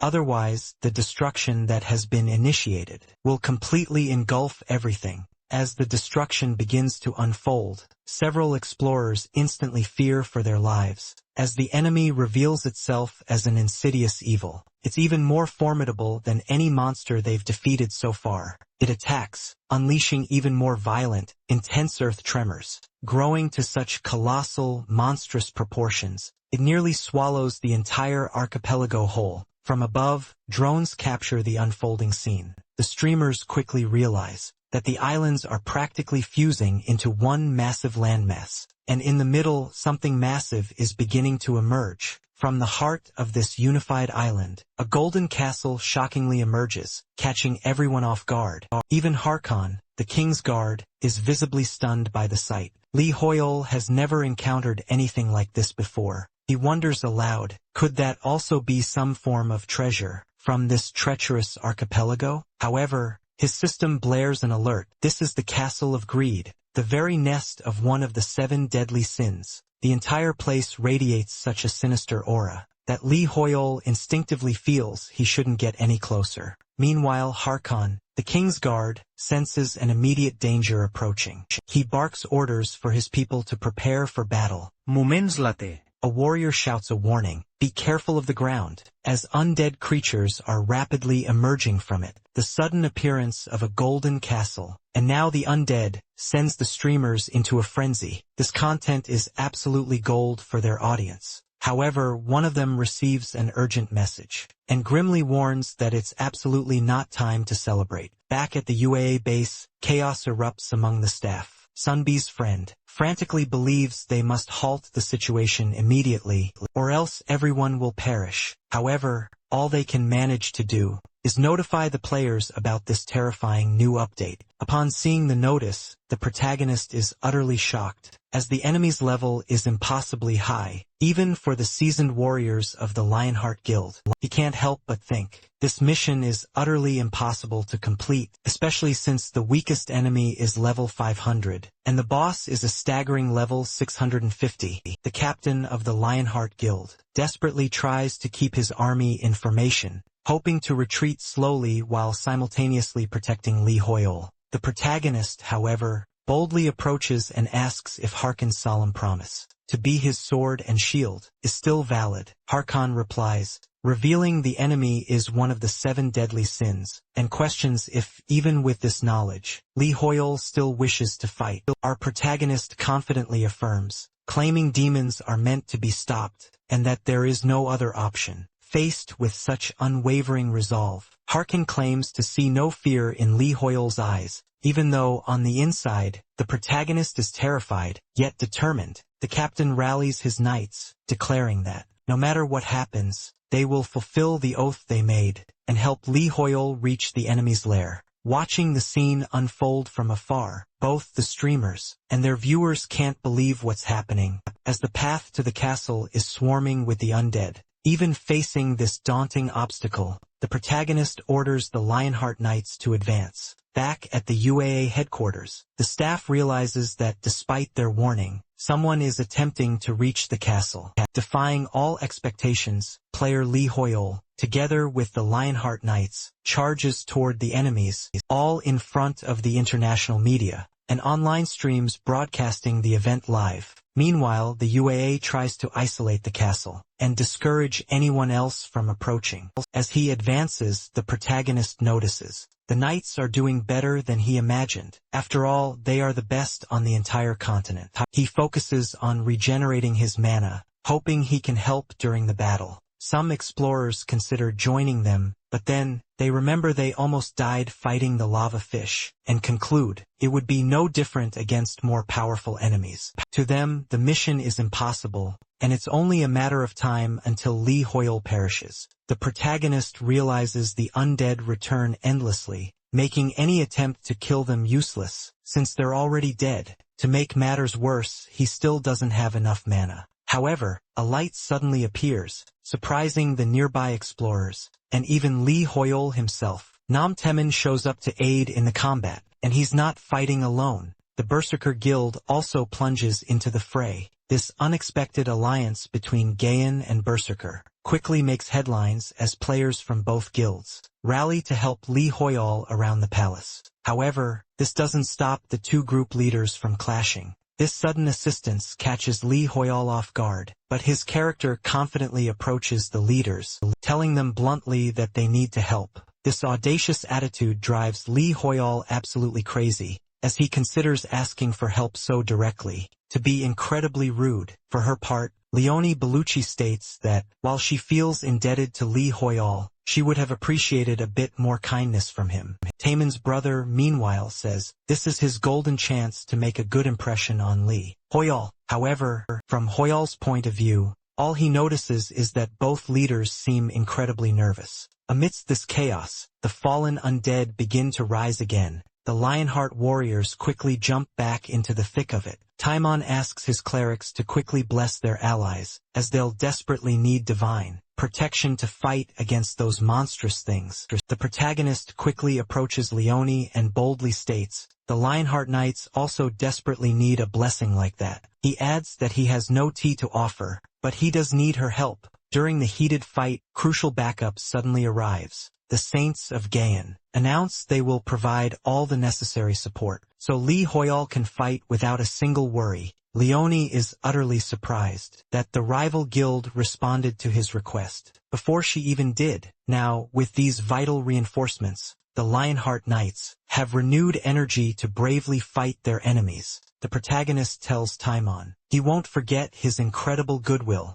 Taimon replies that he'll find a way to get whatever Lee Hoyle needs, even divine protection. However, the protagonist brazenly claims he doesn't believe in something as stupid as deities. Lee Hoyle is absolutely furious, as his character's tongue is sharper than usual. Harkon overhears this shocking statement and gets completely distracted. Immediately, he hears a strange voice echo in his mind, and beholds a divine being standing right before him, immediately linking it to his majesty. Yet the truth reveals what's truly approaching is the enemy, poised to resist. Harkin quickly warns the others that the palace gates pose a grave danger, and commands them to fall back, his mind racing back in time. Harkin remembers the solemn promise he once made to his majesty. Standing resolute before the emperor, he reported dire news. The demon general had been spotted lurking in the northwestern valleys, and immediately volunteered to confront him, if the emperor permitted. Yet, the emperor merely scoffed, utterly uninterested, claiming that thousands of soldiers would surely perish, would fall at the hands of the encroaching demons, all at once, leaving his army weak and utterly depleted. Compounding the disaster, the Mage Tower, once investigating the strange occurrences, had now fallen and lay in utter ruins. As if that weren't enough, the nation's people had vanished without a trace. The emperor then confessed that he questioned his god every single night, asking if this truly was the end of the world, and if it was truly the divine will. However, he lamented that his god had never answered. Therefore, he concluded, he believed that even God had chosen to disappear, and asked if Harkon shared his bleak conviction. Harkon, however, fiercely argued that the demons were the true cause, as they were actively blocking the path to God. With that firm conviction, he once again offered to personally defeat the demon general, believing that by doing so, the path to God would finally reopen. But to his utter surprise, he heard his emperor declare that he no longer believed in any god. His faith now lay solely in Harkon, and in his unwavering determination to overcome evil. Back in the brutal present, the intense battle between good and evil rages fiercely on. As soon as he regains his senses, the captain bellows orders for his soldiers to advance. For his majesty the emperor is counting on their might. It doesn't take long for Harkon to spot his sworn enemy, on the other side, the formidable demon general. So he charges forward, hoping to defeat him with a wicked, triumphant smile. The demon, however, declares it's far too late for that now. Harkon can't reach his opponent, completely out of time. And if that wasn't bad enough, his soldiers suddenly face an attack from an unknown force. The captain feels utterly bewildered by this dire situation, realizing he has completely failed in his sacred duty. Suddenly, everyone on the battlefield is instantly teleported into the heart of Explorer's City.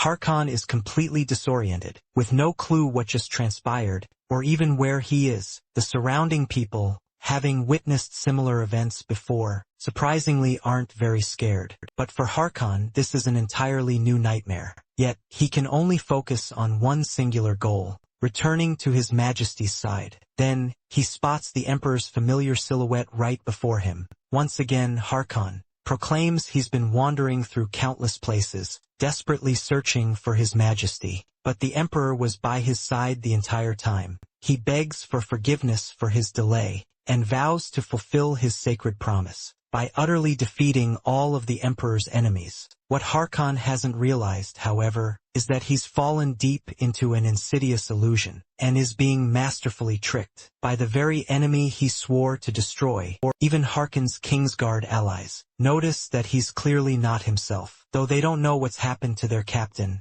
Lee Hoyle, however, has already pieced everything together. But, he regrets that Harkon had to be the one possessed. He knows this is likely a mind domination, an abnormal status which, depending on the specific situation, can be even tougher to counter than a full possession. While the protagonist is deep in thought, Harkon suddenly charges straight at him. He's only stopped because Nam Taemin bravely interferes. Nam Taemin was happy he could help Lee Hoyle. The protagonist, however, returns the gesture with a chillingly cold stare, completely shattering Nam Taemin's expectations. Despite the frigid reaction, Lee Hoyle realizes that if it weren't for Taemin, he would have surely died right then and there. And he was so utterly disoriented that he'd completely lost sight of Harkon. Elsewhere, Enoch is attacked by his own captain, and tries desperately to make him stop, but the illusion's hold is too powerful, making Harkon utterly deaf to any reason.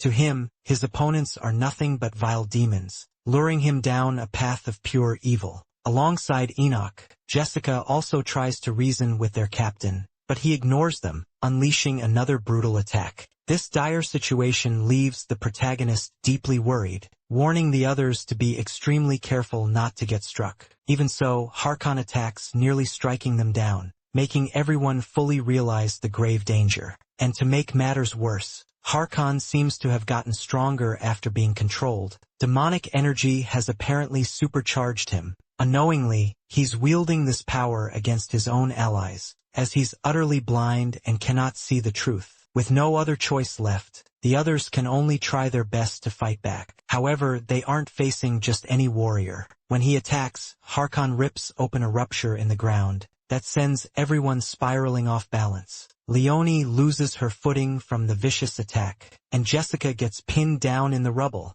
As her allies desperately try to help her, even Nam Taehyun takes a direct hit, which deeply worries his brother. Taehyun replies, claiming he's fine, but in reality his problems are far, far bigger. Those watching from a distance also sense the danger, as Lee Hoyle has positioned himself directly in front of Harkon, and stopped his rampage with a mere hand gesture. The protagonist, in truth, was just trying to avoid getting hit himself. But amazingly, his gesture made Harkon stop attacking, even with his mind still muddled and confused. Harkon stares at Lee Hoyle, asking why he's so clean, amidst all this demonic filth and corruption. The protagonist has no idea what Harkon is even seeing, and assumes that, as a demon hunter, he might have some inherent counter-effect on his natural enemies. Harkon then demands that the man before him reveal his identity, threatening to kill him otherwise. Lee Hoyle knows he needs to say something convenient, but his character cannot speak, which only fuels his growing desperation.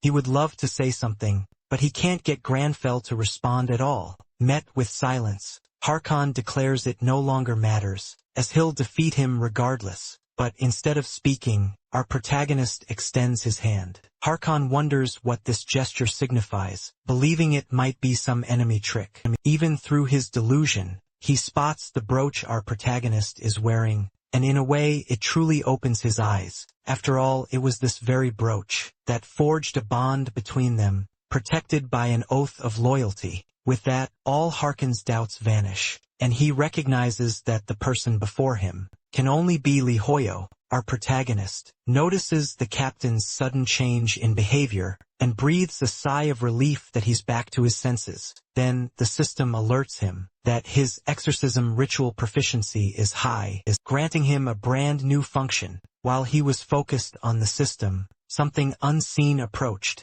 Harkon even tried to warn him of the impending danger, but the same evil that possessed the captain now tries to seize our protagonist. Within his mind, Lee Hoyle spots the enemy. He realizes he's in the realm of the mind, and that the figure standing before him can only be one of the 7 deadly sins. For its part, the demon claims it only wanted to protect its kingdom. It recounts that the land and sea were abundant, brimming with shining jewels. What's more, the people loved each other, and everyone was happy. The story continues. With the arrival of a stranger on their beach, the kingdom's people took care of the foreigner, and even sent him back home. However, what they received in return was an invasion, led by that very same man. The people who didn't know how to fight fell. As the invaders devastated everything in the kingdom, the leader of the people offered to share his jewels in exchange for peace. But the invader didn't want half the riches. He wanted everything he could carry. This drove the leader straight into madness, transforming him into the very demon, now standing before our protagonist. With that, the demon claims his territory, including the entire island, the ocean and the sky, belongs to him and no one else. He states that nothing there belongs to these foreigners, and therefore they have no right to take what's his. However, our protagonist replies that the demon is making a huge deal out of nothing, and says he can't stand listening to his complaints any longer. He also claims that all that wealth is utterly meaningless, and that the only thing that can truly be stolen from someone is the pride held deep within their chest. The demon clearly doesn't like hearing this, and immediately leaves the protagonist's mind, returning to his normal state. Harkon approaches and asks if Lee Hoyle is okay. Our protagonist replies that the secret lies in the palace's foundation, and if he can interfere with it, he can end this entire mess. So, he uses magic to utterly destroy the palace. The action is seen by many, even from a great distance. The streamers comment that something absolutely unbelievable is happening,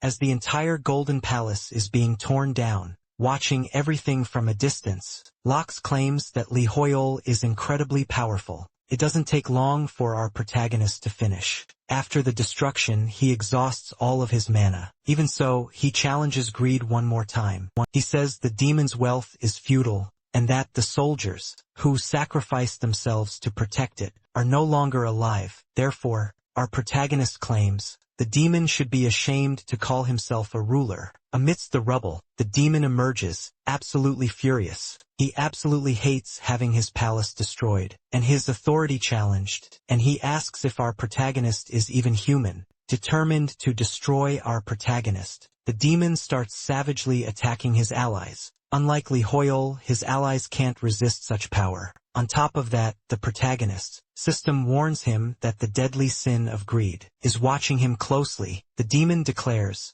to turn the protagonist's allies into his new undead, since his own were wiped out. Lee Hoyle, however, instantly declares that's enough. The demon's hold on his allies shatters. No one understands how this is possible, not even the demon himself. He's never encountered an opponent who could break his mental domination. The demon loudly demands to know how Romeo escaped his mental dominion. He was one of the 7 deadly sins, the original sin of greed. Romeo, with an unperturbed expression, states that the demon is neither greed nor a deadly sin. The system window then notifies him that the protagonist chose the vampire sphere for absorption. The exorcism skill activates. The skill's passive effect protects nearby allies from abnormal conditions. The active effect lures the selected demon into his mind. Romeo, confidently holding the sphere, asks the last king of the Asura kingdom to awaken. The demon opens his toothy mouth in confusion. The protagonist sternly declares it's time to correct his mistakes. The sphere instantly splits, directing light energy to the side.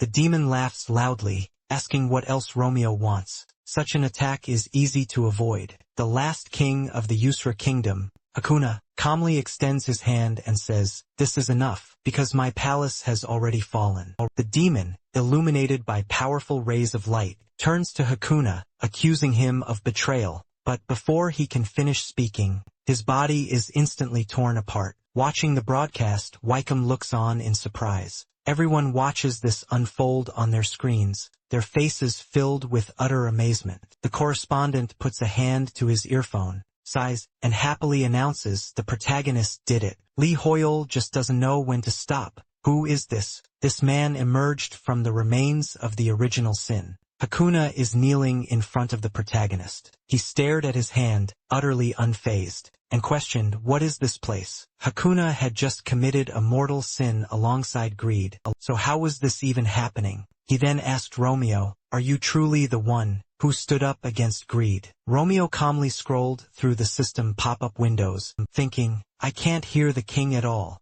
I'll probably need a year just to check everything." The system window then notified him, "Hidden quest, 9 seconds left." Romeo was stunned. "Oh, this is a time-limited quest?" he thought. "Is this truly a hidden quest? This is, of course, absolutely incredible." The system window updated, "Hidden quest. Asura Kingdom has appeared." Hakuna, who was on the verge of suicide with greed, still hadn't found a reason to live. The protagonist must remind him that he is the king of Asura. Remaining time, 8 seconds. Romeo needed to place the crown on King Asura Lihoi. What crown? He wondered. Where am I supposed to get a crown now? The system window flashed. Remaining time, 7 seconds. Lee Hoyo tensely pleaded, "System, let me think." Romeo and Lee Hoyo looked at the system window in shock, which notified them, "You need the island's treasure, the broken crown. It's an epic rank quest item." The protagonist then remembered how he got the crown, and thought, "This is it." The reporter asked with a grin, "Who is this mysterious stranger? He appeared exactly where Greed died. Perhaps he's Greed's true form, or another original sin player." Lee Hoyo pulled something out of his inventory. Shrey gritted his teeth in surprise, watching the events unfold on his phone, and asked, "Is that really a crown?" Romeo brought the light-shrouded crown to the man's head. Hakuna stared at his hands in astonishment and exclaimed, "This is my body." The system window chimed, announcing that the quest had been completed. Lee Hoyle sighed in relief, pressing a hand to his heart. He thought about finally getting the crown. After defeating that monstrous turtle, our protagonist initially dismissed it as a useless item, accidentally blessed with a high rank. So this was its true purpose. What a massive relief for him. The system window then notified Lee Hoyo that he had fulfilled the conditions. The secrets of the Asura archipelago will be revealed. Romeo gazed at the bright light emanating from the system window, utterly captivated by it. Other hunters stared in amazement at their system windows, which now notified them that someone had revealed the secret of the Asura archipelago. At the same time, one hunter angrily raised his hand, loudly demanding, "What is this supposed to mean? Does this mean the rift has been cleared? What kind of guild is this?" Someone else stated, "It's not a guild." The first hunter retorted, "What are you even talking about?" The girl turned to the guild master, urging him to look at the notification rocks. Smiling, he put a hand to his neck, then laughed. "Was it really someone?" A viewer of the broadcast asked, "What kind of notification just came through?" He thought some kind of disaster had begun. "Who is this someone?" Wekong, frightened, quickly looked up and stammered, "That's all." The correspondent clutched his hands to his head, in utter surprise, watching the events unfold. He announced, "There's a worldwide notification."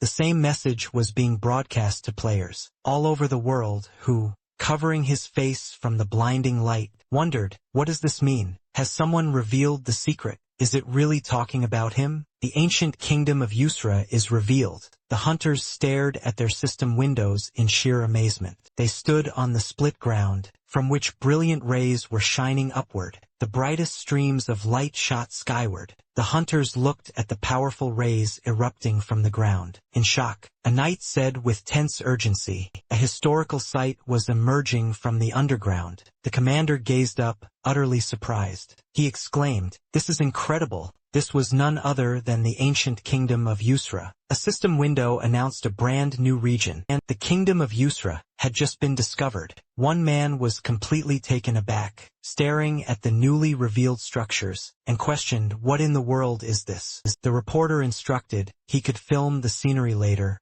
but right now, he had to zoom in as far as the camera allowed. The man responded, "This is the maximum zoom." The reporter then ordered the man to run over there with his camera. Romeo gazed upward with a composed expression. Lee Hoyle pondered, what could this be? He watched the newly risen king, and questioned what was suddenly beginning. Hakuna knelt down and made his introduction. A system window announced that Lee Hoyle was now the savior of the Asura kingdom. His kinship with the Asura kingdom had officially maxed out. The protagonist's influence in the kingdom had hit its maximum limit too. The authority in the kingdom feature was now active. Hakuna conveyed his deep thanks to the savior of the king and the kingdom. Tamon questioned, astounded, if this was truly the king of Asura. The huntress, with hands on Leon's shoulders, remarked, "The king is quite handsome," and mused if she should approach him. Leon, looking utterly exhausted, asked, "What are you even talking about?"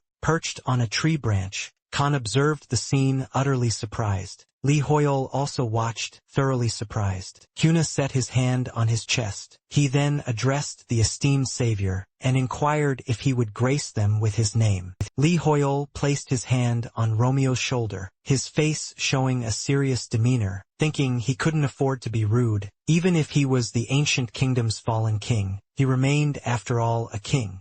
The protagonist urged Romeo to be respectful. Romeo, with a severe tone, stated his name. The hunters reacted with astonishment, deeming it utterly disrespectful, they thought. Hakuna, a smile gracing his lips, raised his hand, proclaiming that he understood everything perfectly. He then added that the protagonist's name would echo through time, remembered for generations to come. The hunters, their faces etched with confusion, found his speech surprisingly formal. Leon questioned if it shouldn't be precisely the opposite. She pointed out his usual foolish antics with everyone else. Lee Hoyle overheard her and mused that Leon had a point. Tamon then addressed the protagonist directly by name, stating that he hadn't uttered a single word. The king, a warm smile spreading across his face, placed his hand gently on his chest. He recounted that when consumed by insatiable greed, Romeo had urged him it was time to rectify his wrongs. The protagonist sternly mused to himself, Hakuna had better not repeat those very words. Li Hoyo chuckled, clutching at his hair in amusement. The king looked away, revealing that upon hearing this declaration,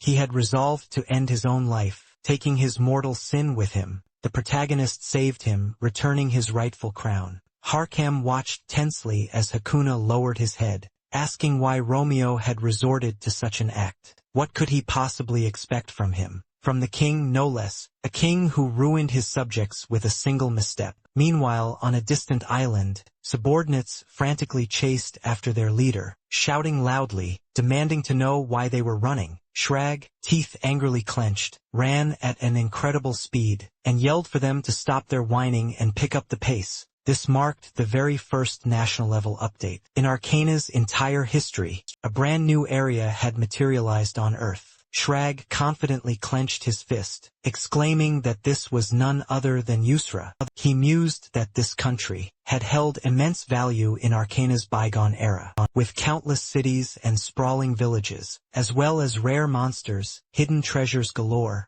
and the rich resources embedded within the land itself. It would undoubtedly rake in a colossal fortune, if only they could manage to restore it. Shrag knew he absolutely had to seize this golden opportunity. A hunter, a tired expression etched onto his face, clenched his fist in anticipation, and loudly declared the guildmaster's refusal. When they were ready to leave, beaming with joy, Shrag then darted forward, and loudly confessed he'd been scared back then. Meanwhile, Romeo calmly said nothing, even as the king stared him down. The protagonist then confidently stated his belief that restoring the kingdom of Yusra was undeniably the right choice. The hunters then wondered aloud, what does restore even mean? Is it truly even possible? Hakuna was utterly astonished by his words. He lowered his gaze, questioning who would follow a king who once turned his back on his own people. Romeo, with a grave expression, replied that it would depend entirely on the king's future actions. He then added that the protagonist would help Hakuna regain his rightful pride by correcting his past mistakes.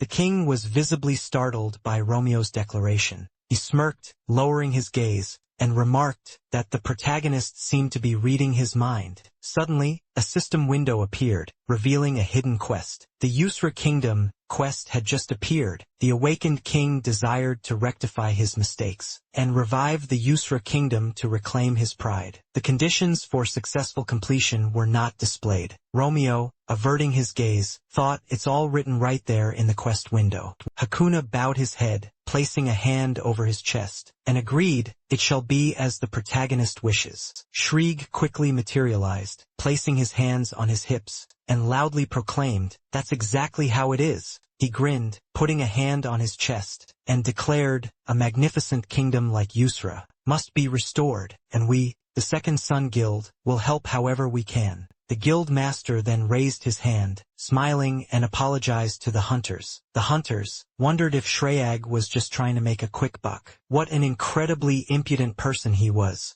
Shreyag put his hand on Taman's shoulder, and then looked toward the protagonist. He then raised a hand, grinning, and loudly declared, you must be Li Hoyle. The guild master has heard so much about you, you know. Shreyag internally mused about this protagonist. He was completely in control of the situation. He absolutely had to meet him. With a wide smile, he eagerly snatched Romeo's hand, and boomed, it's a pleasure to finally meet you. Everyone in the Second Sun Guild was a huge fan. The surrounding hunters watched on, utterly bewildered. Shreyag beamed, fixing his gaze on the protagonist, who then turned, tensely clenching his teeth. He thought, this atmosphere is absolutely dreadful. Perhaps the guild master made a mistake. Hakan boomed, demanding to know where his manners were. Taman smiled, resting a hand on his chin, and realized Shreyag had just been rejected. The guild master gazed tensely at Romeo. He chuckled, admitting he might have been a bit too rude. Why did Shreyag grab the protagonist's left hand? Romeo sternly clenched his teeth. He thought, I almost nodded off there.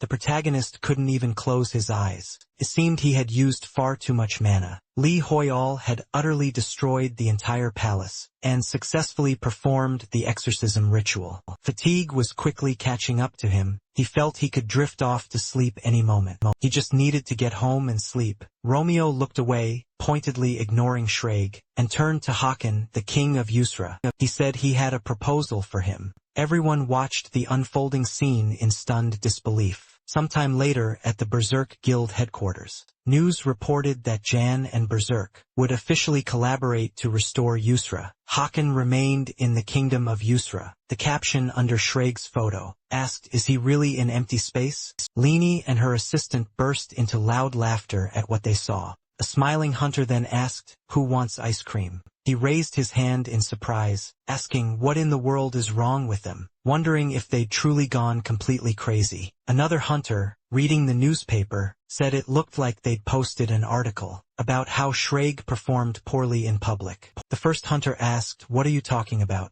In the chat under Shrek's video, viewers wrote that he had absolutely no shame, that he completely lacked politeness, and that's why no one paid him any attention. The hunter smiled, pointing at the phone, and burst into loud laughter with the huntresses. Meanwhile, at the Jan Guild headquarters, the news reported that Shreya's scandal was far from over, as old social media posts resurfaced. One photo showed the guild master with a cigarette dangling from his lips, along with a rather questionable quote. Namchel embraced his brother tightly, tears of pure joy streaming down his face. He loudly declared, "We did it, and Taman, you're such a good boy." Taman cheerfully clapped a hand on his brother's shoulder, proudly exclaiming, "I'm so proud of you, brother." Taman had successfully completed the quest to restore the Usher kingdom. His brother, still beaming, playfully disagreed, saying he just followed his brother's instructions to the letter. Namchel, practically yelling, wondered how he could possibly express all this boundless joy. He even begged his brother for a kiss. Tamin, looking tense, immediately refused him. A nearby hunter, watching them in utter surprise, wondered aloud, what's up with these two? Is the quest to restore Urza really that amazing? The man averted his gaze, a serious expression on his face, and said, "It's not just good, it's monumental. This is the very first kingdom to appear after the Arcana update. In reality, once its reconstruction is complete, its value will skyrocket." The man smiled, raised his glass, and declared, "I'm certain that right now, countless people are scrambling to forge good relations with the Urza kingdom." Shrek was just one of them. Tamin furiously shoved his brother away with a hand. The man explained that its value would reach astronomical heights, because it's the first nationwide update. Plus, the kingdom is renowned for its natural wealth, possessing immense potential. The surrounding regions will be perfect for leveling up, as monsters continuously respawn there. Perhaps a future update will introduce a store or auction site. If they become influential enough, or secure a relationship with the kingdom, they'll even receive the title of aristocrat. Once reconstruction is complete, the hunter swiftly stepped forward and loudly addressed Lee Hoyol. He requested to join their quest to restore Urza, explaining they were from the military guild and exceptionally skilled at digging. The hunters furiously clenched their fists, loudly demanding to know the protagonist's whereabouts. This hunter was certain Lee Hoyol had turned this way. Soon, a crack began to form on the wall. Surrounded by energy, Romeo calmly shattered the wall, gazing ahead with his hand still raised. Lee Hoyol, looking utterly exhausted, thought to himself just how utterly drained he felt. He mused that at this rate, he'd never make it home amidst all this chaos. He pondered if perhaps he should just head to the magician's tower instead. The protagonist sighed, placing his hand on the broken wall, then looked away. He gaped in surprise at the blonde hair right in front of his face. Jessie, suspended in the air above Romeo, loudly greeted him. She happily put her hands to her cheeks, declaring she'd been waiting for him for ages. Lee Hoyol, utterly terrified, gaped and thought he was seeing a ghost. After a moment, Jessie lowered her hat,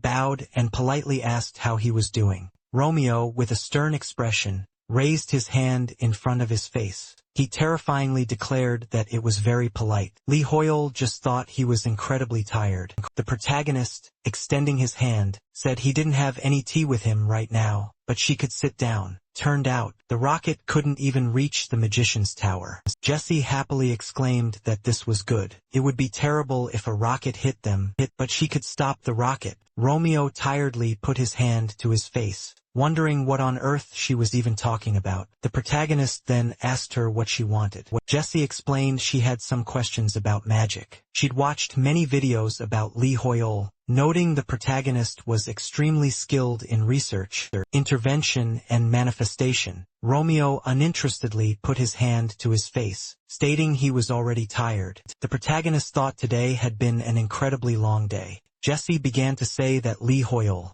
he actually replicated the Supreme Mage's spell, Marcello's, on his very first attempt. Romeo, not bothering to listen to her, felt he had an overwhelming amount to process. Jessie chimed in, saying her teacher had also remarked that the protagonist was more than just a genius. Romeo realized he truly needed to reflect, especially on the deadly sin of greed. He'd even brought up original sin, yet failed to recognize his exorcism skill. A demon of such high standing should have recognized him. For a demon hunter, it couldn't be any other way. Jessie, a smile gracing her lips, raised her hand, then pointed 2 fingers forward, and asked earnestly if the power the protagonist wielded was truly magic. She gazed at Romeo, full of expectation. Jessie called him by his name. The protagonist simply closed his eyes and crossed his arms. Without an answer, Jessie stared at him, bewildered, but Romeo didn't react to her in the slightest. She opened her mouth and extended a finger forward. Jessie then climbed onto the table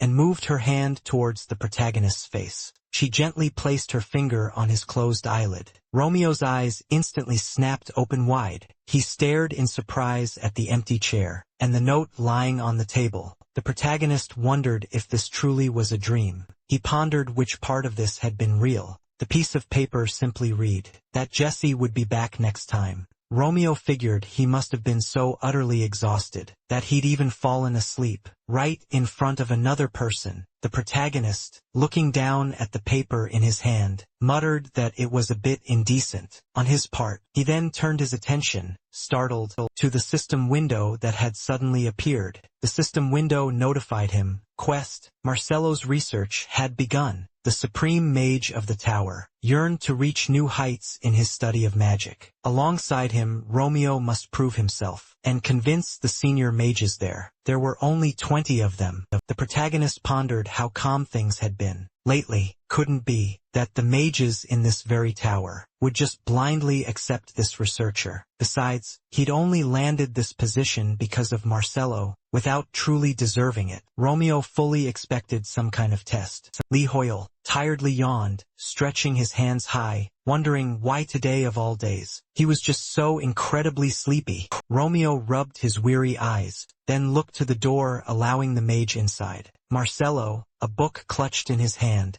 opened the door a crack and announced himself. He quickly explained he was here for Lee Hoyol, as he desperately needed to speak with him. Romeo, cracking open one eye, cut him off. He already knew why the Supreme Mage was here. He confidently stated he needed to prove himself. Marcello, surprised, wondered what was up with the protagonist's hair. He then apologized, saying it was due to his own shortcomings, that people didn't trust Lee Hoyol. Romeo strode towards him, straightening his jacket as he spoke. It's not you, Supreme Mage, who's lacking something. Lee Hoyol just thought he was lacking sleep. Marcello stared at him, then apologized, completely confused by what the protagonist was talking about. Romeo confidently told Marcello to lead the way. Since they don't believe in me, he declared, I'll make them believe. A system window popped up, notifying, you need to convince the senior mages. This was Beli Aish's challenge. The senior mages wished to greet the researcher.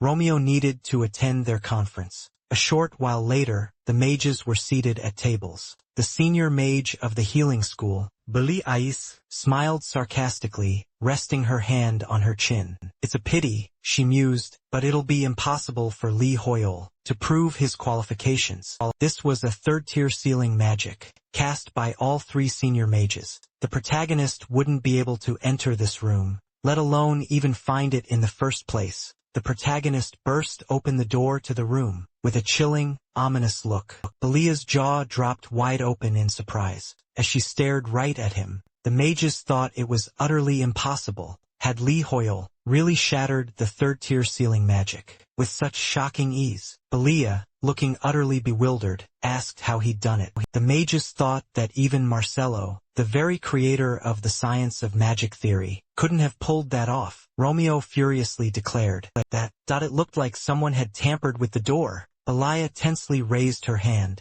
wondering what overwhelming power this truly was. The protagonist strode directly towards them, announcing he'd come all this way because he assumed they all desperately wanted to meet him, since they were just wasting his precious time.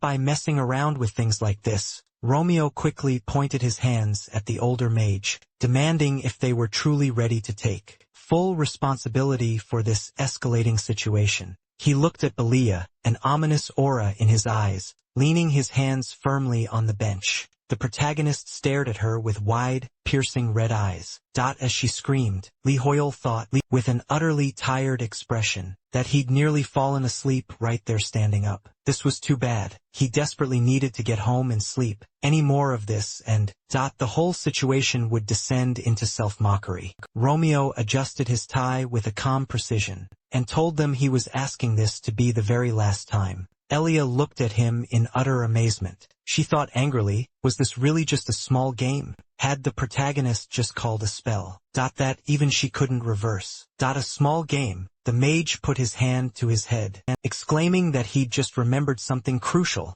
The mage was certain this was the very same researcher Claire had been talking about, the one who attended the magician's conference. Without an invitation, the second magician loudly asked, "Is that really true?" The magician loudly told him, that he finally understood, why Marcello had recommended him, to participate in the first place. The elder magician looked away, taken aback. A bead of sweat trickled down her face as she mused. So this was the very researcher she'd heard about, the one who saw through the tower's illusory magic. Later, under the tower's night sky, Romeo sat up, looking utterly exhausted. His eyes fell upon the system window. The system then notified him that 3 out of 20 senior mages had recognized him. The protagonist thought that the number of recognizing mages had increased thanks to his recent actions. Still, this was far less than he'd anticipated. Li Hoyle let out a wide yawn, covering his mouth with a hand. Romeo sternly pressed his lips together, trembling slightly, desperate to hold back a yawn. He mused that these were all senior mages, the very best in their respective fields. So, it was a decent result just for opening a door. The protagonist placed his hand on the table, adjusted his tie, and thought, first of all, I'm a demon hunter, not a mage. There's no rush. Romeo, looking utterly spent, decided he'd sleep, then submit Izira's loot for evaluation, and finally start learning magic from the ground up. The protagonist looked away in surprise, hearing his name suddenly called out. The magic parchment loudly commanded Li Hoyle to look here. Li Hoyle, staring at it in shock, placed a hand on Romeo's shoulder, and wondered aloud, what strange thing is this? The magic parchment flew up, announcing, it is I, Marcello. This item is called a magic parchment, a communication tool for us magicians. If you wish to reply, Li Hoyle, you need only speak to the parchment. Romeo stared at the parchment in his hands, with utter confusion. Marcello's face on the magic parchment then smiled. The protagonist peered at him sternly, approaching closer to ask, what do you want, magician? Marcello replied that there was no need to get so close. The protagonist promptly tossed the parchment into the trash, finding it incredibly irritating. Marcello immediately flew up to Romeo's face and declared, I actually wanted to apologize. We heard about the commotion in the Crystal Hall. Someone had pulled a prank involving the door, and the mage was profusely apologizing for the senior mage's shocking rudeness. A supreme mage is someone who has truly reached the pinnacle of magic, regardless of their magical school. Senior mages, however, demand that supreme mages constantly prove themselves worthy of their esteemed position. Li Hoyle tensely cupped his chin, lost in thought. It was just like school rivals fighting for supremacy. He realized this must be utterly exhausting for Marcello. The mage then revealed this wasn't a new occurrence. Romeo was simply being tested, because Marcello hadn't yet proven himself worthy, and for that he was truly sorry. The protagonist looked away, thinking that, from the senior mage's perspective, it all seemed like the main villain had taken an exchange student and made him his assistant. Romeo calmly stated,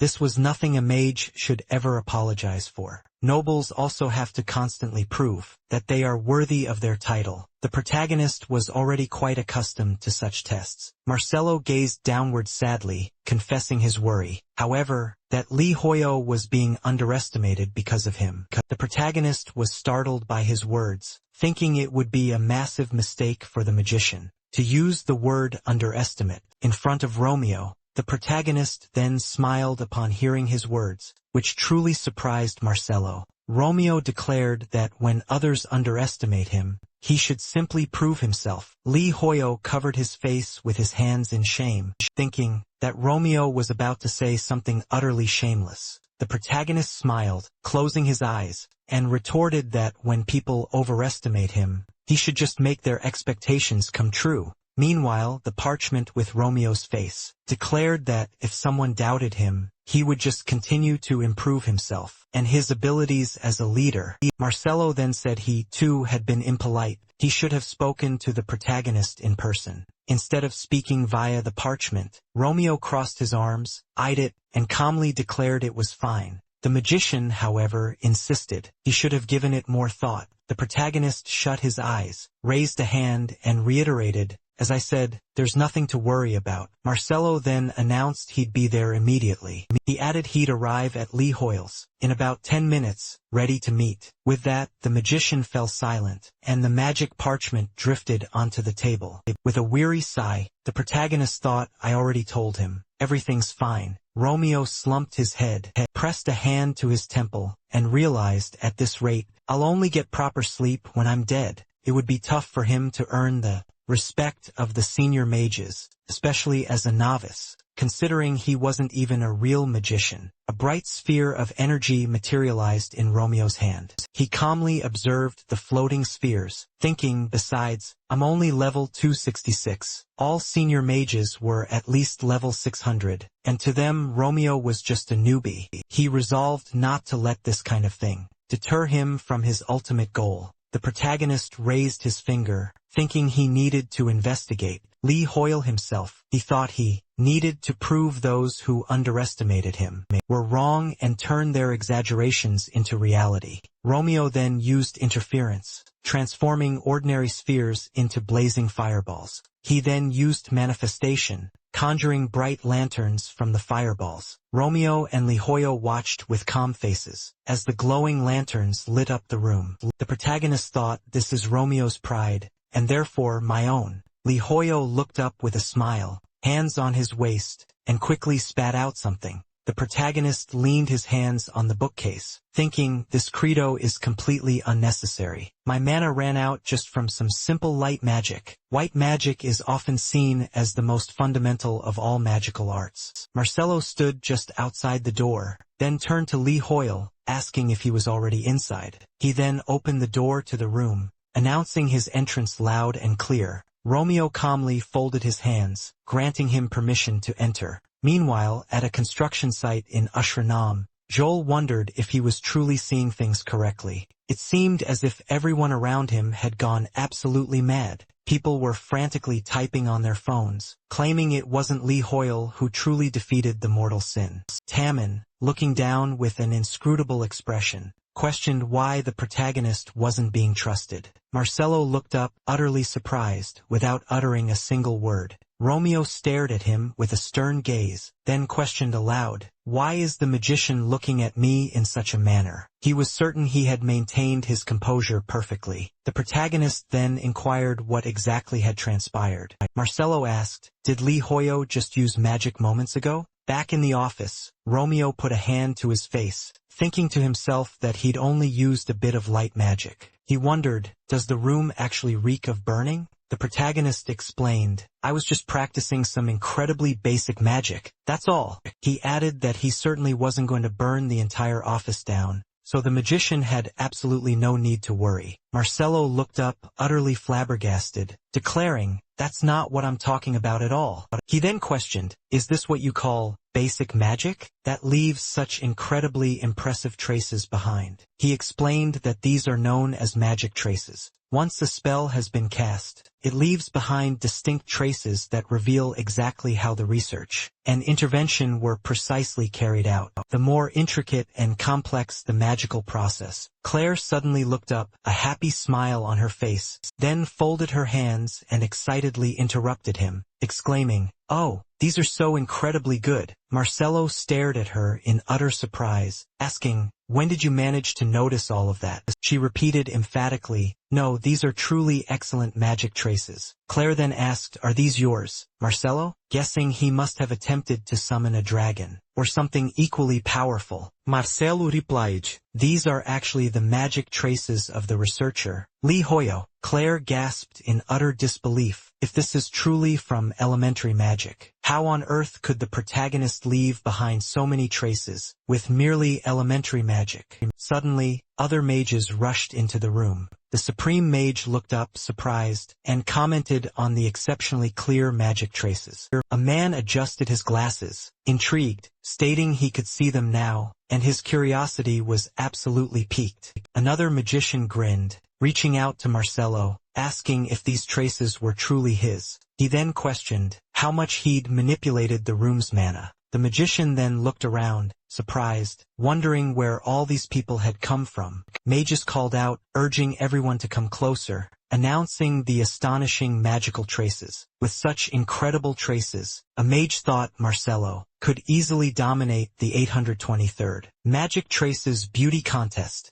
However, he then wondered if he could truly win by competing against him, the previous winner. The magician turned to Marcelo, demanding, "What is this? What kind of magic did you even use?" Marcelo pointed tensely to the side, insisting, "This isn't my work. This belongs to player Lee Hoyo." Before he could finish, he stared at the empty space, where the protagonist had just been sitting, asking, "Where did Lee Hoyo go?" Meanwhile, Romeo, with a stern expression, was already sprinting down the corridor. He wondered with a panicked gaze, "What are these bizarre traces? Are all these people magic-loving students?" He knew he desperately needed to get home and rest. Lee Hoyo would never get any rest if he stayed. Just then, a group of mages appeared before him, sly grins plastered on their faces, announcing, "This is player Lee Hoyo." A girl pointed at him, a sinister smile playing on her lips, remarking, "Your timing couldn't be more perfect. We were just about to meet you." She noted the protagonist acted so confidently. In the crystal hall, "I wonder if he can solve this problem, too?" A system window then materialized, notifying him, "This is a modern puzzle. It is hailed as one of the 3 most arduous tasks of the Tower of Magicians. The current record for solving it. It had been 9 days, 3 hours, 21 minutes, and 7 seconds. The girl, clutching the puzzle, confidently explained how it grew tougher the more mana Lee Hoyle poured into it. She claimed even Marcelo would take over 10 days just to solve it. Romeo, without even glancing her way, snapped his fingers and used conversion magic on the puzzle. The system window instantly updated with a new record. Lee Hoyle had solved it in 1 second. The girl who presented the puzzle collapsed to the floor, screaming in disbelief. As the protagonist descended the stairs, he glanced at another system window, which notified him that 7 out of 20 senior magicians were now convinced. Romeo thought it had taken less time than he had expected.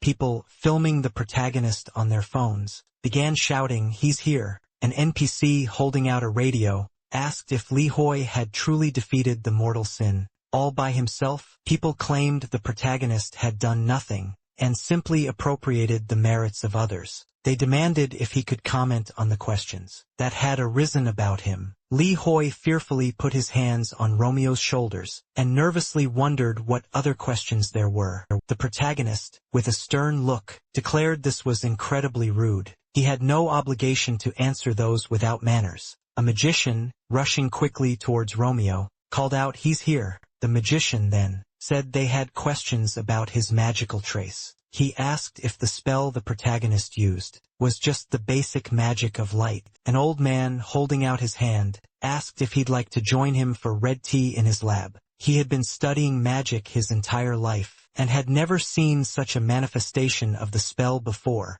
Li Hoyal looked at them and screamed fearfully. People filming him on their phones shouted that. People were saying, Harkon had actually defeated the mortal sin. They demanded, is that true? A scowl had settled. Li Hoyo gazed at the screaming, terrified crowd. Everyone started shouting his name. The protagonist watched as hands reached out for him, with tears in his eyes, thinking he was trapped. He wondered what he should do next, and how he could possibly escape. He gritted his teeth just as something caught his eye. Li Hoyo then observed the flow of energy, and pondered what it could be. Had the flow of mana suddenly shifted? Then, a man with a wide smile on his face, holding a phone, loudly called out his name, and told him to stop avoiding them and just answer. Romeo quickly plunged his foot into the wall's mana, figuring he just didn't care anymore. The man watched on in utter surprise at what was unfolding. Both people and magicians stared intently at the wall, asking had he truly vanished? They all wondered, where had Li Hoyle gone?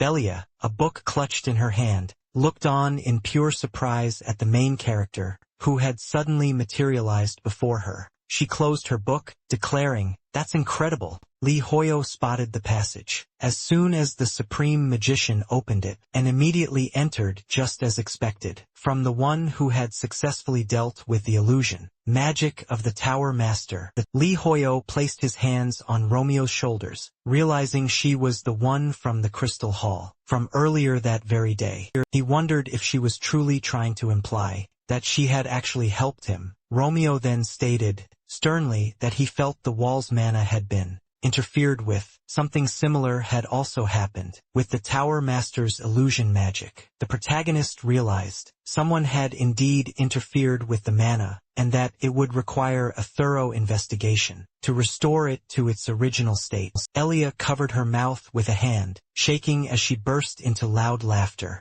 Li Hoyo wondered, why is she laughing so hard? Was it because of the way he had spoken? The protagonist then recounted everything to her, as he was truly grateful for her invaluable help. The Supreme Mage then advised him, when others underestimate you, you should simply prove yourself, and when people overestimate you, the protagonist must make their wildest expectations a reality. Belia smiled, wiping a tear from her eye. She then asked, is this truly real? Li Hoyol awkwardly put his hands behind his head. He wondered aloud how she knew this. The Supreme Mage turned to face our protagonist. She placed a hand over her chest, and stated Li Hoyol was likely the only one who believed in the Tower Master's illusion. Her magic was straightforward. She then noted she still hadn't introduced herself. Belia, holding her hand to her heart, proudly stated her name. She smiled, saying that like Supreme Mage Marcello, she too had decided to acknowledge his qualifications.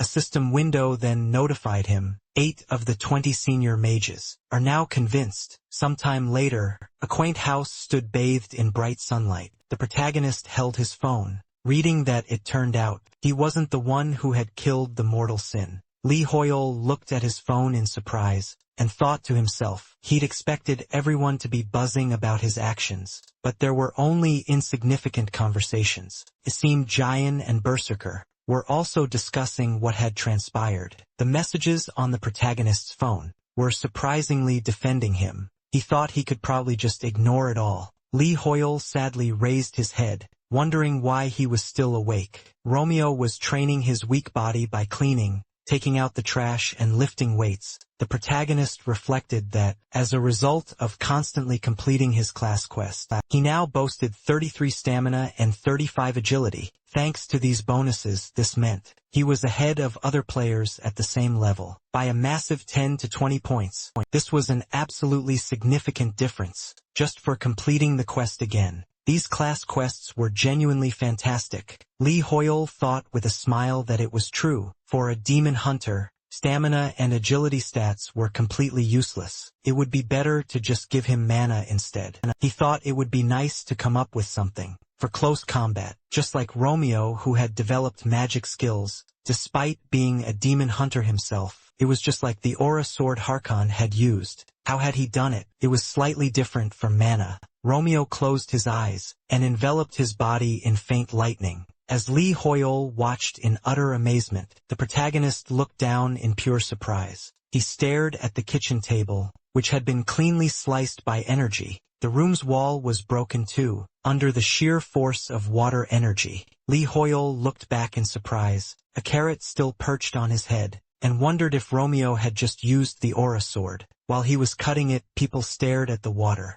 rushing out of the crack in the wall. Sometime later, at the headquarters of the USRA, Archipelago Restoration Brigade, of the Berserker Guild, Lenny glared fiercely at the phone in her hands. A nearby hunter looked over and asked why their guild master was so furious today. She was watching something on a video site. Another hunter said he didn't know. On the phone, a correspondent was saying they couldn't be sure, that the Night Order did most of the work, with Lee Hoyol only dealing the final blow. They were generally unable to confirm anything definitive on the matter. On the broadcast, Kong furiously raised his hand, shouting that it was completely obvious. Their Lee Hoyol had killed the deadly Sin himself. He said he was right there and saw everything happen. As soon as the Sin appeared, everyone was immobilized by a status effect, but the protagonist had saved them all. The truth seeker said into the microphone that he believed Rock, being first place among hunters, was the one who had killed the deadly Sin. He reasoned that Rock was currently silent, because he wanted to maintain his anonymity. He asked how anyone could imagine a random player, like Lee Hoyol, killing the deadly Sin on his own.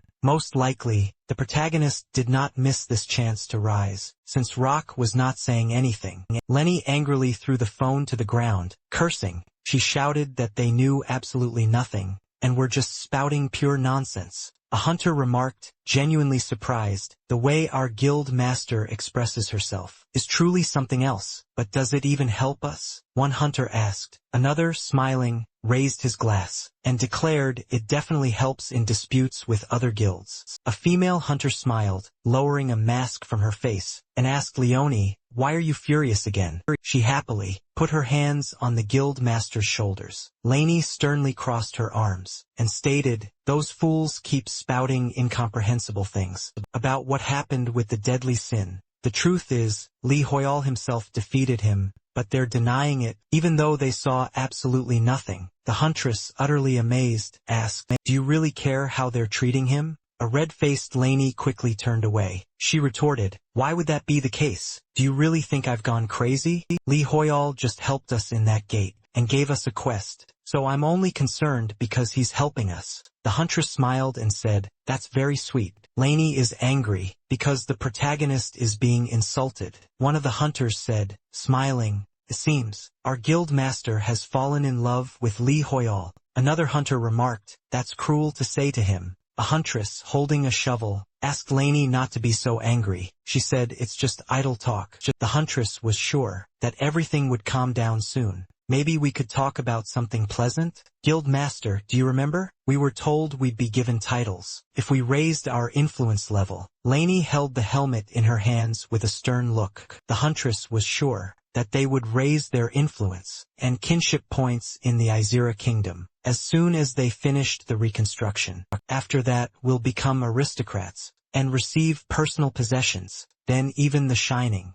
and the Second Son would finally have to treat Lonnie with respect. In this kingdom, the guild master smirked, the huntress's words echoing in her head. The huntress loudly declared that Lainey was smiling. She insisted she'd seen everything, and that the guild master was much cuter. When she smiled, the huntress, still smiling, grabbed Lainey's cheek and playfully ruffled her hair. The guild master angrily clenched her fist, and loudly demanded she stop. Lainey, looking down sadly, thought that the quest to restore the Asura kingdom was an incredible opportunity for them. Treasure islands, where they could extract arcana resources, without even needing to enter the rift. Even just the rights to develop one mine would be incredibly valuable. But why did Lee Hoyo grant them this opportunity? Leonie scratched her head, sighed, realizing they now owed him even more. She wondered when he'd finally invite her for a cup of tea. Sometime later, the landlady wrote that she'd extended his contract, because he seemed incredibly diligent. How did he manage to charm the ladies like that? Romeo wrote that it was definitely his fault. He added that since he couldn't control his power, she could just send him the repair bills. The landlady asked in surprise what exactly he was talking about. Our protagonist looked sternly at his powered-off phone screen. Lee Hoyo thought that it was good. He was able to use the aura sword, but his lack of control was absolutely terrible. Some time ago he had been frightened, and wondered how he could shrink that thing. He lay down on the bed, shaking, with his arms crossed, and realized his health was plummeting. His health had severely decreased after using the aura sword, and he'd fallen asleep for 6 whole days. Currently, Romeo was walking on the grass, thinking that when he'd searched on the internet, all he'd found were some novellas, so he'd just come here. But would Harkon actually teach him? The knight swiftly raised his hand, loudly commanding Romeo to halt. He declared in a booming voice that from this point on, they were in the Asura Kingdom's territory.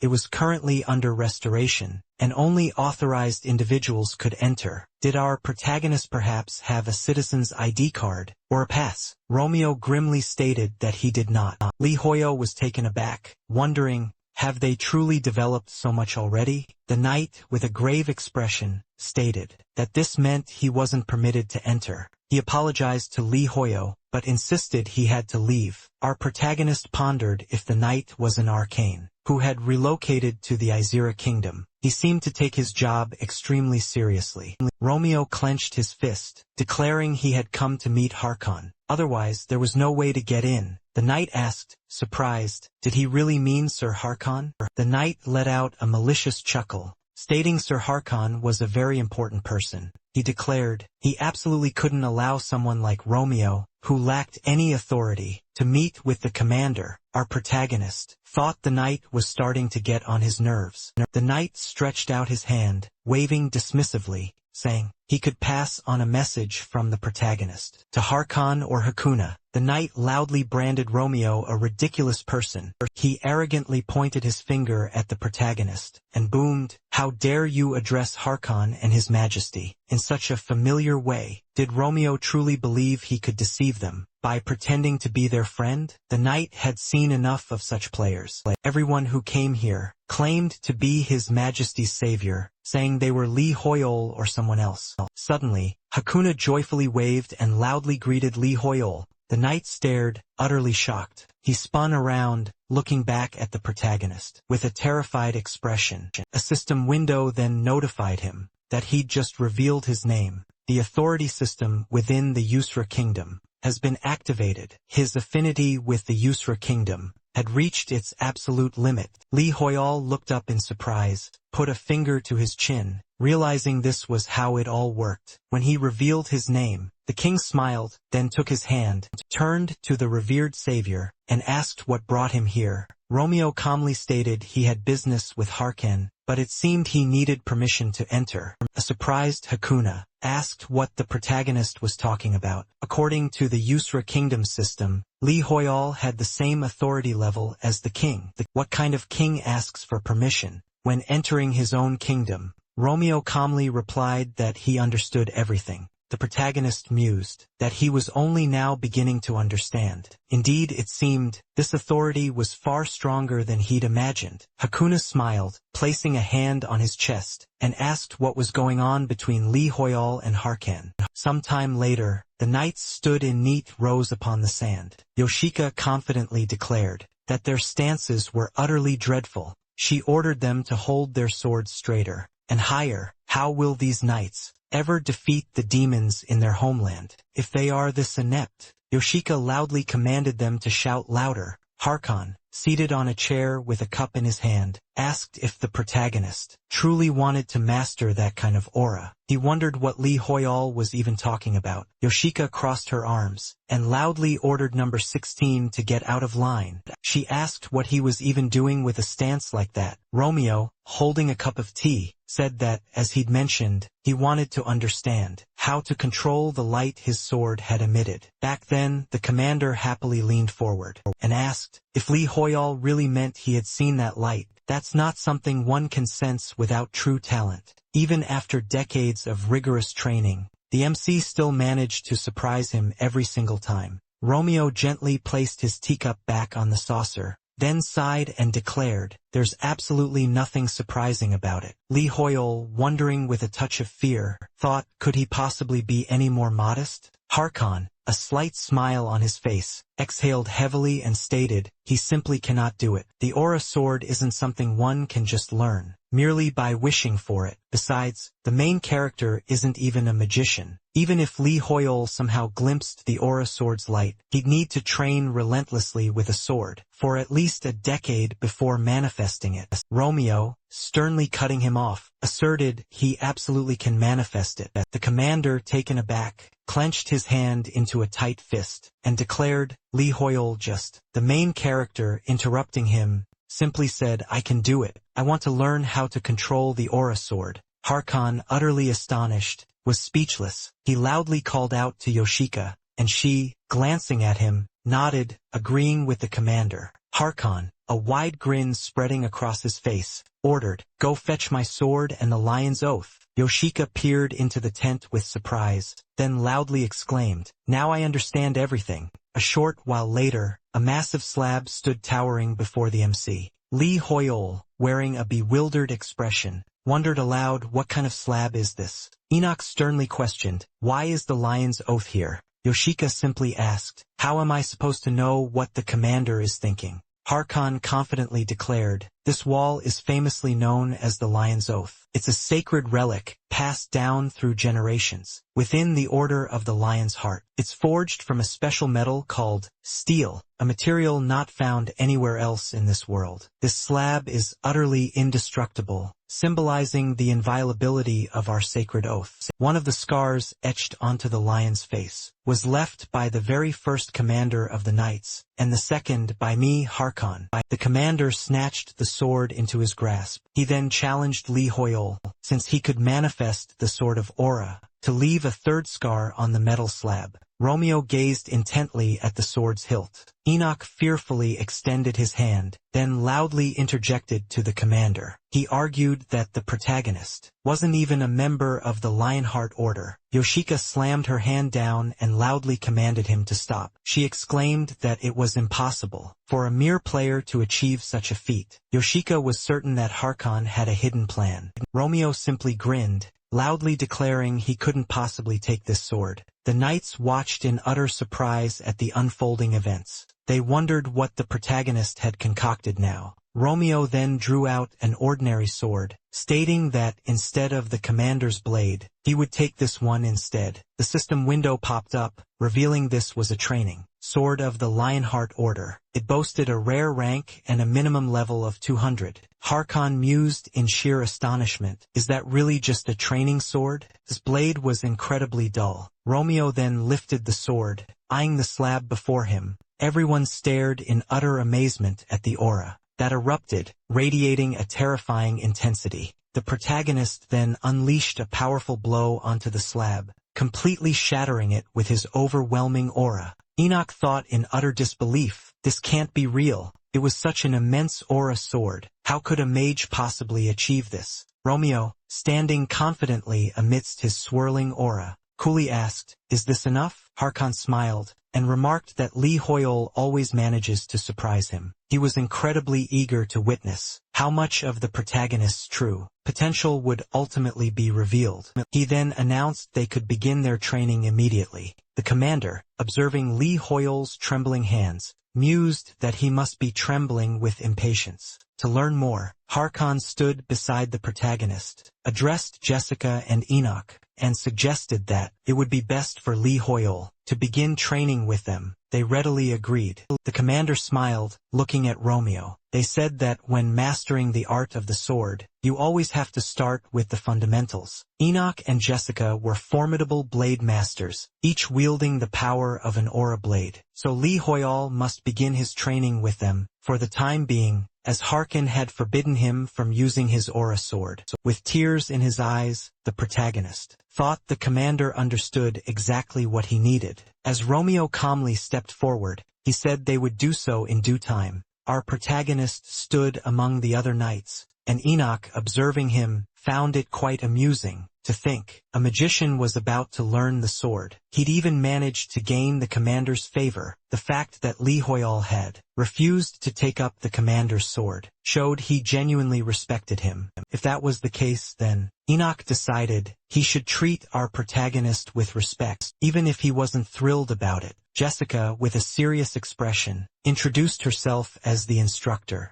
who would be in charge of their training from now on. She told them to get ready, because the training for the Lionheart Order Knights would be harsh. She explained that everyone needed to change into their training uniforms and return. She thought, a furious spark in her eyes, that, even though Li Hoyal had manifested an aura sword, he was still a mage. If he lacked stamina, he wouldn't be able to use his aura in a real fight. Jessica resolved to make him work incredibly hard, because he was nothing more than a weak mage. Romeo quickly changed and fastened his belt. Jessica, her face reddened, pressed her lips together, and remarked that the protagonist had good muscles. For a mage, Enoch looked at her sternly, and remarked that it sounded like she'd almost choked on her own saliva. She then announced that training would begin. Jessica, confidently holding the sword in her hands, she explained that the fundamentals of swordsmanship begin with mastering how to hold your blade. She then ordered everyone to raise their swords. Enoch, observing the recruits, crossed his arms and declared their stances too low. Your left hand, he instructed, should be slightly forward, right at the level of your navel. Jessica angrily interjected, and your thumb should point down. Your right foot shouldn't be pointing outward. Enoch, standing right behind our main character, advised the knight that his right hand should only tense at the exact moment of impact. He then commanded the recruits to perform one wide swing, straight forward. Romeo, gazing intensely at the sword in his hands, pondered how Harkon had held his sword. His swings were so heavy, so fast, and incredibly strong. Our main character swiftly raised his sword, briefly closed them, then snapped them open. Wondering, was it something like this? Romeo then unleashed a powerful blow, channeling his aura into the ground, sending the other recruits flying. The instructors watched in utter surprise. As they stood amidst a strong gust of wind, they stared at the main character with completely unreadable expressions. Enoch ran a hand through his disheveled hair and loudly demanded, Li Hoyal, wait, how in the world did you just do that? The protagonist calmly replied that he had simply mimicked the commander's movements. Enoch was stunned, thinking, impossible.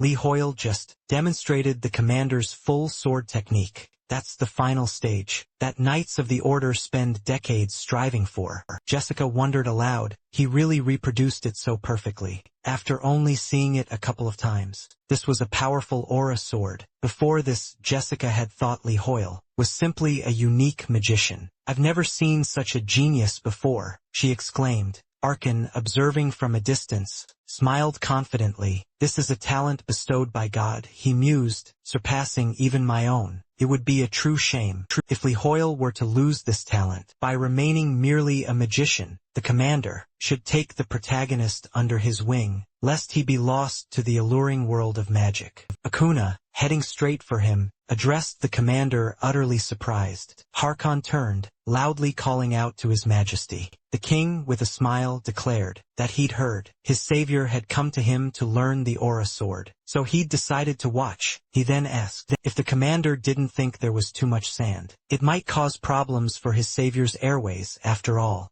Harkon glared ominously at the knights. He then loudly demanded, did they really want Li Hoyal to get tuberculosis? The commander then loudly ordered them to quickly sweep everything clean and ensure not a single grain of sand remained. The king, shielding his face from the mercilessly bright sun with his hand, remarked, the sun is mercilessly scorching today. What if my savior were to faint from sunstroke? Harkon again fixed his ominous gaze on the knights. He then loudly ordered them to pull some trees straight from the jungle and plant them right here on the beach. The knights were to provide shade for Li Hoyal. The commander mused. He'd never thought the king would be so concerned about the protagonist's very first lesson. Akuna was undoubtedly the greatest of all people. The king laughed, asking, is that so? Harkon stated confidently, taking into account His Majesty's intense interest. I, as the commander of the knights, cannot possibly stand idle. The commander then loudly called out to Jessica and Enoch.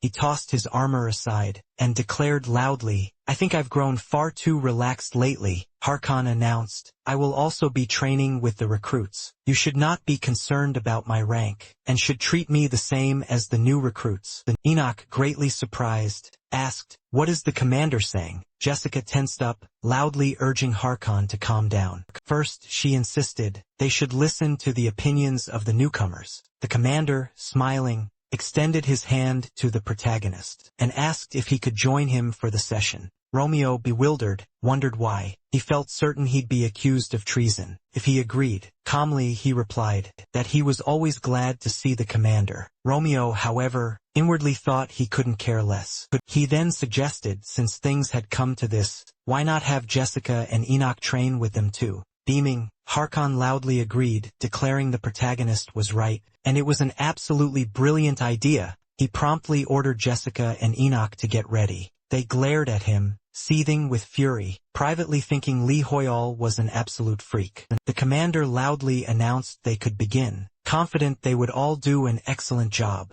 And just like that, the most awkward training session in the world began. All alongside the knight commander. Sometime later, within the mage tower, a mage knocked on the door, and the black magic researcher, senior mage Mattis Karl, permitted his entry. This was the man who had elevated black magic, once deemed substandard, to its current prestigious position. If not for Marcello, Karl would be the current supreme mage of the tower. The senior mage calmly inquired about the matter. The mage placed his hand on the table, and reported that, among the items Lee Hoyol had submitted for evaluation, one seemed to be related to black magic, which was why he had come. Karl then asked if this was the adventurer that Marcello had taken in. He scrutinized the items laid out on the table, thinking they were certainly not easy to acquire. Pure emerald silk, coiscales. And especially the legendary vampire sphere. Usually, such potent items didn't come from a single person.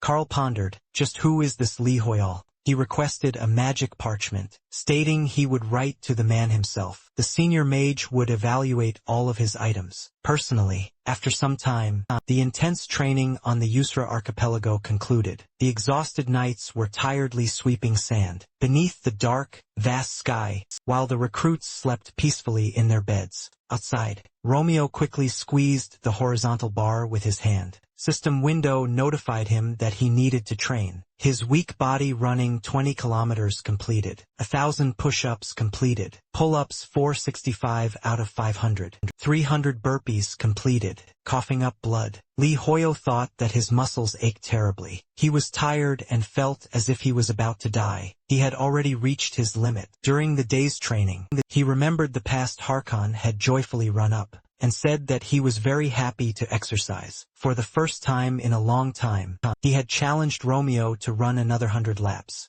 Lee Hoyle angrily came out of his memories, thinking that the commander was a freak. If Harkon had used his head at all, he would have done only what was required and then left. The system window notified him that he had completed training that exceeded his capabilities. He had reached the necessary conditions, and would be given a reward. Lee Hoyo smiled, thinking that, after seeing the increase in his characteristics, his fatigue had faded away very quickly. Now he really needed to sleep. Romeo looked up in surprise at a bird, flying with a letter. The parchment unfolded in front of his face. Karl introduced himself, and said that he was there to inform Romeo about the results of the assessment. He had requested Lee Hoyo thought in surprise, remembering that he had left the items for the mages to assess. He sternly ordered him to speak. Karl said that first, the vampire sphere was a magic tool used by demons. It was very rare and he asked to rent it for research.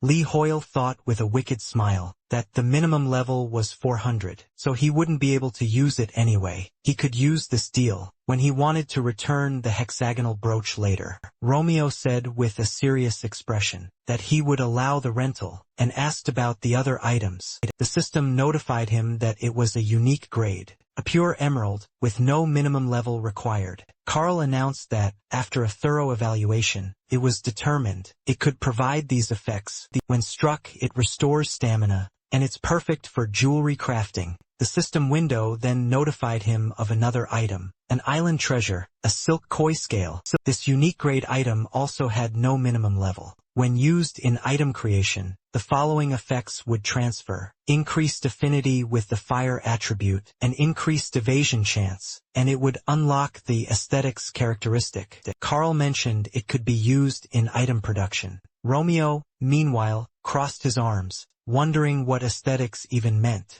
He'd never heard of it before, questioning what kind of characteristic it could be. Lee Hoyo simply smiled, thinking since he's so curious about it, we'll just use it. Romeo stated he couldn't afford to rent the silk scales. The protagonist then asked Carl to use the emerald to craft a piece of jewelry and a scarf. The elder mage nodded, understood. He noted, however, if the protagonist truly wanted these items produced, it would come with a hefty price tag. Lee Hoyo thought sternly, it's time to unleash the negotiating skills I honed while working. In the office, the protagonist then launched into his contract speech. Romeo placed his hand on the parchment, turned to Carl, and declared, the price doesn't matter. He wanted to see the absolute best result. Lee Hoyo grew furious, thinking that's the worst thing to say. When bargaining, Carl wondered what it meant, that the price didn't matter, and only the best result was needed. Just what kind of person is Lee Hoyo?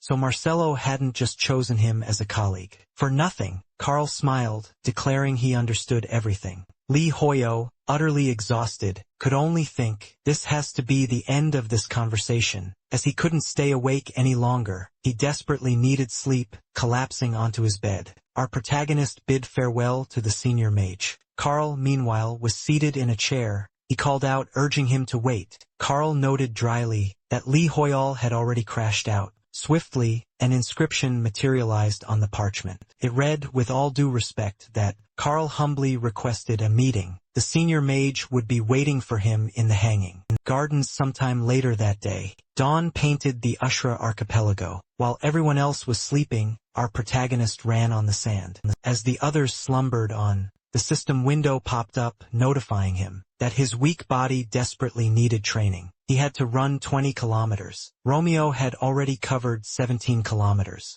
He powered through 1,000 push-ups, followed by 500 stretches and 300 burpees. Lee Hoyo sighed confidently, thinking he was finally getting used to this grueling quest. From the parchment clutched by a bird, Carl's voice echoed, calling out the protagonist's name. The elder mage stated that Lee Hoyo hadn't responded since last night, and he was quite worried. He asked for forgiveness if the protagonist was displeased with the message he had left. Romeo, looking utterly puzzled, asked what message he was even talking about, as the protagonist hadn't seen a single thing. Meanwhile, Carl gathered searing fire energy in his hands. He reasoned that since Lee Hoyo hadn't seen him, then everything must be fine. In any case, the elder mage respectfully requested a meeting with him tomorrow afternoon at the Hanging Gardens. Romeo calmly stated that would be difficult. Carl inquired if he already had prior obligations, and then suggested noon the day after tomorrow. The protagonist glanced at the parchment and declared that would also prove difficult. The elder mage looked genuinely surprised, remarking, this is a curse, as Lee Hoyo was simply far too busy. Carl then proposed the morning 3 days from now. Romeo calmly replied that would also be difficult. Carl then mused he understood everything. This was clearly a test from Lee Hoyo, the very first supporter of the scientists, of the legendary Tower of Magicians. Our protagonist Carl wondered if he truly understood, if he truly possessed the etiquette and manners befitting a senior magician. Romeo coolly stated that would be difficult. At the moment, he needed to focus on sharpening his aura sword. He explained he couldn't afford to waste time on personal meetings. Carl, looking exhausted, asked, in that case, when would he be free? The senior magician added he'd adjust to Carl, regardless of the date. Romeo calmly replied he was free that morning, In 2 days around 1 o'clock. Lee Hoyle puzzled, then thought Romeo was already visiting the Tower of Magicians for his research that day anyway. Romeo was simply pretending to do him a favor. The bird quickly flew up, leaving a trail of smoke behind it. Carl shouted, "Then I'll see you then." Harkon smiled and crossed his arms, watching our protagonist. After some time during morning training, Jessica raised her sword and ordered them to take their positions. Enoch, looking at one of the trainees, said they needed to stand, so the tip of their sword wouldn't waver. She ordered them to tense up and strike from top to bottom. Our protagonist asked in surprise, "What is the commander talking about?" Harkon, smiling, said he would repeat himself. He had nothing more to teach Lee Hoyle. Romeo, surprised, asked what this meant. The commander, raising his hand, said everything was as he'd stated. Our protagonist was now at the stage where he needed to achieve enlightenment through real battles. Romeo asked, "What do real battles mean?" Lioyu tiredly wondered if there would truly be fights so soon. He'd only started learning yesterday. Romeo asked fearfully if the commander was truly confident in his statement. Harkon smiled with unwavering confidence. He declared the protagonist severely underestimated his own abilities. He then asked Lee Hoyle if it wasn't too much trouble to demonstrate his aura sword. Romeo couldn't quite grasp what the commander was truly thinking. Yet, the protagonist confidently raised his sword, signifying his agreement with Harkon. The protagonist realized if he couldn't control it, like he did yesterday, he'd be instantly drained once more. He had to concentrate. But what exactly was the aura sword? It differed from typical skills, much like the magic he'd mastered thus far. It was an ability one could master, regardless of class. The protagonist felt a sensation entirely distinct from mana, flowing through his body. If he could harness that flow, it would be akin to casting magic. Harkon gazed confidently at the brilliant light. Romeo calmly gripped the aura-infused sword in his hands. Lee Hoyle watched, utterly surprised, thinking the aura sword was an ability so similar to magic. After he employed his research and intervention skills, the sword's aura finally stabilized. The commander placed a hand on the protagonist's back and declared that a stable aura sword stems from a disciplined and diligent attitude. Even after yesterday's intense training, Lee Hoyle had already been practicing on his own this morning. There was no reason he shouldn't be able to control the aura sword now. Harkon joyfully squeezed his shoulder and exclaimed loudly, "I can't imagine an aura being this pure." Lee Hoyle is truly a born master of the sword. The commander leaned in close to Romeo's face. With an almost furious intensity, he asked, "What do you think of this?" He then asked if the protagonist would walk with him along the path of the sword to its very end. Lee Hoyle was utterly terrified, thinking that Harkon was even more terrifying than an army officer. He had to escape before the commander took him. Romeo quickly whirled around and begged for forgiveness, declaring he had no intention of dedicating himself solely to the blade. The protagonist confidently added that, if the sword crossed his path, then that path would truly become his own. Lee Hoyle, flustered, threw up his hands, loudly telling him to shut up. Harkon, however, was pleased by his words. He raised his hand, waved, and expressed his hope they'd meet again. At the very end of the protagonist's journey, Romeo leaned against the foliage, thinking he needed to change clothes and depart. The knights gazed at their commander in surprise, wondering if the secret to mastering the aura sword was simply diligence and discipline. They furiously swung their swords, shouting loudly. Jessica and Enoch watched them, thinking they must have misunderstood something, but decided to let them carry on. Jessica sadly lowered her head, thinking she had never heard of anyone who could master the aura sword in a single day. Therefore, Lee Hoyle was a genius, completely unlike them. The protagonist was too far ahead, and she felt that no matter how much she ran, she would never catch up. She raised her head in fury, thinking that she, too, was a proud swordmaster. One day, Jessica would stand alongside those two. Enoch looked at her seriously and thought that Lee Hoyle was too far away. It seemed to him that no matter how much he ran, he would never catch up. Enoch stood up next to Ezek with fury, thinking that he, too, was a proud swordmaster. One day, he would stand with them. Harkon looked at his comrades, burning with fervor. He smiled, closed his eyes, and thought that they looked enthusiastic. Geniuses tend to change those around them. Even the commander felt something burning in his chest, for the first time in a long while. After a while, Romeo walked through the forest. He looked away, thinking about how Harkon had said he could now use the sword in real battles. He was still not sure about it. He wondered if, seriously, there were no more low-level monsters left for them to practice on. Perhaps a level 10 demon deer would do.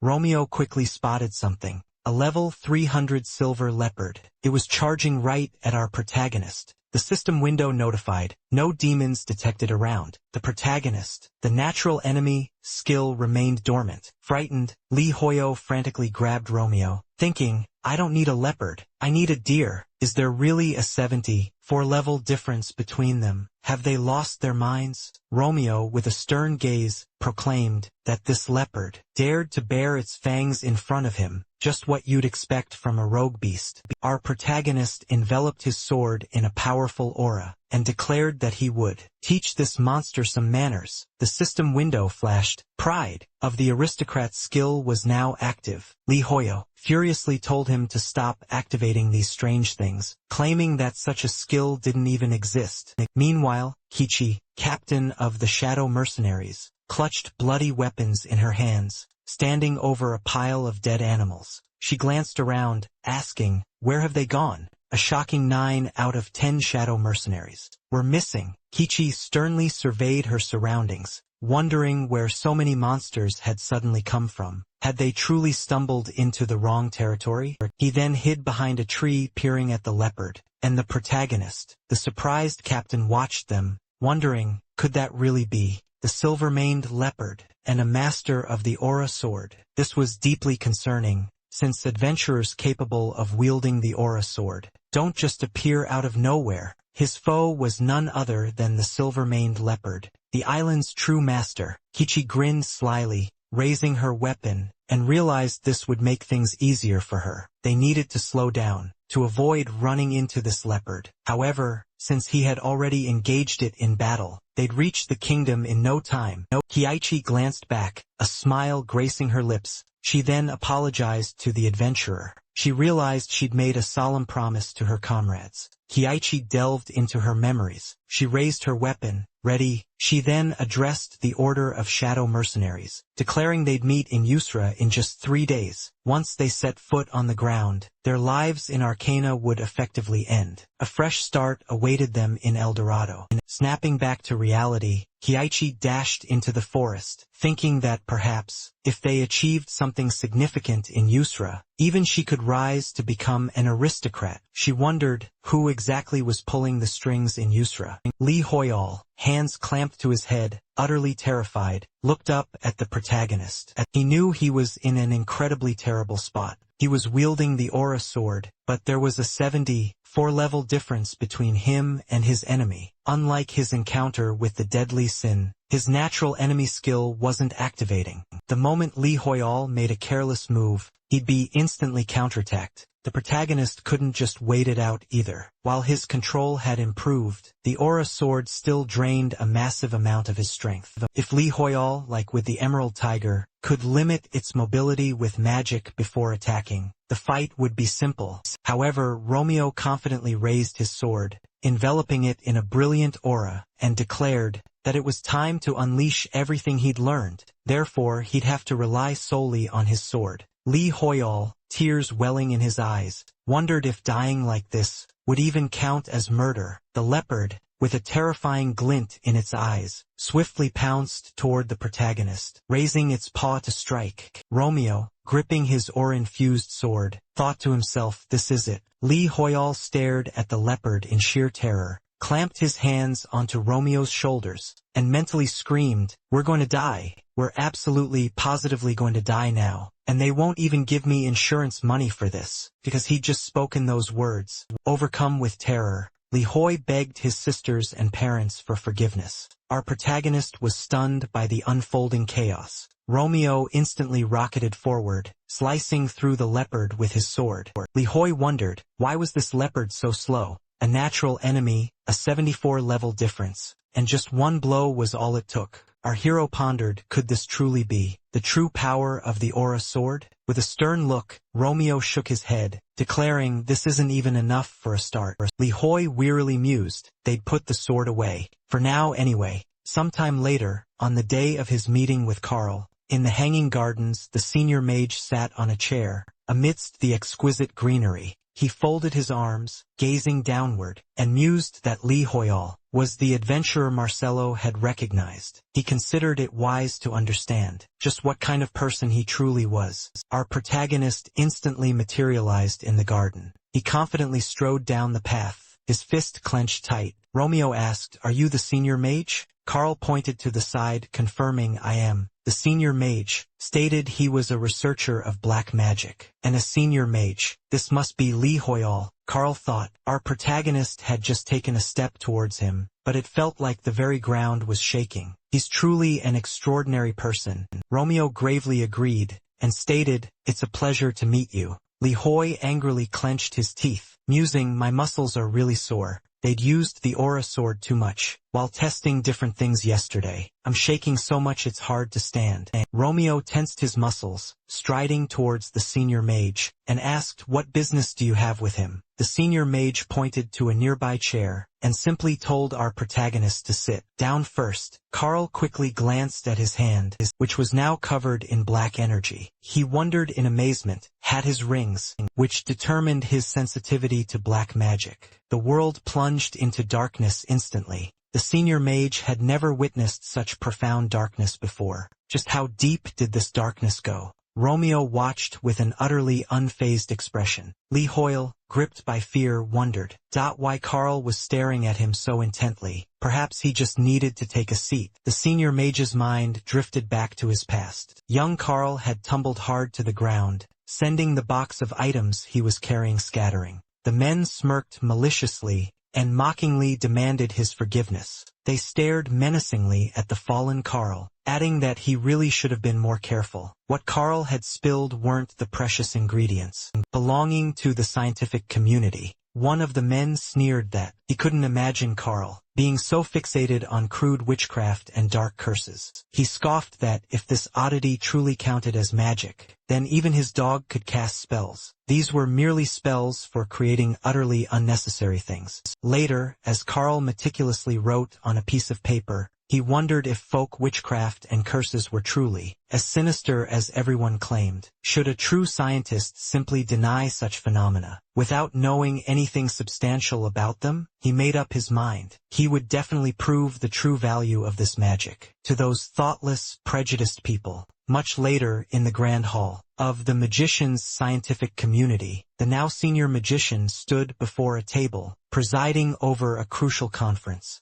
Carl then infused the skeleton with dark magic, and loudly declared that, by utilizing the appropriate mana in this specific way, it was possible to animate the skeleton of a dead animal, making it move as if truly alive. This groundbreaking new magic addressed problems that could not be solved by their existing magic system, as it harnessed a completely different type of mana. A magician immediately declared these to be meaningless things. What in the world was the senior magician thinking, allowing such a display in their scientific community? How dare Carl showcase such terrible magic here? The magician stated with undisguised displeasure that the senior magician himself had finally stooped to doing something truly evil. Carl raised his hands, now shrouded in dark mana, and angrily declared that they needed to stop denying it outright and truly examine its core nature. This was no ordinary problem, one that current magic simply couldn't solve. Perhaps, he boldly claimed, they could finally conquer the looming problem of interference plaguing the universe.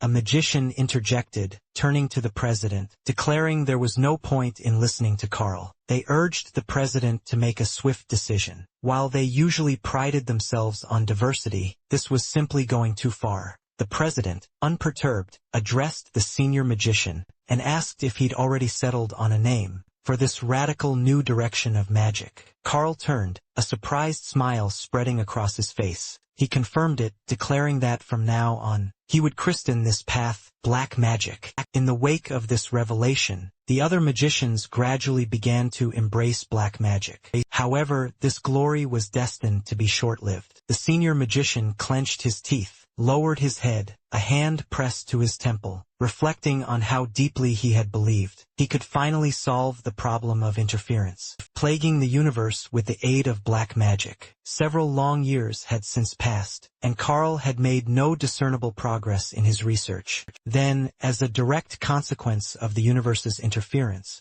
the Mage's Tower mysteriously appeared on Earth. The elder mage gazed at the foreboding dark sky, and was certain there had to be a way to finally prevent the interference, but he couldn't shoulder such a burden alone. In the end, Carl spent his days mired in shame. Unable to cope, the elder mage snapped out of his memories. He mused that he couldn't have imagined someone with such an innate affinity for black magic could possibly exist outside the arcana. Carl was utterly astonished, and believed that, alongside this man, they could finally transcend the inherent limits of black magic research itself. Romeo, settled at the table, addressed the elder mage by his name. He asked if the light emanating from Carl's rings was somehow related to their current conversation. The protagonist raised a cup of tea to his lips, and stated he could only spare them 1 hour. This tea's going to get cold fast. The elder mage, still surprised by the mana glowing on his rings, asked for their forgiveness. He explained these rings determined a target's sensitivity to black magic, or in other words, their innate talent for it. However, they had never before emitted such a dark and profound color. Romeo then looked at him in surprise, and asked what black magic even was. He thought that for some strange reason, the word seemed oddly familiar. Carl explained it was a completely different kind of magic, one that used mana unlike the usual sort. The elder mage raised his hand, conjuring a firebird from pure mana, and began to explain that, while regular magic examines and interferes with a target's mana to manifest a spell, black magic uses inner darkness as its source, and is a slightly different kind of power altogether. Carl then conjured a spider shrouded in dark mana. He explained that this black mana is forged deep within the caster's heart, and is especially dependent on their past experiences. The deeper and darker the caster's past, the more potent their black mana. The elder mage turned his head to the side, covered his mouth with his hand, and murmured how utterly astonishing it was that the protagonist's sensitivity to black magic was so incredibly high. What kind of life did Lee Hoyle live? Carl was even scared to imagine it. Romeo lowered his head, and mused that inner darkness and a dark past were truly needed. Lee Hoyle threw his head back in shame, clutching his hands to his head, and realized the elder mage was talking about his shameful past. This was incredibly unpleasant for him. What kind of public humiliation magic is this? The protagonist looked at Romeo in surprise, and thought this is probably his dark past. The protagonist then set the cup down on the table, and declared, "This is quite unpleasant." He crossed his legs and sternly demanded, "Is it truly part of Carl's etiquette to intrude so deeply into another person's history?" Upon their first meeting, the elder mage fearfully clutched his chest, begging for forgiveness and confessing that he had behaved quite improperly towards Lee Hoyle. Due to his own frivolity, Carl had made the grave mistake of insulting him. The elder mage closed his eyes, and declared he would report this to his superiors and elders for official disciplinary action. Romeo tensed up, thinking this was far too much. He accepted Carl's apology with a serious expression, and stated that an inquisitive mind was essential for any scholar. He couldn't help but admire a scholar who was so devoted to researching black magic. The elder mage greatly admired his words. Romeo rubbed his chin tensely, stating, however, black magic utilizes a type of mana, different from the existing kind. Does this mean that even in a state of depleted mana, it's possible to use it? Carl asked tensely. He asked if the protagonist was interested in black magic, and if so, proposed they start the path of studying it together. Romeo remembered Harkon, thinking that it seemed like he'd seen something like this before. The system window notified that Li Hoyal needed to prove himself and convince the senior mages. Convince 9 out of 20 mages. The protagonist was surprised, thinking that the number of mages who recognized him had risen from 8 to 9, and this new one must be Carl.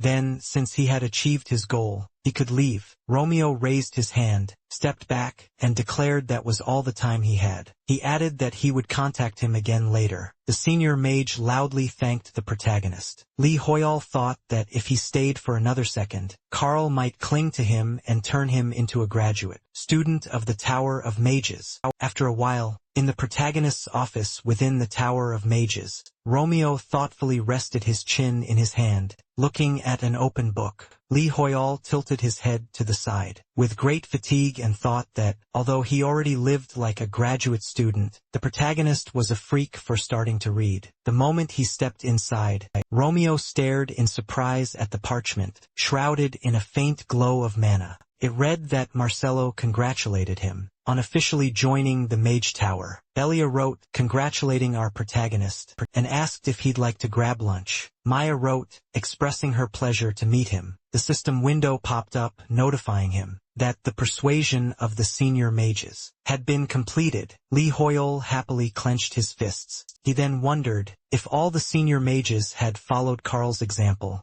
and acknowledged him. It seemed Carl was a truly influential mage. The system window notified him that a reward was being received. His affinity with the Mage Tower was rapidly increasing. Our protagonist's influence in the Mage Tower was rapidly increasing as well. A new function had been activated. Li Hoyal thought with a very happy expression, wondering if the rapid increase in affinity and influence with the Mage Tower, which held national-level influence, meant that the Asura kingdom and the tower were now in his hands. Romeo calmly tossed the parchment into the trash and said that nothing much had changed. The protagonist thought with a surge of rage, wondering if he really couldn't be happy with this. Li Hoyal looked at the system window in surprise and wondered what kind of new function it was. Romeo seriously extended his finger to the window. The protagonist was taken aback and wondered what this was. Some time later, a news reporter announced that the Arcana Nation had appeared.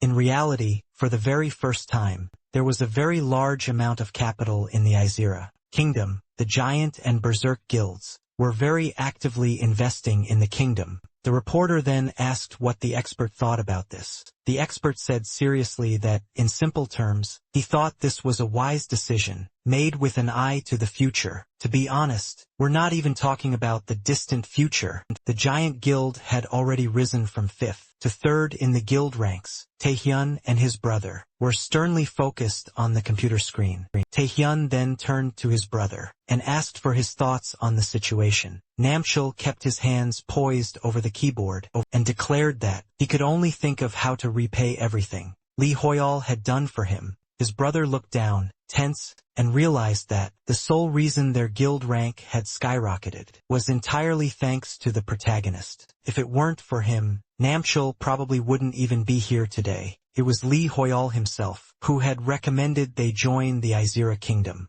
After all, they truly owed everything to the protagonist. Taemon confidently clenched his hand into a fist and loudly declared that they would properly finish the Asura restoration quest that Li Hoyal had entrusted to them. He turned to his brother, surprised, seeing absolutely no reaction from him. The computer screen displayed that the Jain Guild's rank had surged from 5th to a remarkable 3rd place. This was an achievement that deserved celebration. However, it was truly unfortunate that they weren't cooperating with the Mythology Guild at a critical time like this. They should be working together. Taemon angrily glared at the screen and demanded, "What is this? What kind of freaks are the Mythology Guild? Are they spouting nonsense again?" Namchul calmly said that, just as his brother mentioned, the Mythology Guild was acting childish as always. This time, even the National Assembly members chimed in. Taemon scoffed. These National Assembly members really seem to have too much free time. Even though mythology is vying for the top spots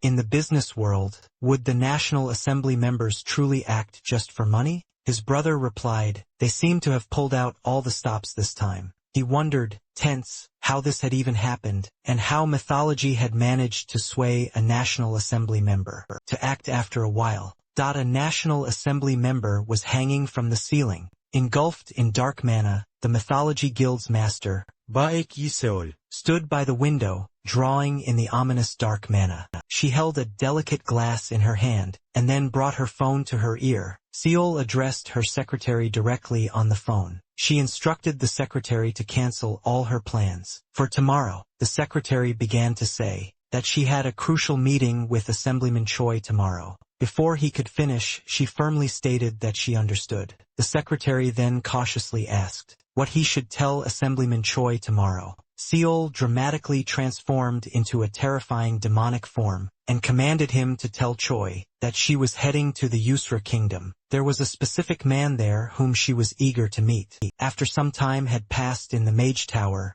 a system window suddenly popped up, notifying that a brand new function had just been activated. Suddenly, the protagonist's phone began to ring. Romeo wondered aloud who on earth was calling him. A multitude of urgent messages from his sisters instantly flooded the entire phone screen. Lee Hoyle quickly realized they were indeed his sisters. He wondered why they were all writing to him at this strange hour. Romeo, casually sipping tea from his mug, looked intently at the chaotic phone screen. Then, a mysterious parchment quickly materialized right in front of his face. He carefully took the parchment into his hand, and wondered if it could be from the Mage Tower. The senior magician Maya loudly greeted Lee Hoyle. She explained that she had already sent him a message, and dispatched this parchment because he hadn't answered. Maya, smiling broadly, loudly apologized for being so persistent. She joyfully said she wrote to tell him that, since Lee Hoyle was now working with the Supreme Mage, he was practically on their same lofty level. She had enthusiastically prepared what she had promised for him. Suddenly, a parchment from Van Grimm quickly appeared right next to Maya, interrupting her and loudly greeting Lee Hoyle. He quickly introduced himself, full of energy, and declared that he had prepared a small gift for him, in honor of his triumphant joining. Many more parchments from other mages then appeared before Lee Hoyle in rapid succession. Romeo involuntarily blurted out, "What is all this?" The protagonist, giving a determined thumbs up, thought to himself, "It's finally time to leave." With a stern and focused look, Romeo quickly dashed to the side, fists clenched tight. Some time later, at the Archipelago Palace, Hakuna was all smiles, laughing loudly. He declared this meant the protagonist had arrived. Since he yearned for peace and quiet, it must have been tough for Lee Hoyle. Romeo closed his eyes, and, holding a cup, stated that the king sitting at the table said this was what it truly meant, to become a partner in the Supreme Mage's scientific endeavors. This is how senior mages show their sincerity. Lee Hoyle told himself not to let it bother him. Romeo brought the cup to his mouth, and declared he doesn't take bribes, especially when they're offered, as an expression of sincerity. Hakuna threw his head back and laughed, exclaiming this was very similar to Lee Hoyle. The king was certain this was why the deadly sin of greed fell in his presence. Hakuna then asked, since they were on the subject, if Lee Hoyle had seen the video that the Giant Guild posted online. It undoubtedly showed how Lee Hoyle had defeated the great evil. Romeo tensely raised his head, shaking as he asked what video he was talking about. Lee Hoyle's phone immediately rang. The screen showed an incoming video call from sister number 3. Lee Hoyle realized he'd forgotten to answer her message. He wondered if something had truly happened. Romeo took the phone in his hand and asked to be excused. Lee Hoyle answered the call and asked what was wrong. Yahello, seething with anger, declared, "This is enough. Lee Hoyle is not greed or a mortal sin. The last king of the Asura kingdom must wake up." Erin climbed onto her aunt's back with a smile, and loudly greeted her uncle. Yahello angrily called her by name, and snapped that she shouldn't climb on her. She showed the phone screen with Romeo on it, and they declared that it was time to correct their mistakes. Yael smiled sarcastically, stuck out her tongue, and laughed. "Doesn't it look familiar?" she asked, and he chuckled as well. "That battle was seriously epic," she exclaimed. She then added that the video itself had already racked up over 100 million views on the streaming platform. Romeo ended the call, thanking them for tuning in. He swiftly placed his phone on the table, Li Hoyal, his head bowed low, asked tensely if the king could grant him a place to rest. Hakuna, smiling, raised a finger and boisterously agreed, asking if Li Hoyal had any preferences. Regarding the location, the king mentioned he was considering a duchy, since Li Hoyal could be considered the founder of a kingdom, or perhaps an independent domain. Romeo, with a bashful smile, replied that an ordinary room would be more than enough. Li Hoyal inwardly groaned, wishing he could just die. Some time later he arrived at a massive, rustic wooden house nestled deep in the forest. Li Hoyal quickly flung the door open. He hung his jacket in the closet and loosened his tie. As he did, tea bags tumbled out. Romeo sat on the sofa, scrolling through his phone. Li Hoyal thought, this is incredibly embarrassing. He wondered how the video had gotten so many views, and who had allowed the Jane Guild to just film and upload it. He mused that he should sue them for filming without his consent. Romeo pondered, what is this feeling? Something felt off. He'd had a similar feeling before. Li Hoyal, now with a mask on his face, quickly threw open the window and declared, it's just dust. He scratched the back of his head, thinking he hadn't cleaned since he arrived. Some time later, at the Jane Guild camp on the USRA archipelago, NPCs stood guard at the entrance to a tent. Timon angrily jabbed a finger at something. He then pressed his finger onto the phone screen, demanding, what is this? The screen displayed their daily, weekly, and monthly changes. The Jane Guild shares had plummeted dramatically. Timon threw his hands up in shock and roared, what kind of crazy nonsense is happening to our shares? Nam Chul, slumped at his computer, sighed, it's all because the Mythology Guild spread those insane rumors again. His brother practically shrieked. What are you even talking about? Why do these freaks constantly target us? They relentlessly ruin everything, especially after getting support from the assembly. Mythology is just trash. Timon yelled, demanding his brother send him links to those articles. Nam Kiol, covering his mouth with a hand, muttered, I think Mythology wants us to split the quests, to restore USRA before the rewards are lowered. Even further, his brother then mused, how did the Mythology Guild suddenly gain so much influence? Timon questioned, was the Jane Guild liquidated, and a merger with the Mythology Guild announced? What kind of awful headline is this? Why is the headline like that? The article itself says the Jane Guildmaster, Timon, fell in love with Guildmaster Sol, and is now practically chasing after her, begging her to marry him. At that very moment, the NPC protecting the tent raised a hand, telling her to halt and asking, what do you want here? Timon scoffed, I could write such nonsense too.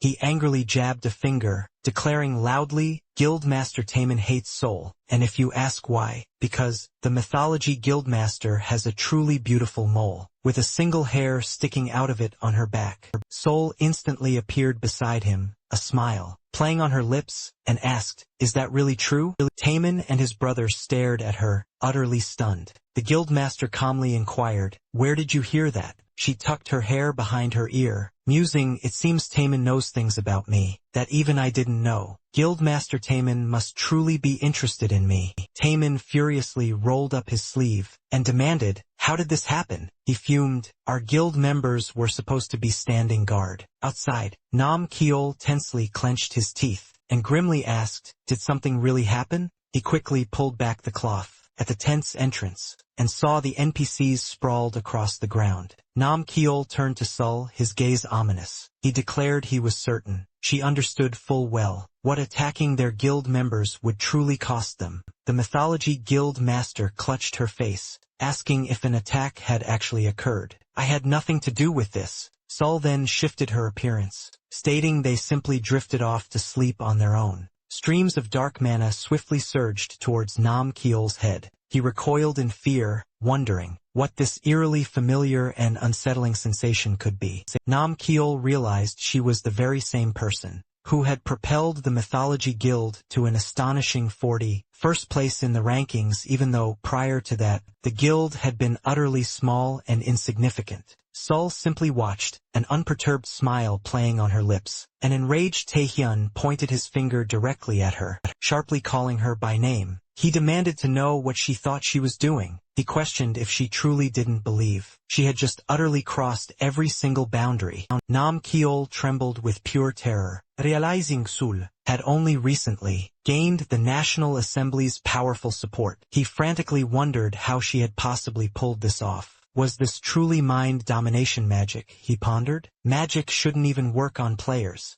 So how had this happened? He absolutely had to warn his brother, but his body stubbornly refused to move an inch. Sul, a smirk on her face, simply said there was no need to fight it. Nam Kiol, gripped by fear, thought this was exactly like when that demon had possessed him before. Meanwhile, Romeo stood near the tent, right next to the NPCs. He slowly lowered the mask from his face and let out a sigh. Taemin and Sul both looked on, utterly surprised by something. The protagonist, standing at the tent's entrance, announced he had just finished cleaning. He felt no freshness whatsoever and simply couldn't stand it. Romeo then made his way towards the guild masters. Paul exclaimed with admiration, "It's him." The protagonist confidently enveloped his body in surging mana, and declared, "I am a demon." He then swiftly showed them his phone. The screen displayed a video, in which Romeo's voice stated, "This is enough." It was time to finally correct his mistakes. With a confident look, he declared that Taemin, who reveled in humiliating others by posting their embarrassing videos, was a true demon. Guildmaster Taemin raised his hands in utter confusion, staring at him with a frightened expression. He asked if this was truly a video. Sale smiled wickedly, resting her hand on her chin, and simply told them to look. She thought that, initially, she had planned to extract more information from Taemin, but the protagonist had come here himself. Sale smiled, musing that people called Lee Hoyan the light of Yusra, but looking at him in person, he didn't seem like much. She wondered if this man had truly defeated the mortal sin himself. The Guildmaster of Mythology then asked, "Isn't your name Lee Hoyan?" Sale mused that the mortal sin must not have been anything special at all. She raised her hand with a smile and introduced herself. The Guildmaster then approached him, put her hand right on his thigh, and asked if he hadn't heard of her. Sale thought that no matter how disappointing this was, it was all for the best. She declared that she was interested in Lee Hoyan, so she thought she'd be able to acquire Yusra in its entirety, much more easily than she had anticipated. Romeo quickly slapped her hand away. Sale was utterly surprised by his sudden behavior. He put his hand on his hip with a serious expression, and sternly told Taemin, "This is completely incomprehensible." He demanded Guildmaster Jaehyun should explain himself. Namjoon, adjusting his glasses, loudly agreed. He explained that false rumors had recently begun to spread about Lee Hoyan. Articles had even come out, claiming he had given special privileges only to the guilds he was personally affiliated with. They couldn't just sit by and watch. These malicious rumors continue to spread, so they uploaded the video. Namjoon apologized, explaining that he did it to clear up any misunderstandings, but admitted he hadn't thought it through completely. Romeo sternly crossed his arms and listened. Namjoon clarified those weren't the official articles released by the Mythology Guild, or even the National Assembly. Sol smirked, bringing a hand to her face as she turned to Lee Hoyle. She ominously swept her hair from her face, then questioned how he could possibly treat her this way. She found it incredibly rude. How was the guild master ever supposed to understand this? With a serious expression, Romeo stated that Sol understood everything perfectly well. He declared he was speaking with the Jane's Guild, and then asked who told her. It was polite to interrupt someone else's conversation. With a terrifying look, Sol enveloped her body in dark mana, and retorted that, technically, it was Lee Hoyle who had interrupted her conversation with the guild. She thought to herself, he wasn't so simple. There was nothing truly frightening here. Everyone was just prey for her, a succubus. Even Lee Hoyle wouldn't be able to resist her charms. Sol brought her hand to his face, enveloping him in dark mana, and asked if he didn't agree. A system window announced, "Natural enemy." Skill was activating. Combat skills would be greatly enhanced. In the battle against the demon, looking into her eyes, Romeo realized natural enemy meant she was a demon. Sol, enveloped in ominous mana, held her hand over his head. He thought, this is going too far. At the same time, an NPC shouted nearby, running quickly toward the tent. He announced this was the giant tent, and everything needed to be filmed. He asked if the people outside were members of the Jane's Guild. The NPC ran into the tent, filming what was happening, and exclaimed that it was amazing, because Sol was also here. They were finally right in front of the Jane's Guild tent. A viewer asked if the main character was really there. The viewer transferred 50,000 won to the NPC, and commented that it truly was Lee Hoyol. The NPC loudly thanked them for the 50,000 won. A startled Sul loudly demanded, "What is this?" Namjoon coolly adjusted his glasses. He chuckled, announcing, "They've finally arrived." He furiously demanded, "What in the world are you talking about?" Nam Chul, a sinister smile spreading across his face, flipped her a defiant middle finger, and taunted, "Did you really think you were the only one who could manipulate the media by buying out publishers and newspapers?" He declared, "This is an entirely different game. Didn't she know that these days, the true media, the one that truly grabs attention, is video streaming?"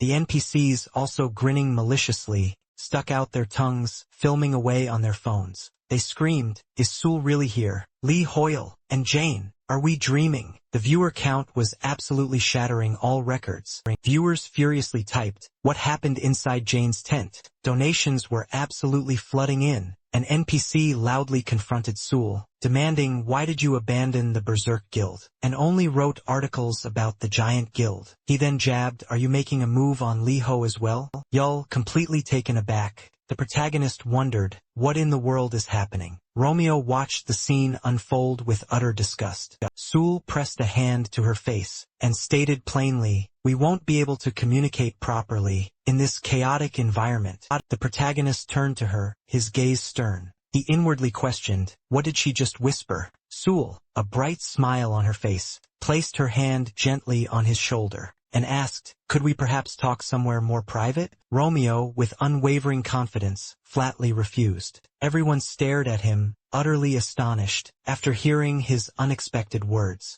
Sul, about to interject, quickly clamped her hand over her mouth. The protagonist sighed, a stern look etched on his face, declaring, "I have no time for someone who can't even make an appointment in advance. If you wish to speak with me, come back after you've learned some proper manners." An NPC guffawed, "Was Sul just rejected? Now that's some quality content." Soon after, a news report flashed across screens, stating that Sul has officially amassed 14.5 million subscribers. She's the undeniable #1 in South Korea's cutthroat business world. Sol, the scion of Mythology Corporation, is also the Guild Master of Mythology Guild. With 60 million social media subscribers, she's easily the most popular celebrity of our time. Everything Sol wears, drinks, holds, or applies instantly becomes a trend, and sells out in minutes. She's why Mythology's slogan became, "Mythology, out of stock." Now Sol practically is mythology itself. Everyone loves her, everyone wants her attention, and everyone wants her. So why is everyone like this? A comment under their video asked, who would win if Sol and Lee Hoyle fought? She wondered with a puzzled expression why her seduction hadn't worked on the main character. Sol had said several times that she wouldn't forgive him. She wondered how he dared to make fun of her. She would definitely kill him. Sol looked down, holding the phone in her hand. Both she and the demoness told them to stop. Sol looked up into the mirror. Her eyes were red. The demoness angrily told her to shut up. The demoness reminded her that Sol herself had begged for help. Did she really want to play the mistress of this body? Now remembering the past, the demoness recalled Sol asking for help and begging for salvation back then. Holding her head in her hands, the demoness had asked if she really wanted to live. In the present, the demoness said, Sol had claimed she wanted revenge on those who looked down on and hated her. Sol had said she would do anything for this. The demoness had achieved everything Sol wanted. So what was the problem? Sol looked at the mirror, then put her hand on it and said she never wanted this. The demoness asked what she was talking about. Sol, with her legs shaking, said it wasn't Lee Hoyle who should die, but her. The demoness demanded to know what she was talking about. Did Sol really think she could get everything she has now? Even her own father had branded Sol a mistake. She really ought to show some gratitude. Sol moved. She swiftly pressed a shard of bloody glass to her own neck. The demoness reeled, completely baffled. This body wasn't obeying her commands anymore. How in the world was she doing this? The demoness placed her other hand firmly on the glass, and demanded if Soul had truly lost her mind. Was she actually resisting her control right now? Had Soul truly gone mad, slicing her own neck? The demoness warned her to know when to stop, exclaiming she could have easily killed herself. Soul felt a strange sensation, wondering what it could be. The demoness scoffed, asking if she was mocking her. Why would Soul do this? Was she still lacking something? She had bestowed upon her wealth and boundless fame. The demoness had granted Soul everything she could possibly desire. She had gotten her every single thing she ever desired. She had meticulously arranged absolutely everything, so no one could ever interfere with Soul again. Exactly as Soul had always wanted. Staring at her reflection in the mirror, Soul declared she was the one who had achieved all of this. The demoness stared back at the reflection, trembling with fear, and demanded to know what in the world Soul was talking about. Soul countered, "Isn't that the truth?" She claimed everything the demoness had achieved was only ever possible because she was the daughter of the CEO of mythology. That was precisely why the demoness was trembling with fear now, because no matter who else she might possess, it simply wouldn't matter. The demoness knew that without Soul, she was absolutely nothing. The demoness realized this situation was dire. The body had already lost a significant amount of blood, and was rapidly losing all its strength. The demoness furiously demanded, "What are you saying?" Soul calmly replied that it was because she was utterly terrified of being alone. The demoness shrieked, ordering her to stop. She screamed that they would both truly die if this continued. Soul then plunged the glass shard deeper into her own body, declaring that she wasn't afraid of death itself. She then recalled memories from the past. The demoness had placed her hand upon Soul's face. Soul gazed into Lee Hoyle's eyes, and saw her own true reflection staring back. She looked at him, utterly taken by surprise, all while she stood behind the demoness. Soul revealed that Lee Hoyle actually saw her, not the demoness from her hazy memories. The demoness gritted her teeth, burning with pure rage. Her hand flew to her neck in a desperate grasp. She thought this was truly how she would die. But the demoness, she vowed she wouldn't let this happen. She would get her revenge. She scoffed, "Why are humans so incredibly weak?" She couldn't even heal herself, all because she lacked the necessary strength. The demoness slammed her hand onto a nearby box. She had to absorb something, anything at all. Desperate, she quickly darted toward the door, where an NPC was startled, standing right behind her.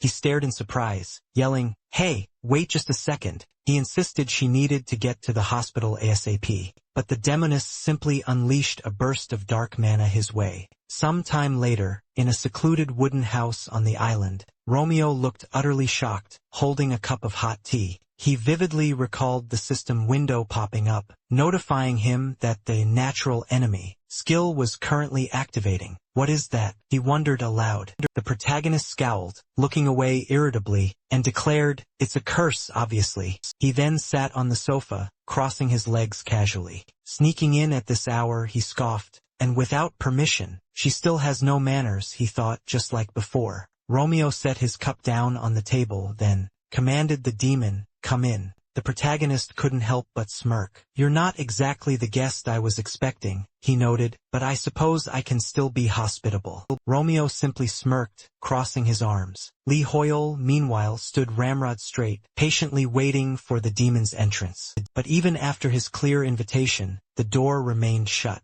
The protagonist let out a quiet sigh of relief, thinking apparently even demons don't want to visit at this late hour. The demoness, however, simply smiled, leaning her back against the window, crossing her arms with a knowing look. She remarked, "Lee Hoyle, you're more sensitive than I thought you'd be." The protagonist, startled and genuinely frightened, gritted his teeth, visibly trembling. Romeo fixed his ominous gaze on her. "Is it really appropriate to just sneak in?" he questioned, "like a common thief through a window at night? And where she'd picked up such atrocious manners." The demoness, strutting into the room, suddenly recalled her etiquette, and mentioned he'd asked her to refine them. An ominous smile played on her lips, wreathed in dark mana. Then, feigning an apology, She claimed she'd simply forgotten. The protagonist realized he could no longer perceive Sol's silhouette as he once could. He questioned what had transpired, wondering if she had truly been sealed away. Romeo, looking up, stated that he couldn't see Sol. The demoness, a sinister grin on her face, coyly covered her mouth with her hand, and asked what nonsense he was spouting. She insisted she was right there. Then, she questioned if he was really talking about a dead girl. Romeo was utterly shocked by this revelation. The demoness declared that Sol was dead. She went on to explain that Sol had suddenly tried to stab herself. Like an idiot, apparently Sol had died from shock, and even the demoness couldn't sense her anymore. And the demoness scoffed, asking what else could be expected from such an imbecile. She wondered if she really thought such a pathetic threat would work on her. Lee Hoyol, fear etched onto his face, wondered if Sol was truly gone. He desperately thought it couldn't be true. The demoness then asked if he wanted to hear something truly interesting. She stood beside Romeo with a chilling smile, raised her hand, and stated that Sol died because of him. She continued to spew unsettling truths, something about the main character being the only one who ever truly saw her. Sol was illegitimate, and according to the demoness, the very first article about her was published when she was just 8 years old. Sol didn't even have to do anything to attract the media's relentless attention. She was bullied relentlessly at school and in her neighborhood. In the end, her mother tragically killed herself in a fit of depression. Did Lee Hoyol know what Sol's father, Baek Jusung, had actually said? The demoness vividly recalled the past and recounted his exact words. He gritted his teeth, glaring at a piece of paper. He declared that even though Sol was a mistake, he couldn't abandon a child without parents. Thus, he would accept her. The demoness crossed her arms, letting out a booming laugh. With a smile, she raised her hands, then announced that, after a couple of years, Sol awakened her dormant hunter abilities. Her father forced her to work relentlessly in the rifts. She obeyed his every command. But why did Sol endure all this? It was all because she desperately craved her father's love. She yearned to confront everyone who had underestimated and hated her, shouting that she was Jusung's daughter. She also vowed revenge on everyone who had pointed fingers at her mother. In the end, no one truly needed her. Sol had declared she would repay Lee Hoyol's debt because he had believed in her. The demoness cackled. Isn't it funny? Sol died completely in vain. Romeo, with a terrifying glint in his eyes, interrupted her, ordering her to silence herself. The demoness, smiling uncomprehendingly, fell silent. The protagonist wondered if she really dared to speak to him like that. She was just a weak demoness. Her impudence knew no bounds. A system window notified him that the player, Lee Hoyol, had turned his attention to her. Her mental strength was far too weak. The demoness, staring into Romeo's terrifying gaze, wondered what this was and why he looked so dangerous. A system window notified her that she was experiencing a horror she was utterly unable to cope with. The abnormal status, horror, had been activated.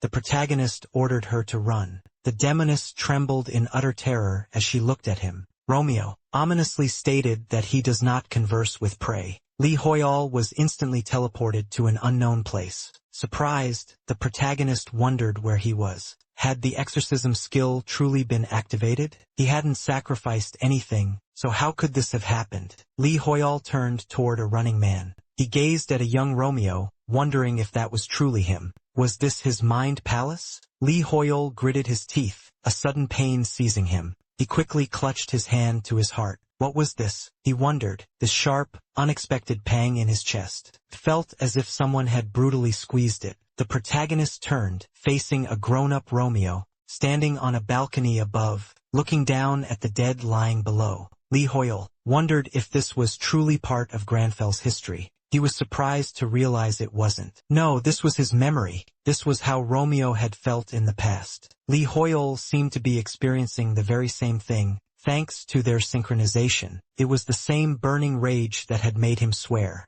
to eradicate every demon that dared cross his path. The protagonist snapped back to the present. The demoness, fearfully gritting her teeth, looked up at him. Romeo glared down at her with a terrifying expression. How dare you insult a person's pride? He seethed. How dare you laugh at the one who risked her own life To repay a debt? The protagonist, consumed by rage, raised his hand, concentrating the most powerful red energy within it. Is it truly laughable, he demanded, to laugh at the one who refused to lose her pride, despite that dishonest demoness, who used the most despicable methods. The demoness raised herself, laughing shakily. She began to say, for someone like me, but before she could finish speaking, numerous energy swords erupted around her. Romeo, standing amidst the ominous manna, lowered 2 fingers. The demoness, smiling, knelt and bowed, declaring she would repay her sins with death. She wondered if she should resist him. Many powerful beams of mana quickly shot to the side. The protagonist watched this with a serious expression. He knelt, looked at the demoness, and turning to Soul, asked, "Can you hear me?" Romeo calmly stated, "I see your pride." Soul raised her head, tears welling in her eyes, and whispered, "It's very good." Romeo thought it must have been so hard for her. "You need to get home and go to bed." He pointed to the side and said, "It's late. She should just go home and cry about it." Lee Hoyol thought Romeo had finally gotten the message. Soul closed her eyes, leaning limply to the side. The protagonist calmly gazed at Soul, who lay slumped against him. He stared into her eyes with a grave expression, thinking back to her claim of having stabbed herself. Yet Romeo couldn't spot a single wound. It was logical to assume she had simply passed out. After that, he'd need to put her somewhere secure so she could. Suddenly, Jessica burst through the door, not even giving him a moment to think. She yelled at Lee Hoyol, her voice loud and angry. "We had been out on patrol, having sensed the presence of a demon nearby." She quickly asked if Soul was okay. Jessica, not even finishing her sentence, gazed at the protagonist standing over Soul. She quickly apologized, stating she didn't realize he was currently with a lady. Jessica had absolutely no idea that the main character was about to rip the blanket right off of Soul. Romeo calmly met her gaze, and stated he was merely covering Soul with a blanket. Jessica retorted that it was obvious, adding that it would be truly strange if someone like Lee Hoyol wasn't in a relationship. The main character wondered why she was snapping at him. She exclaimed loudly and embarrassedly, "No matter what, we beg for your forgiveness. We will modestly take our leave now." Anak, his face burning red, turned his head sharply to the side, and frantically covered his mouth with his hand. He burst into tears and bolted out of the room, shouting that Lee Hoyol was an utter fool. Jessica, reaching out a hand, called out for Anak to wait. Lee Hoyol, filled with shame, wondered what on earth was happening.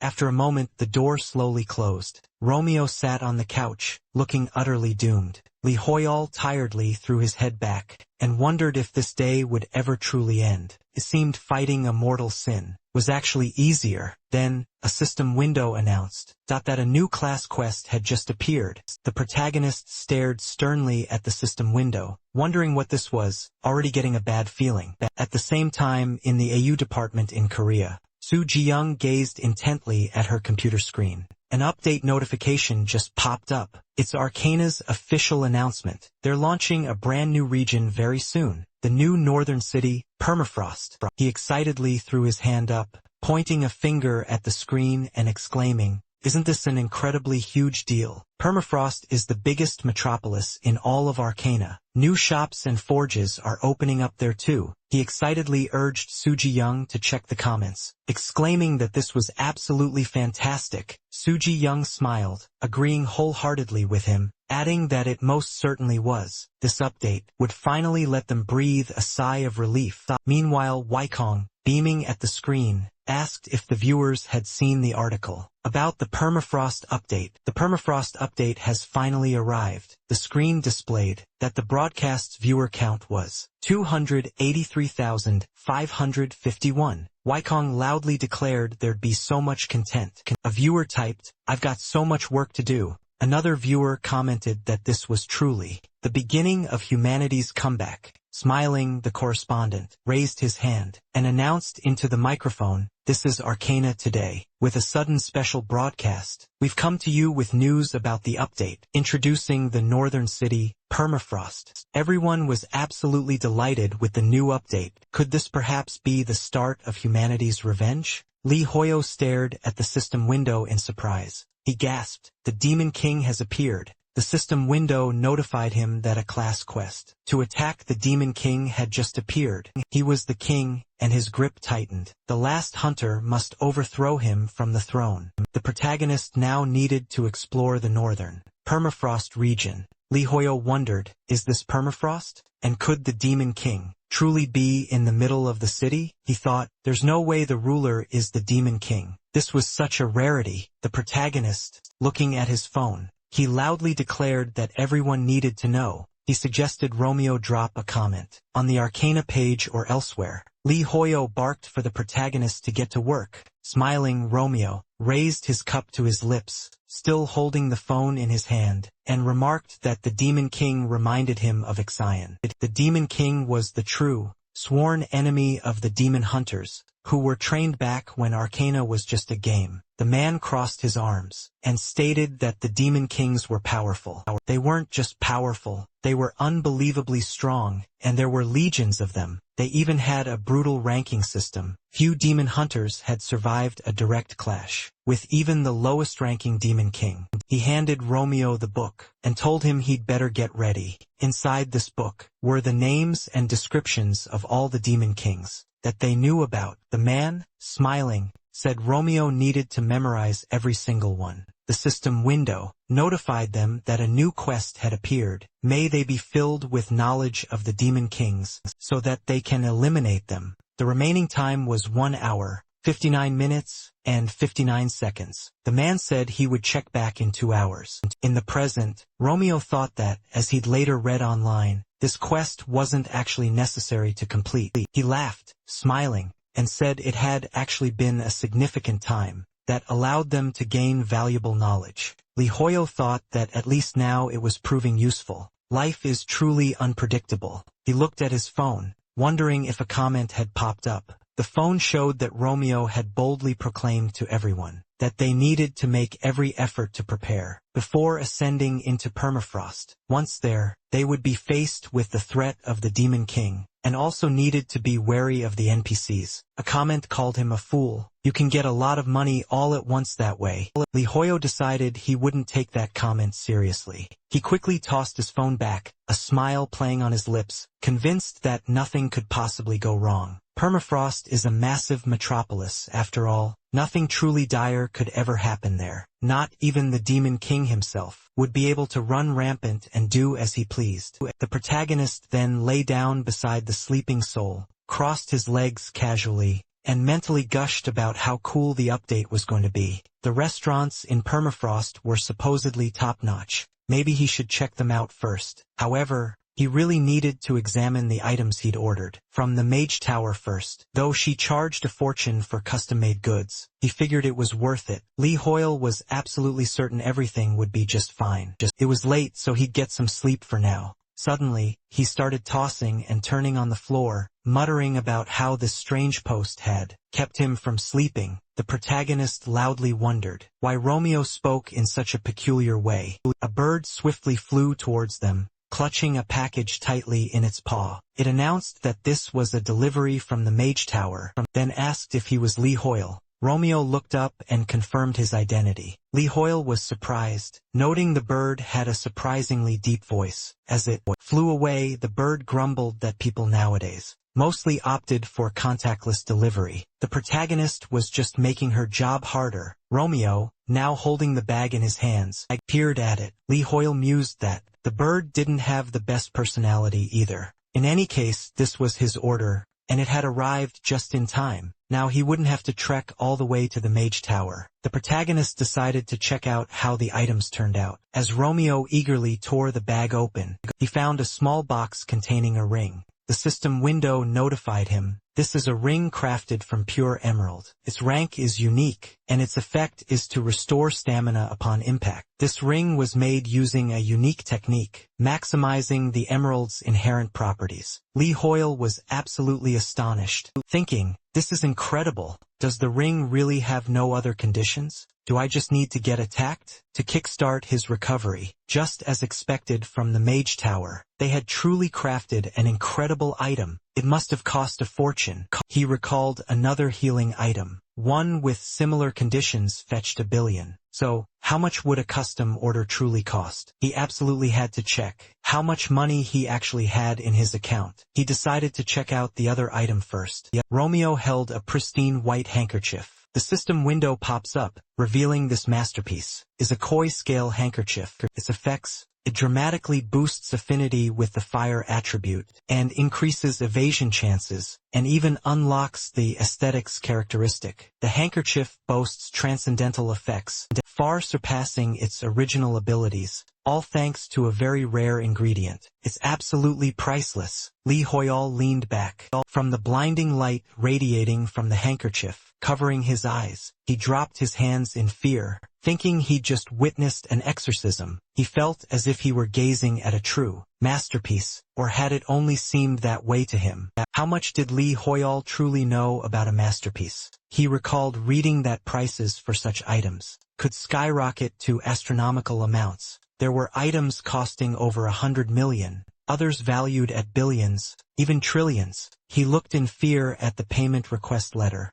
thinking he was absolutely finished. What would happen if he couldn't pay? They wouldn't take everything he had, right? Would they? The system window notifies him that the aesthetics characteristic is now unlocked. Current level is low, however. Lee Hoyol wondered if the characteristic had truly unlocked. Romeo smiled, slipped the handkerchief into his jacket pocket, and asked if it was really about aesthetics. He really liked that part. The system window then notified that the masterpiece, the koi scale handkerchief, was in his hands. The protagonist sighed tensely, wondering what on earth he should do. Since Romeo liked it so much, Lee Hoyol needed to distribute the points he'd just gotten. Fresh from exorcising the succubus, who had possessed Soul, Romeo tapped his finger on the system window, and boosted his luck stat points. The system announced, luck is now 5. With 0 points remaining, our protagonist thought, there's only one thing left to do now. He could only hope everything would work out. Lee Hoyo knelt down, clasped his hands, and looked up, practically begging for luck. Romeo happily gazed at the item in his hands, commenting that Marcelo had apparently sent the vest as a gift. It'll go perfectly with my scarf. Our protagonist was incredibly lucky, but he thought, this isn't true at all. I don't want this kind of luck. The system quickly notified him. A class quest has appeared. Lee Hoyo wondered, what now? Romeo was utterly surprised by what he saw. The system window notified him that the attack on the Demon King was now suspended. He first needed to complete the previous quest. Our hero questioned, suspended? Was there really a previous quest? Sometime later, in Japan, at the Inazuma Guild headquarters, an NPC, frantically tossing papers, asked, are we really losing to the Join Guild in the rankings? He demanded, what could be more shameful? You're practically betraying yourselves. Hisagai, with a scratch on his cheek, closed his eyes, stated his name, and declared, I'll make sure we recover from this shame. Inside Permafrost, an NPC pointed at him, saying, if Hisagai makes another mistake, he'd better be prepared to commit. Then he asked Hisaichi, do you understand? Hisaichi agreed. After some time, he clenched his hands into fists, and strode down the corridor. The analyst sadly reached a hand out to him, and turned to the master. Hisaichi interrupted him, adjusted his hair, and reported, permafrost has appeared in the sea, near Hokkaido. This information is top secret. So, the analyst was strictly forbidden from telling anyone outside the guild. The Japanese government would buy them some crucial time. Meanwhile, they needed to raise their influence and affinity within the permafrost region. The analyst loudly questioned if permafrost was truly safe, pointing out it went against the AU. Hisagai didn't let him finish speaking, and slammed his fist into the wall right next to the analyst. With incredible force, veins bulging on his neck, he declared that permafrost was a city for barbarians, and that Tarmen, from the Jain Guild, was a first-rank barbarian. Adjusting his glasses, Hisagai stated they had already lost to Jain. In the lands of Asura and User, he added there wouldn't be a next time, and that they would surpass Jain again. The analyst fearfully agreed. Hisagai quickly turned, ordering the analyst to tell all guild members to head to Hokkaido. Smiling, he raised a single finger, and warned the analyst that, if he wasn't prepared to commit to him, he'd better watch his behavior. Everyone was behaving so frivolously, because they weren't the ones who would have to take responsibility. The analyst, with beads of sweat forming on his face, took out his phone and, laughing nervously, said he would handle it. The analyst then composed a message. Permafrost will appear near Hokkaido. The man thanked him, and replied he would transfer the money. As soon as they confirmed it, the analyst then sent another message, inquiring when he'd be reachable. At the same time, an NPC quickly picked up their phone,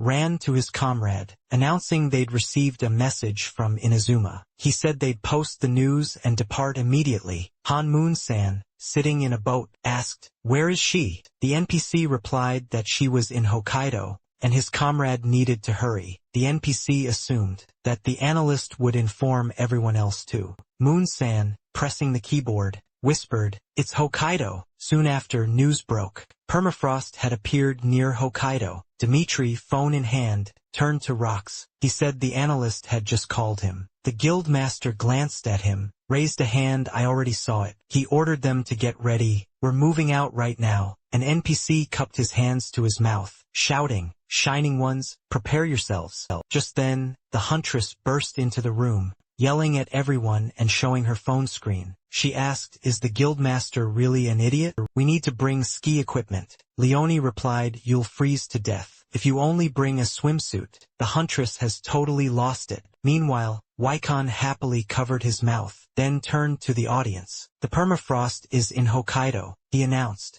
Viewers commented, "He's so cute today. What about Boss Lee Hoyo? Waikon has no nose hair today." The northern city of permafrost. This is where you can get the barbarian class. It was a main base back when Arcana was a game. Blacksmith NPCs, and various shops typical for a metropolis. People were delighted, calling this event the beginning of humanity's return. If the city's content mirrors the game, it will greatly aid players. Sometime later, in Hokkaido, in front of the permafrost portal, Taemin angrily rested his sword on his shoulder, asking, "What is this? What are you even talking about? Have you all gone crazy?" Namjoon, holding a tablet, asked, "What's wrong, Taeyong?" Taeyong angrily pointed his finger back, turning to his brother. "They require passports," he exclaimed. "I've never been asked for a passport. How did I even become a player?" Namjoon raised a hand, smiling. There must be some kind of mistake. He greeted them and stated his name. An NPC, gun in hand, apologized. They explained that entry without a passport was impossible. Nam Chul, taken aback, exhaled a frustrated puff of hot air. Taehyun stated no one was being let in, and almost everything had been sealed off. This wasn't just happening to him, it was affecting everyone simultaneously. Amidst a dense, snow-covered forest, close to the unforgiving permafrost, the Inazuma Guild dashed quickly through the snow. Hisagai commanded them to pick up the pace, shouting they were running out of time. They had to get there first, even if only by 10 minutes. A hunter, eyes wide with amazement, yelled that he saw the permafrost's gates. Right in front of them, the guildmaster smiled, declaring they had finally arrived. His expression instantly soured. His subordinate stepped on a branch, snapping it in two. The guild members stared, surprised by something, and froze. Dead bodies were impaled on stakes. The guildmaster, a look of terror on his face, gasped, "Is this the permafrost?" The guild members quickly began to retch, making horrifying, loud sounds. A panicked hunter spun to Hisagai, demanding, "What in the world is this?" The guildmaster warned the hunter to be cautious. A guild member fearfully questioned, "What is that?" A gigantic finger then pierced his chest. The remaining guild members quickly scattered, screaming about a demon. They cried for help. Hisagai looked up, fear etched onto his face, as a massive demon, terrifying to behold, pointed its hand directly at him. The guildmaster realized this wasn't what he should truly fear. A few hours earlier, at the Lee Hoyal residence in the Izira archipelago, Sol was stirring in her sleep, when she suddenly recalled what had happened. Her eyes snapped open. Sol immediately sat upright, questioning why she was still alive. When exactly had she lost consciousness? She fretted, "Did I embarrass myself too much? What a monumental disgrace." She'd nearly burst into uncontrollable tears. When the protagonist called her amazing, she owed him her very life. How could she now make amends for all the trouble she'd caused? Romeo stroked his chin thoughtfully, gazing at the system window. He mused that it seemed the Demon King had begun to act. The system window then notified him it was time to return to the burning permafrost, captured by demons. If the scale was empty, the quest would fail. Romeo wondered if failure was really an option. With an empty scale, so far, he hadn't seen any scale. Would it really appear? When they arrived, the protagonist closed his eyes, raised his hand, declaring it was time to go. He thought that first he needed to wake up Sul. Romeo looked to the side and saw her. He calmly asked if she had already woken up. Lioya, Starlat, Raised his hand, thinking the protagonist needed to say something. Sul embarrassedly lowered her head and thanked him, sincerely regretting all the inconvenience she had caused him. Li Hoi had also saved her life. She covered her face with her hand, declaring that she would pay off this debt by any means necessary. Sul reached for his jacket and said that he was very kind and could ask for anything he wanted. If necessary, she would pay with her body, heart, and even her dignity. Romeo, holding an envelope, reminded her that she had said she would pay in any way. Li Hoi looked at him in surprise, wondering if this was really an envelope with a payment request. Then he remembered he had raised his luck. Prayers worked in strange ways. This was simply incalculable wealth. The letter stated that the payment for production was free. The Tower of Magicians did not charge a commission fee. For magicians, with the authority level of Supreme Magician, or higher, in return for their striving for greatness, through their dedicated labor, our protagonist wondered if it was truly free. Perhaps it was due to that spiffy new function. Li Hoyo stared at the letter, completely taken aback. He realized just how deeply he loved Marcelo. He then realized he had no specific request in mind. Maybe a premium mythical rank would do the trick. Harkon spun to face Li Hoyo, announcing, "It's him." Romeo merely turned with a completely disinterested look, before gesturing for him to enter. The commander then spoke up, astounded that our protagonist already had guests. He walked up to Romeo, a wide smile on his face, then covered his face with his hand, before dramatically declaring, the whispers about Enoch bursting into tears, right after Li Hoyo rejected him, were actually spot on. Our protagonist, utterly weary, put a hand to his face, and sharply told Harkon to get to the point. Li Hoyo, caught between the two, raised a calming hand, and inwardly scoffed, "These rumors are utterly baseless." With a smirk, the commander continued, that His Majesty, the King himself, would personally discuss the reason for this visit with our hero face to face. Harkon, clearly delighted, then announced he had something crucial to discuss with their savior. The knights had personally escorted him here. Li Hoi mused, for some reason, though, it felt like more and more people were flocking to him. Suddenly, Sul smiled ominously,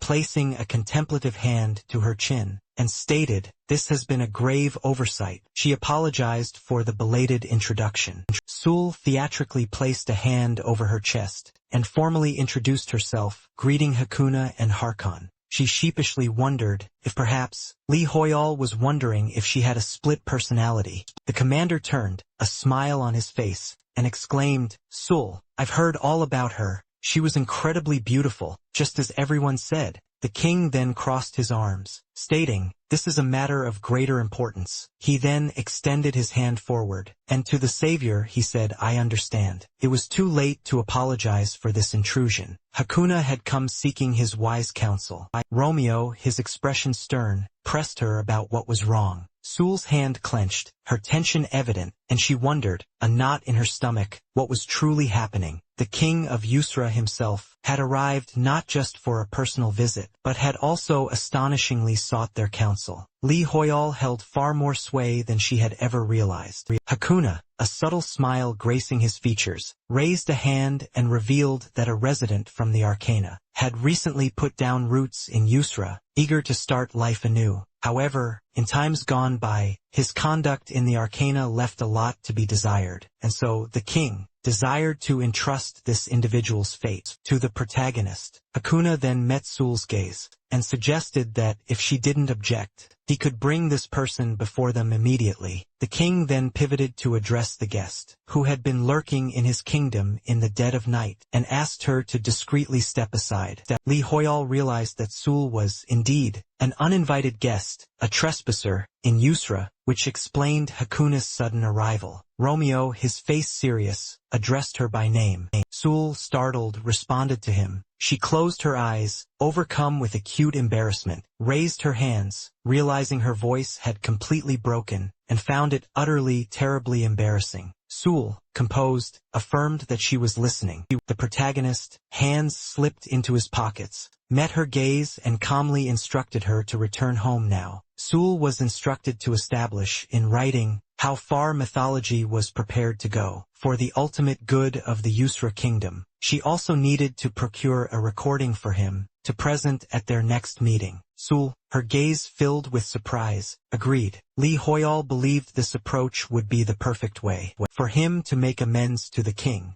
A system window flashed, announcing a new class. Quest had materialized. Sul, her gaze cast down in deep embarrassment, said quietly, she understood she had to document absolutely everything. She wondered if this next meeting meant they would actually cross paths again. Sul raised her gaze to the protagonist's somber, unyielding expression. She threw up her hands in shame, begging for forgiveness, accusing her of harboring sinful thoughts. Romeo quickly straightened his jacket. He asked Hakuna for forgiveness, and stated he must leave immediately. The king, looking at him in surprise, asked what Lee Hoyo was even talking about. Where was he rushing off to in such a hurry? The protagonist dramatically took off his jacket and revealed it was the permafrost. A surprised Harkon then asked what sudden business Lee Hoyo had there. He suggested that perhaps Lee Hoyo could explain everything briefly. Romeo, with a stern look, declared that the Demon King had arrived. The system window notified that someone had taken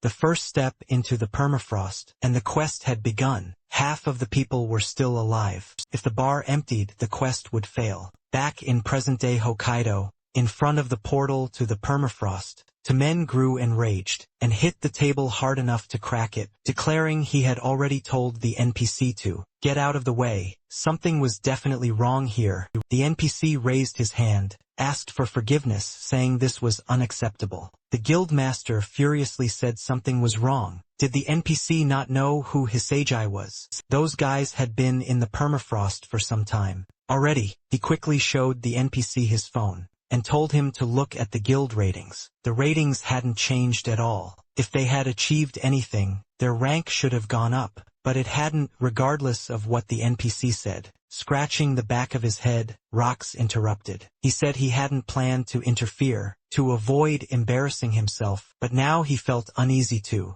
He confidently asked if they understood that this violated the established AU agreement. If they were unlucky, this incident could turn into an international problem. Were they really planning to start a war? Were they really okay with this? Taman looked at him in surprise, thinking he was an American. An NPC put his hand on his helmet and asked if that was truly the case. He declared it accepted. The NPC raised a commanding hand and commanded everyone to retreat and abandon their posts. They had to get into formation, fast. Timon, agreeing with him, his grip tightening on his sword's hilt in surprise, demanded what was happening and why everyone was leaving. He wondered if this was truly because of the Americans' authority. The hunter quickly raised his hand, addressing Rox, announcing a drone recording from the permafrost had just arrived. The guildmaster stared at the recording in horror. He questioned if this was truly the Inazuma Guild and the demons. A moment later, Kojiro clutched his head and told his Seiji that the government was deploying bombers. The guildmaster's eyes blazed with fury and told Kojiro to tell them not to do anything unnecessary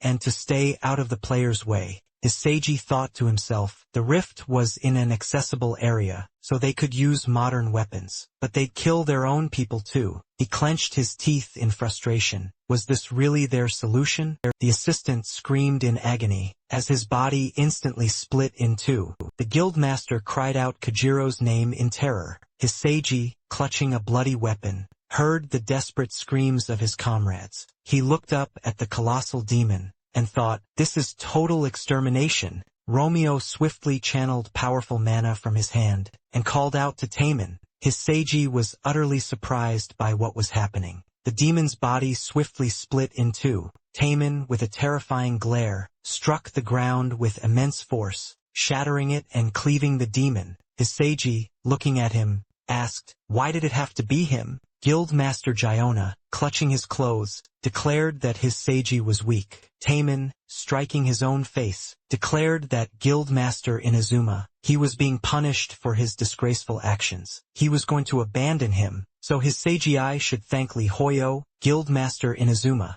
He asked what Taemin was talking about. His Seiji, looking toward the people, asked, "Who is Lee Hoyo?" He wondered if someone was on the cliff, and if reinforcements had arrived. Romeo, standing on the cliff, ordered them forward. The hunter, looking up in surprise, exclaimed, "The main character is here, and the knights of the Lionheart Order are with him." The knights quickly jumped down and charged forward. They struck the demons down with their swords. Romeo, looking sternly at the bodies impaled on spears, thought, "This is what they call historical permafrost." They allowed themselves to mock the inhabitants. By putting their bodies on display, the protagonist raged. "This is the Demon King." He covered his eye with his hand, enveloped the space around him in fiery mana, and declared, "This is ridiculous impudence. The Demon King awaits a proper end, and Romeo will guarantee it." The system window notified them, "Less than half of the survivors remain."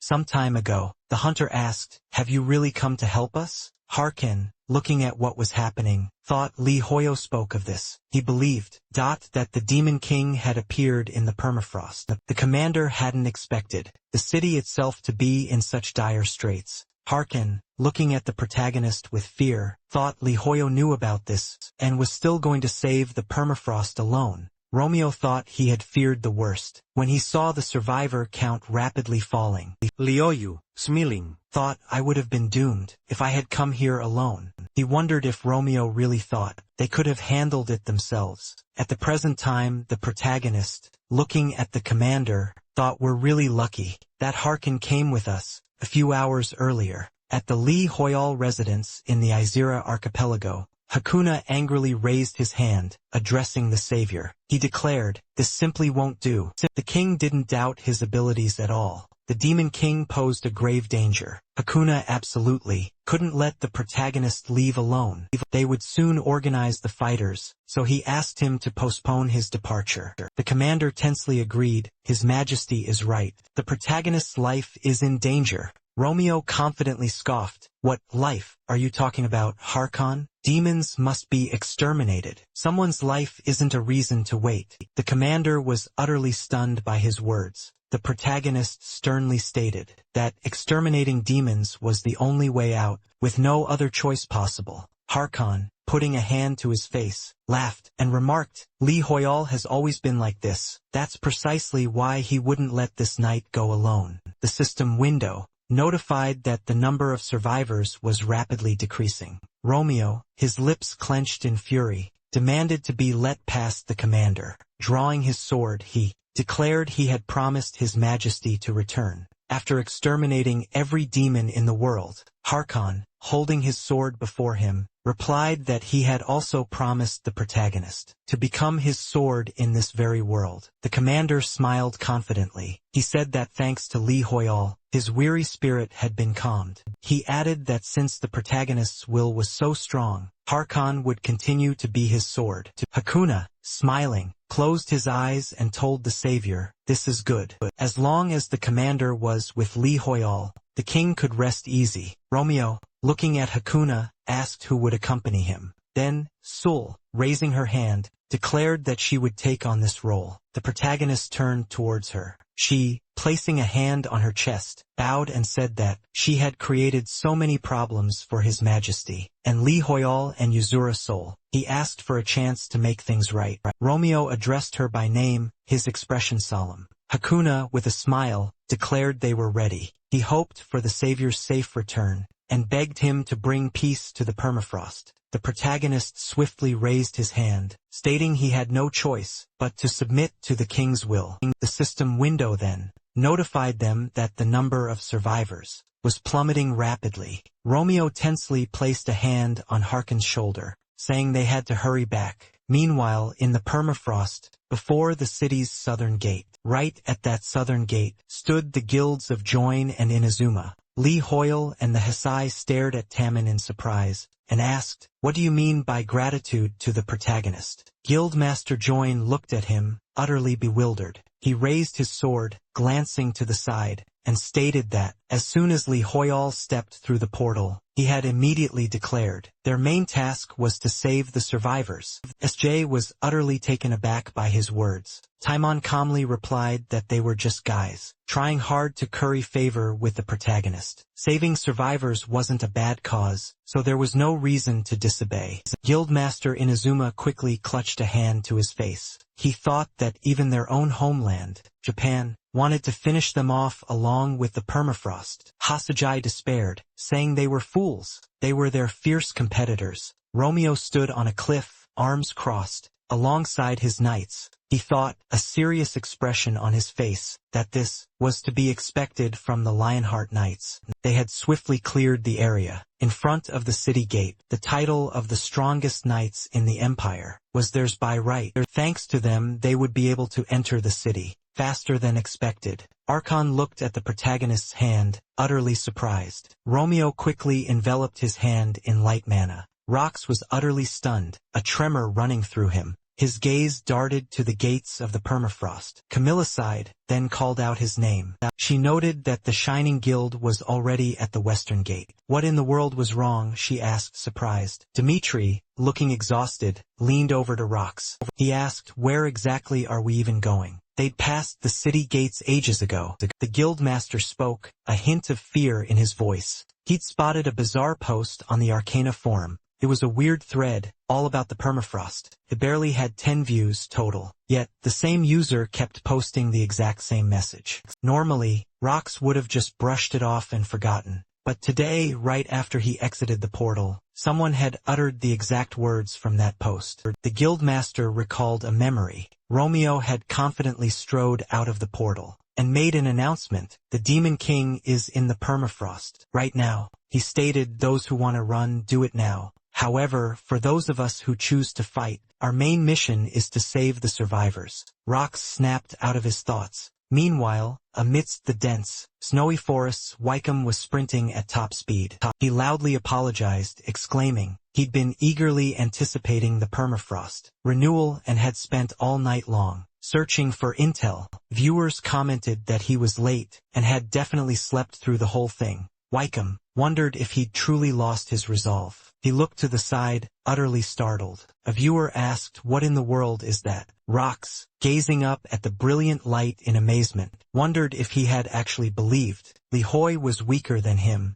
The guildmaster was gravely mistaken about that. The guildmasters of the Jin and Inazuma guilds stared at the light, completely surprised. An NPC, looking skyward, asked, is that really light magic? Romeo raised his hand, casting interference, creating spheres of pure magic. The NPC, watching in utter amazement, loudly questioned, are those seriously bubbles? The protagonist then used manifestation. Wickham looked up, utterly bewildered. The onlookers questioned what it could be, and if it was some form of light magic. They reasoned that no one could possibly do that. If it was light magic, this was certainly no ordinary light. Yet, during its manifestation, it was undeniably light. They then wondered what kind of magic was this. Jessie watched the unfolding events with utter admiration, gently pressing a hand to her hat. A viewer commented, speculating it might be something like freezing, noting the city gates were now frozen solid. Jessie, gazing at the massive, newly formed icicles, said such astonishing magical traces were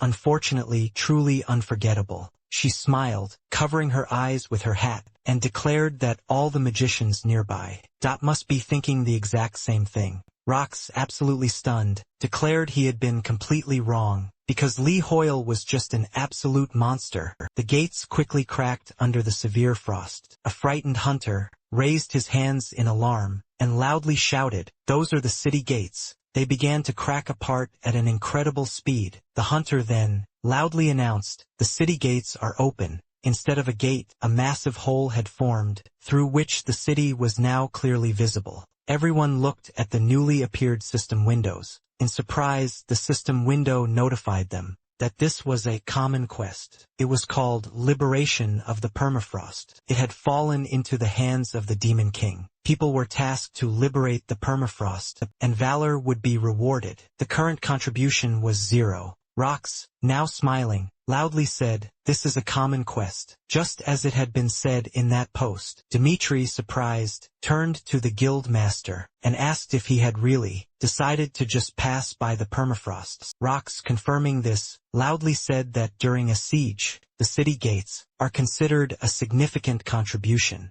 There was no reason to wait near the southern gate, because Li Hoyle was already there. They had to rush to the other gates as fast as possible. The guild members loudly affirmed his command. Moments later, stones lay scattered near the shattered gate. Harkon stared at them, exclaiming loudly, "This cannot be." He looked down in utter astonishment, then addressed the protagonist by name, declaring, "This is truly astounding." The commander had never witnessed such a siege in his life. Harkon boomed, "Li Hoyle, just give the order to attack, and I'll lead the charge." Romeo, warily sensing something amiss, thought he shouldn't do that. The unpleasant aura was growing stronger. After the gate's destruction, the protagonist was certain someone was lurking inside. Timon, beaming, looked at Romeo and loudly called out his name. "Just give the order, and we'll launch our assault." The guild master confidently declared, "Li Hoyle, you shouldn't worry." Timon loudly announced, "We'll give all the contribution points to you, protagonist." Romeo quickly shot his hand forward, loudly calling out to the guild master. "Stop," he commanded. "We are retreating. There are demons inside." Timon, with demons closing in behind him, looked to the side baffled, asking, "What are you talking about?" The demons swiftly seized him. Nam Ki-un, Utali Terrifit, loudly cried out for his brother. Romeo realized the guild master will be dragged behind the walls. He quickly spun around, yelling, "Knights!" Jessica, gripping her sword tightly, instantly charged in their direction. A surge of mana erupted between the demons and Timon. Jessica landed squarely beside him, declaring, "We'll continue the offensive." Timon gasped in surprise, thinking, "This is a barbarian technique." The protagonist, with a tense expression, knew this wasn't all. He furiously raised his mana-infused hand and loudly called out to Jessica. He warned that demons were right above them. They looked up, surprised by the rapidly approaching demons. Romeo instantly leaped back from his position. At the same moment, Kichi, smiling, leaped forward, threads held firmly in her hands. She confidently glanced back and loudly ordered Alkari to conjure a portal right beside her. He swiftly opened a portal, muttering an apology. The protagonist, observing him, wondered who these mysterious newcomers were. Alkari, gripping his weapon, looked away and declared, "It's done." He then commanded Lokad to come on through. Romeo stared at them, baffled. Where did they even come from? They weren't from the Tower of Magicians. Yet he wielded portal magic. A shimmering purple portal swiftly tore open in the sky, and Lokad plummeted down from it. The ground beneath him instantly shattered into fragments, sending up plumes of smoke as he burst out laughing. Lokad chuckled, "As you can clearly see, this portal directs you straight down, so there's no need to fear using it." Harkan, rushing swiftly to the protagonist's side, loudly agreed and immediately commanded the attack. Romeo, buffeted by powerful gusts of air, raised his hand high and loudly bellowed for the knights to follow. Commander Li Hoyo thought he'd likely plummet straight down and die if he went through that portal. It would be far better for him to simply run. The hunters and knights alike leapt into battle against the hordes of demons. A system window then notified that Kichi, Lokad and Alkari, members of the Shadow Mercenary Squad, were allocating their contribution points to the battle. Li Hoyo pondered, were they truly giving their contribution points to him? Why would they do that? Romeo looked at Kichi with renewed surprise. She extended her hand toward Harkan and brightly announced, "Pleased to meet you." Kichi confidently asked, "You must be the commander?" "We are the reinforcements sent by the king of Hakuna." She was practically itching to join the battle with Harkan. Kichi clarified, stating she was their captain, and that he was free to call her by name. The commander then declared with a bright smile, that he was thrilled to hear the news. His Majesty had dispatched much-needed reinforcements. Harkin glanced aside, stating he wasn't. However, the one actually commanding the battle, Li Hoyal, was over there. He was the true commander. Kichi glanced over, a look of surprise on her face. Thinking how incredibly lucky she was, she mused, could the famous protagonist really be the commander? This was excellent. If she encountered him here, she'd be able to snag some major bonuses in Yusra. Romeo recalled the past, an ominous expression clouding her face. She swiftly dropped to her knees. Li Hoyle rested a hand on his chin, and gazed at the system window, and then pondered whether 35 contribution points truly were that many. He couldn't tell if that was a huge amount or barely anything. At the eastern gate of the permafrost, outside the castle gates, an NPC smiled warmly and spoke into his earpiece, announcing, "This is Arcana today, with a special edition happening right now. The United by Heaven Guild, currently second in the rankings, is positioned at the eastern gate. The grand quest to free the permafrost has officially begun. As soon as guilds entered the territory, battles erupted at all 4 castle gates. Every single guild was engaged in fierce combat. However, the United by Heaven Guild, boasting significantly more members than others, was calmly orchestrating their siege, continuously replacing frontline fighters, with fresh reserves from the rear guard as needed. Luo Xian Chun, currently ranked 4th among all players,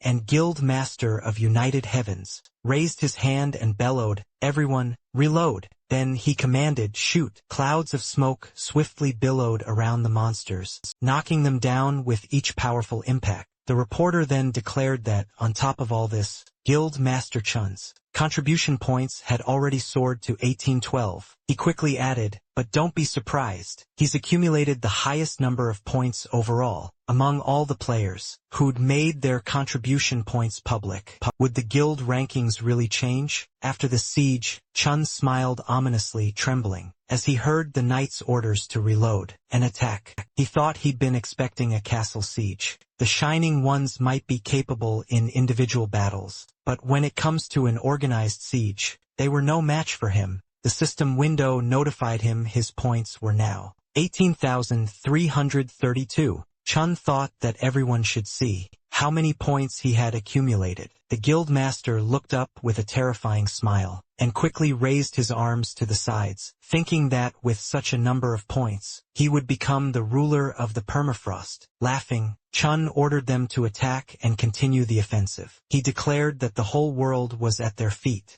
At the same time, Li Hoyle's contribution points were 35,712, and they continued to grow after some time. At the southern gate of the permafrost, Romeo sternly crossed his arms, thinking that he had been hesitant to go here because of possible traps along the way. It was a good thing the squad of shadow mercenaries volunteered to be the first to explore the area.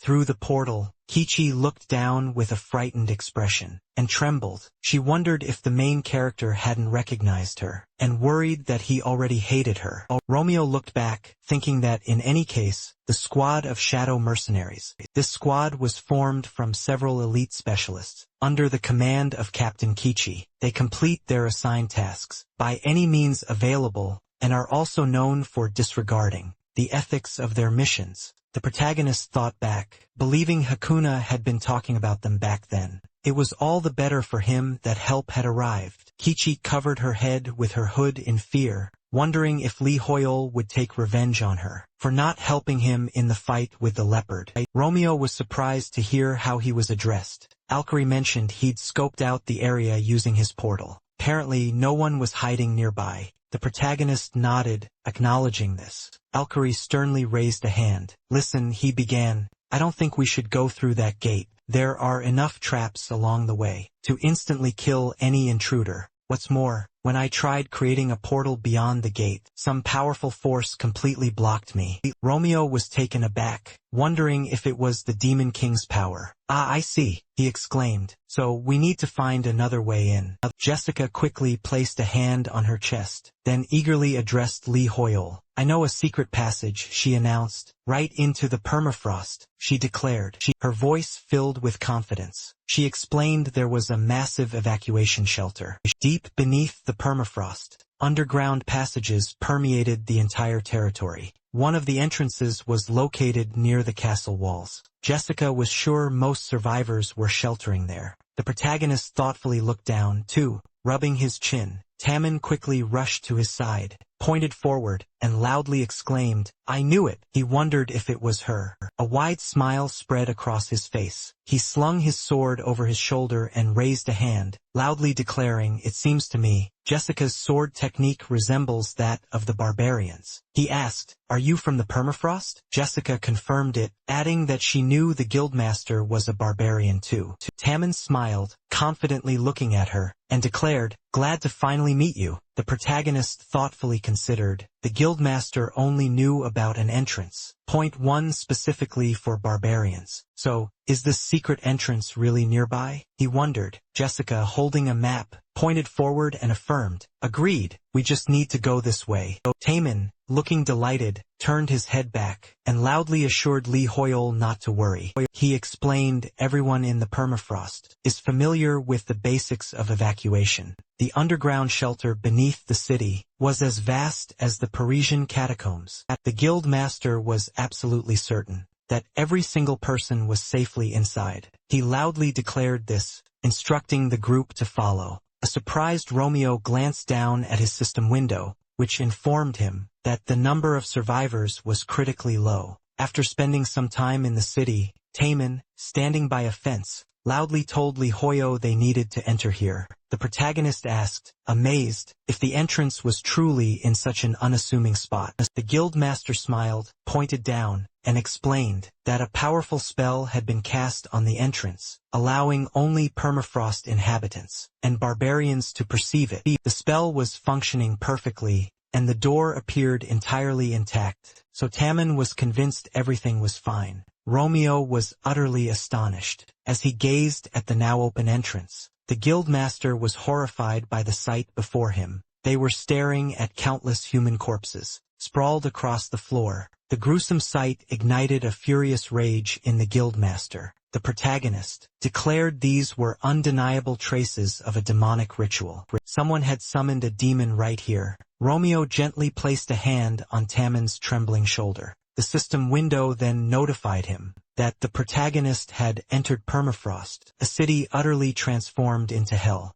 A short while later, the knights laid the wrapped corpses onto the ground. Kichi angrily threw up her hands, loudly demanding, "What is this? Has Lee Hoyle actually decided to drag out these bodies? Has he gone completely insane doing this now, when we don't even know when the Demon King's army might strike?" Alkuri, standing by the entrance, stated that was precisely why they were standing guard. The commander quickly raised her hands, exclaiming, "There's no need for this guard duty. We need to charge into battle and slay everyone. Then we can go home. This is just a waste of time." She clasped a hand to her face in utter terror. He then spun to Alkuri, demanding to know what exactly they'd done to earn Hakuna's bitter hatred. Kichi, however, believed the king had done this on purpose. He let out a booming laugh, declaring, the captain wouldn't have uttered such a thing if she'd only known how to read magical traces. Alkuri, with a confident smile, suggested it was better to be patient for now.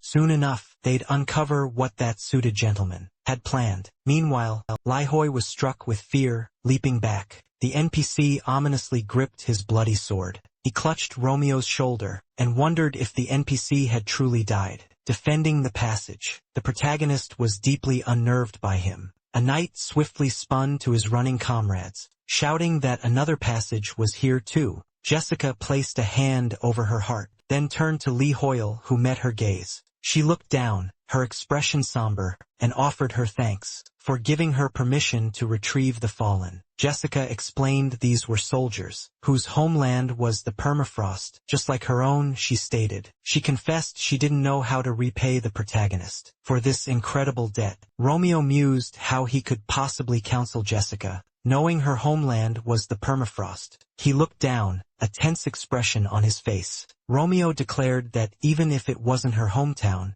it would still be wrong to neglect soldiers who died valiantly in battle. Jessica was utterly surprised to hear this. The protagonist, with a stern look, declared that he must preserve the honor of the knights, even if it meant facing his own death. She pressed a hand to her chest, full of admiration, thinking this was true honor. Lee Hoyal stared at Romeo in confusion, wondering what kind of consolation that was. The protagonist calmly stated that Jessica shouldn't assume. He did this specifically for her. He then told her she shouldn't worry. Lee Hoyal, however, concluded that Romeo truly didn't know how to console anyone at all. System window. A notification popped up. His contribution points had skyrocketed. The current total? A whopping 41,521 points. Our protagonist was stunned. Did my contribution points really just go up? He immediately questioned why. Was a squad of shadow mercenaries fighting outside? No, that can't be, he thought.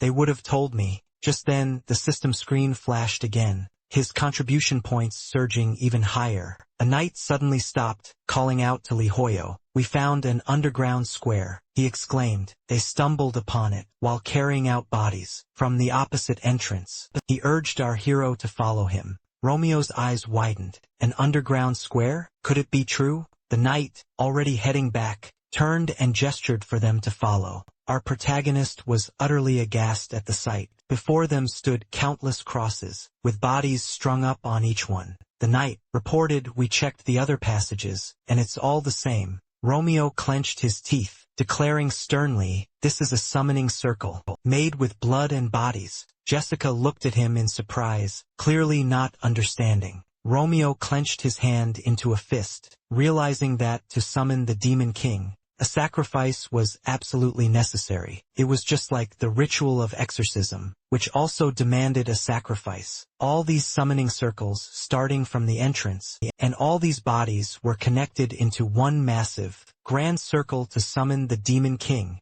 That's why removing the bodies had impacted the contribution points. They had, after all, returned offerings meant for the Demon King. Romeo looked down tensely, asking, where's Harkon? The knight, with a grave expression, raised a hand, and stated, we've already reported this to the commander. Harkon had a meeting with Lee Hoyo coming up soon. Suddenly, the underground paths shook with violent tremors. Jessica, taken aback, asked if this was actually an earthquake. Lee Hoyo realized this was no mere earthquake. He quickly spun around, and immediately ordered them to prepare for battle. Romeo declared it was the thunderous clatter of hooves. It was the cavalry of the Demon King's level 400 army, charging straight towards them. A demon, brandishing a wicked weapon, roared, how dare you touch our offerings? Then he commanded, die, humans. Jessica, snapping into a fighting stance, warned, there are a lot of demons here. We need to be careful, she added. Romeo, tense with dread, realized this wasn't an ambush at all, but a panicked, furious retreat.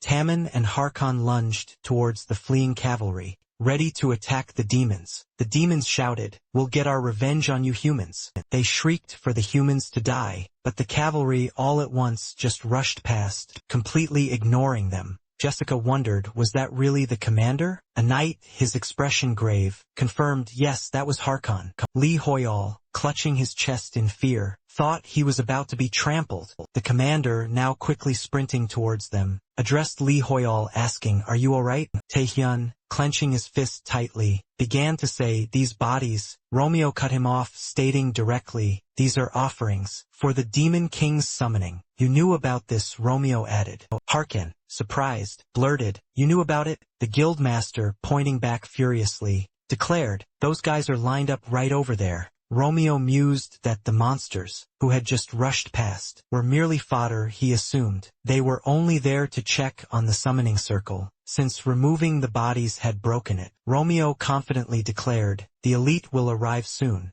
It'll probably be at least a demon commander. Suddenly, the commander-in-chief appeared right behind him, and declared it was true. Romeo whirled around, gripped by fear. He wondered where the demon commander had sprung from. With terror etched on their faces, Harkon and the guildmaster screamed for Lee Hoyal. A thunderous explosion ripped through the air, exactly where they'd been standing moments before. The demon's colossal axe had ripped right through the stone, The commander-in-chief glanced over, surprised. He wrenched the weapon free from the stone, then questioned if these were truly mere stones. The Demon King noted that Li Hoyal wielded quite interesting magic, Harkon. His voice seething with fury, Harkon declared the demon was the commander. From the northwestern valley, the commander-in-chief gazed arrogantly in his direction. Harkon swiftly lunged at the demon, brandishing his weapon and roaring, "How dare you!" The Demon King instantly materialized right behind him,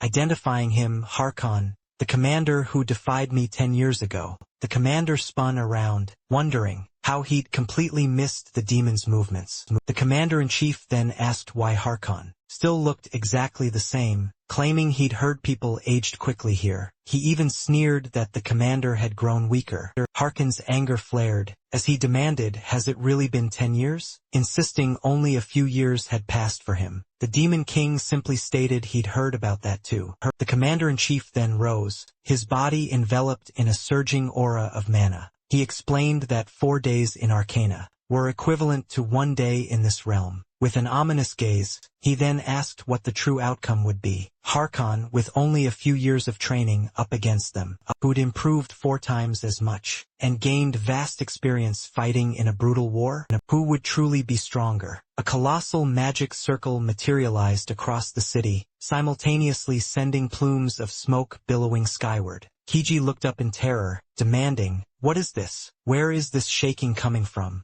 A huntress, channeling healing magic from her hands, tended to his aging eye. He looked up, fear-stricken, and whispered, "I see it." The entire castle was soaring into the sky. Standing by a swirling portal, the commander-in-chief declared he had no time to deal with weaklings like Harkon. Blinding rays of light burst from the portal, shooting in every direction. Ashikawa squinted, shielding her face with her hand against the intense glare. The Demon King scoffed, telling the commander to find him, if he truly desired revenge. With a sly smile, he raised his hands, saying that if Harkon could actually reach him, of course, the commander-in-chief would personally meet him. A system window popped up, notifying them that a class quest had just been created. The quest, deal with the scattered demon commanders and their generals, who have dispersed across the entire permafrost region. Romeo stood behind the armed forces, his gaze blazing with grim determination. Shouts erupted. The Demon King was escaping, and the ceiling was collapsing fast. Harkon, fuming amidst the falling rubble, yelled at the commander-in-chief, asking if he was truly just running away. Yoshika, addressing him by his rank, cried out that their escape route was blocked by rubble, and the entire city was violently shaking. The commander tensely clenched his teeth, wondering if the only way out was truly through that massive crack in the ceiling. Yoshika and Harkon could jump out from here, but the underground passages connected the entire city. If the catacombs collapsed, the surface above would also suffer significant damage. Any survivors would very likely be caught. In the worst-case scenario, even if they somehow reclaimed the permafrost, it would be utterly destroyed. The commander, in utter confusion, put his hand to his head and urgently asked, "How can we stop these passages from completely collapsing?" Completely, Timon, looking at the protagonist, called out his name. He warned that it was dangerous and they needed to leave. Romeo raised his hand with a stern look, directing streams of mana. Li Hoyal knew it was incredibly dangerous, knowing he couldn't possibly hold the entire tunnel network together with his mana. He might even be crushed by a falling boulder, but he'd do it no matter what. Quickly, debris began to cascade down, raining directly onto our protagonist. As people frantically screamed for him to be careful, Romeo, without moving a muscle, directed his mana. They called out his name in desperation. A colossal beam of mana shot straight up, blindingly illuminating the entire space. At that very instant, a shocked Kichi shielded her face with her hand from the intense bright light rocks. Looking up, Kichi asked if this incredible light truly came from Li Hoyal again. Dimitri, stretching out a hand to the side, ordered Jessie to stop. The girl stared at the intense glow, utterly surprised. She pointed a finger out the window, then addressed her mother directly, telling her to look how incredibly bright it was out there. Her mother, furious, quickly ordered her to close the curtains immediately, fearing that demons might notice them. An NPC raised her hand in utter amazement, wondering aloud, "What is this light?" All survivors from the permafrost were supposed to be safely in this room. Kerwin was startled to hear his name called. The NPC pointed toward the exit and reported that reconnaissance had been conducted outside just as he'd ordered. All demons defending the southern gate were dead, killed by the researchers themselves. The NPC then announced the researchers' return. Harkin gazed up in sheer admiration, exclaiming, "That's absolutely amazing." Yoshika, confusion etched onto her face, muttered, "I can't believe it." Lee Hoyle knew deep down he couldn't possibly hold this entire place with his mana alone. Tammin asked, utterly bewildered, "How is this possible?" Our protagonist confidently mused, "I wouldn't run away anyway, because Romeo truly understands the honor in those who wish to preserve their homeland." A system window promptly notified them. The aesthetics characteristic has been activated. Aesthetics effect will be automatically applied to the target. A huge statue holding a shield over its head appeared in front of them. The people exclaimed that these were the warriors of the permafrost. Romeo said with determination that he would shoulder their aspiration to protect the permafrost until the very end, even though he might end up dying under the weight of this aspiration. After a while, the people looked at the very large statues. Lee Hoyo looked tired and thought that this needed to be cancelled. He couldn't handle this aspiration. The protagonist had spent all his mana while Romeo was making these pillars. It was good that everything worked out. Of course, if it weren't for the hexagonal brooch that restored 10% of his mana, he probably wouldn't have been able to finish creating these pillars. They would have all been crushed to death.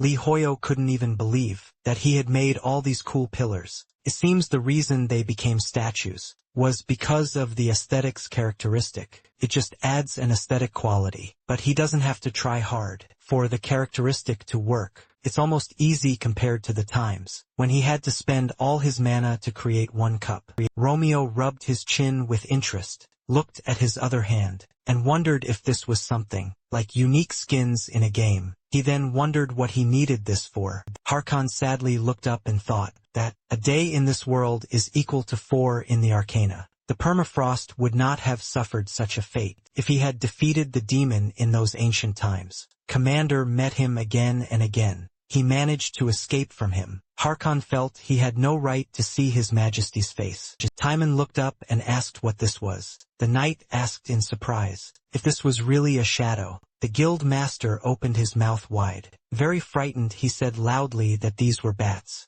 Many bats were rapidly flying through the cracks into the building. The knights quickly looked to the side and asked loudly if they had really flown here because of the light. Harkon said loudly that these were not ordinary bats. He loudly ordered everyone to prepare for battle. Everything was fine, although there were many of them. They were weak. The knights should not worry and should simply beat them one by one. Romeo looked up in fear, thinking that this could not be. Something was approaching, something larger and stronger. The system window notified him that a demon was nearby. The natural enemy skill activated. The protagonist's combat abilities would increase significantly in the battle with the demon. Romeo was very surprised by what he saw. A hellbird, the commander of the demon army, Kabakan level 500, was hovering in the air before him. Kabakan asked if this was really a person. The protagonist thought with disappointment that this couldn't be. Kabakan quickly opened its mouth over Romeo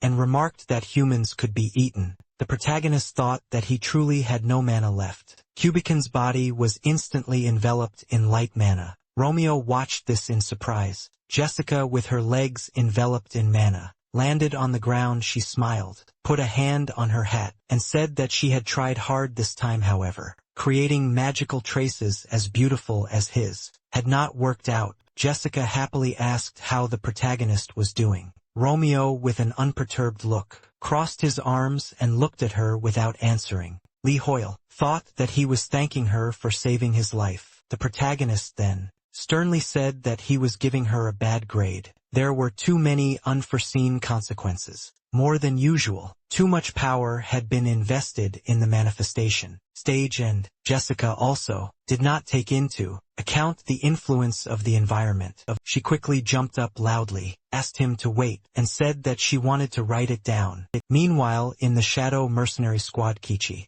sitting on the ground with her hands behind her head, complained to the old man that no one was telling them anything. She wondered if Elkari really thought they had been forgotten, and what the point of them being here was. Elkari, who was quickly writing something on a piece of paper, loudly told her to be quiet. He explained that he needed to sketch the magical traces they had recently seen before he forgot them. Kichi said that after the earthquake, the castle had risen into the sky. There were flashing lights and everything, yet no one was telling them anything. She suggested that perhaps they should just go to them. Elkari loudly reminded her that he had told them not to talk. A frightened Loki, looking at something, turned to the captain. He said that he thought they were surrounded. Many unknown people were watching them. Loki shouted that they had disappeared. Kichi quickly stood up, raised her hands, and loudly ordered them to prepare for a fight, because they were coming. The unknown people headed towards them at great speed.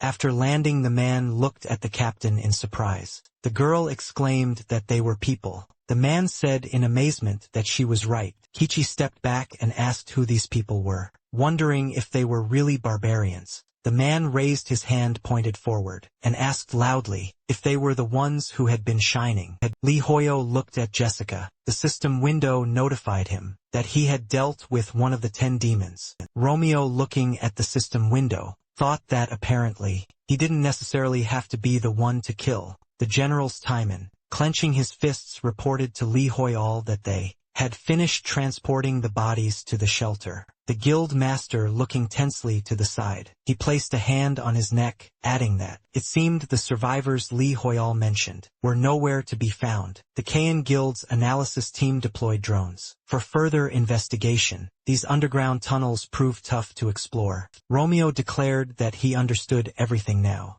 He noted the survivor count was still visible. In his quest window, Alkari suddenly materialized from a portal nearby, announcing he could now properly create portals within the castle walls. He had something crucial to report to Lee Hoyal. Then, an NPC barbarian poked his head out of the portal, shoved Alkari down, and asked if the main character was in charge. He also asked if he was the one who'd been shining so brightly lately. Taman loudly questioned if that was truly a barbarian. The NPC barbarian looked away in surprise. After a moment, Ares emerged from the portal, calling out the guild master's name. Taman looked at him joyfully and exclaimed, "Ares, you're alive!" The barbarian loudly asked, "Is that really the guild master? Is he truly that little barbarian?" Taman questioned being called little, noting he was over 180 centimeters tall. Even back then, Ares chuckled. The guild master acted like a child. Romeo stood, arms crossed, as the NPCs sniffed him curiously. Ares joyfully ran his hand over Taman's head, loudly declaring, "No matter what, the guild master is alive." He added that Karun would be thrilled to see him, and Taman knew how much Karun loved him. The guild master loudly asked, "Is Karun alive?" Ares loudly confirmed, "He is, and so are you, guild master." Lee Hoyal indignantly demanded, "Who is Karun?" Ares looked at him with a smile, asking if Lee Hoyal was their leader, and adding that his pillar of light had been really cool. Tamen trembled in fear, thinking the barbarian was speaking far too informally. He worried this was not good at all, as NPC barbarians lacked proper etiquette. The guildmaster raised his hand in fear, addressed Lee Hoyle by name, and explained that they were not trying to be rude. Romeo smiled and said that everything was fine. He added that he understood barbarian culture. Ares calls him the leader. The protagonist understands that. They treat him with respect. Ares said, laughing loudly,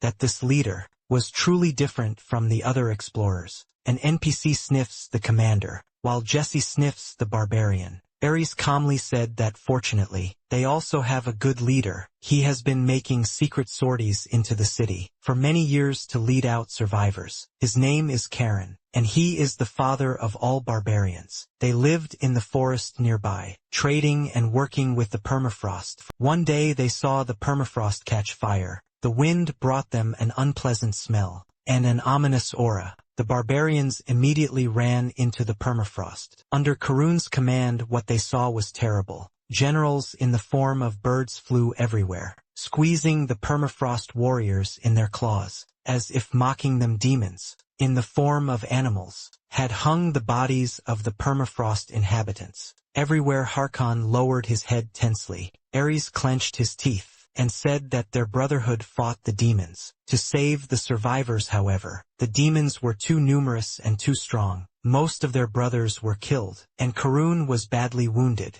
After that, they searched for survivors in the permafrost and protected them for many years. But things only got worse. The barbarians could not even light a fire, because these demons are sensitive to light. Because of this, the survivors slowly died of hunger and cold. That is how they all slowly began to lose hope from fatigue. Then a ray of light appeared in this dark city. Ares smiled, having finished his story. He offered his sincere thanks to the explorer for this, and for all the other explorers who fought by his side. Ares lifted his hand, and stated he was here to tell Lihoyal this, on behalf of all the barbarians, and the inhabitants of the frozen lands. He smiled, swiftly placing a hand on his chest, and turning to the leader of the explorers, declared that if he were to defeat the Demon King, his brothers and sisters would fight valiantly by his side. The Demon King, who has seized this place, is called Decoravia. He is one of the 72, and commands birds as his companions. It will be difficult for them to fight flying enemies, as the barbarians are accustomed to fighting solely on the ground. However, they will do everything in their power to help you reach the enemy, even if it means creating a mountain of their fallen.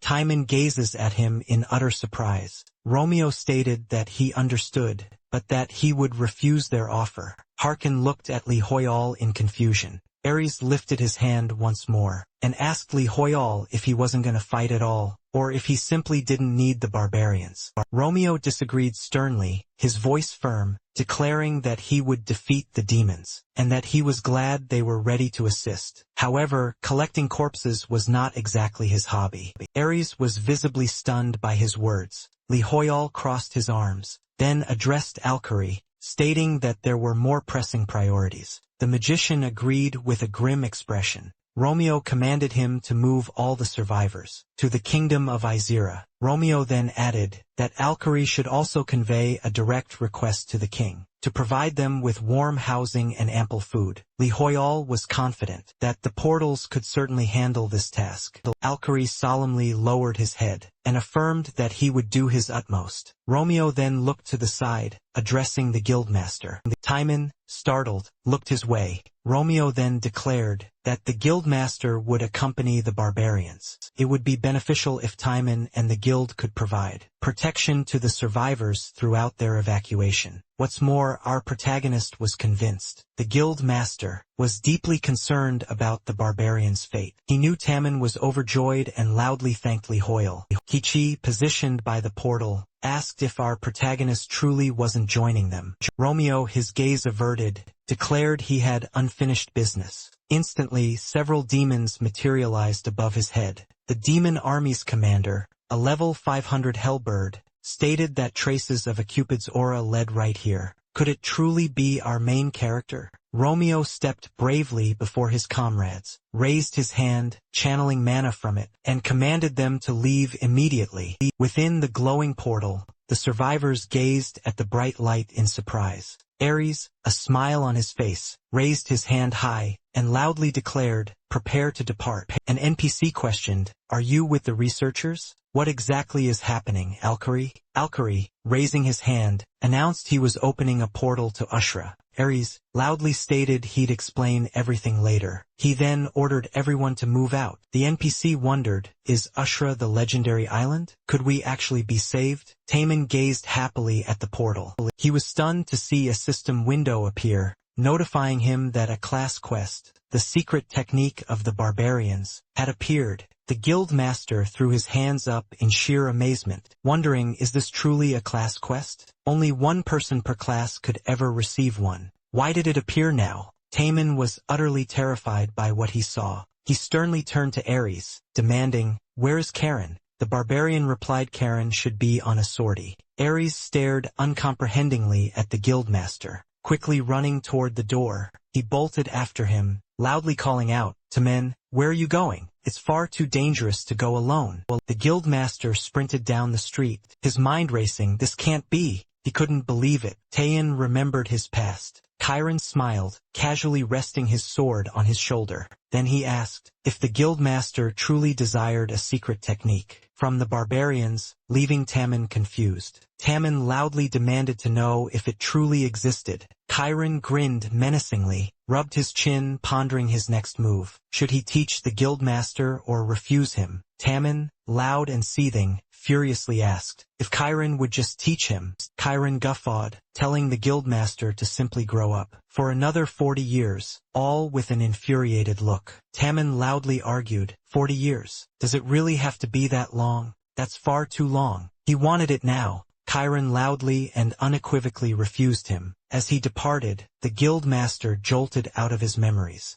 Karen's body hung impaled on a stake, birds soaring around him. He looked down at his own bloody, broken body, breathing heavily. Taemin suddenly realized Karen's death was the reason why he had been given this specific class quest. Harkan, mid-flight, suddenly noticed the guildmaster. He stopped, a truly terrifying look on his face, and wondered what could this be. One more detestable ground creature remained. Taemin looked away, tears of furious rage streaming down his face. A system window appeared, notifying him that the class quest, the barbarian's secret technique, had finally appeared. The guildmaster's leader had left this world. Their new, young leader must now unleash his untamed nature. Meanwhile, Romeo was overcome by an unsettling feeling. Harkin turned to Lee Hoyal, asking if he was all right. Our protagonist looked far from well. Romeo raised a hand, looking towards the sky, and asserted that everything was fine. He wondered where this ominous feeling was truly coming from. Truly seemed that something had gone wrong. The demon commander floated in the air, gazing down at them with a grim, serious expression. The commander then stated that too many enemies surrounded them. Every single one of them must be a demon commander. If the protagonist could just create a ladder for them, just as he did last time, his allies would be able to easily deal with them. Romeo concentrated the flow of mana into his hand, and refused him. The protagonist then declared that the heavens were their rightful domain, and that he would personally overthrow them. A commander swiftly raised his hand, and loudly demanded if Lee Hoyo truly believed a ground freak like him could ever force them down to the surface. Harkon furiously leaned over, and roared that they would attack. The protagonist shrewdly realized that demons must be vulnerable to bright light. He rapidly focused mana on the demons, bathing their surroundings in a fierce glow. The generals instantly recoiled, shielding their faces from the blinding light. A system notification popped up that Hellbird, the commander of the demon army, had been stunned. Jesse's eyes widened, looking at our hero in surprise. Lee Hoyo mentally cheered, seeing it had worked, and they could press on. His next move, bring them down to the surface, allowing the knights to join the fray. Lee Hoyo then recalled the magical lightning Jesse had unleashed, which functioned in the same manner. This lightning, crackling with mana, swiftly struck down the generals, engulfing their forms in pure mana. A system alert confirmed the protagonist had vanquished Hellbird, commander of the demon army, and contribution points were now his. Jesse marveled, admiringly, that one mere spell had sealed their fate. Lee Hoyo stared confidently at his palm, musing that he hadn't anticipated such an easy victory. He pondered, when did I get so powerful? Jesse's excitement surged as she raised her hands, and triumphantly exclaimed that this was simply protagonist-level prowess.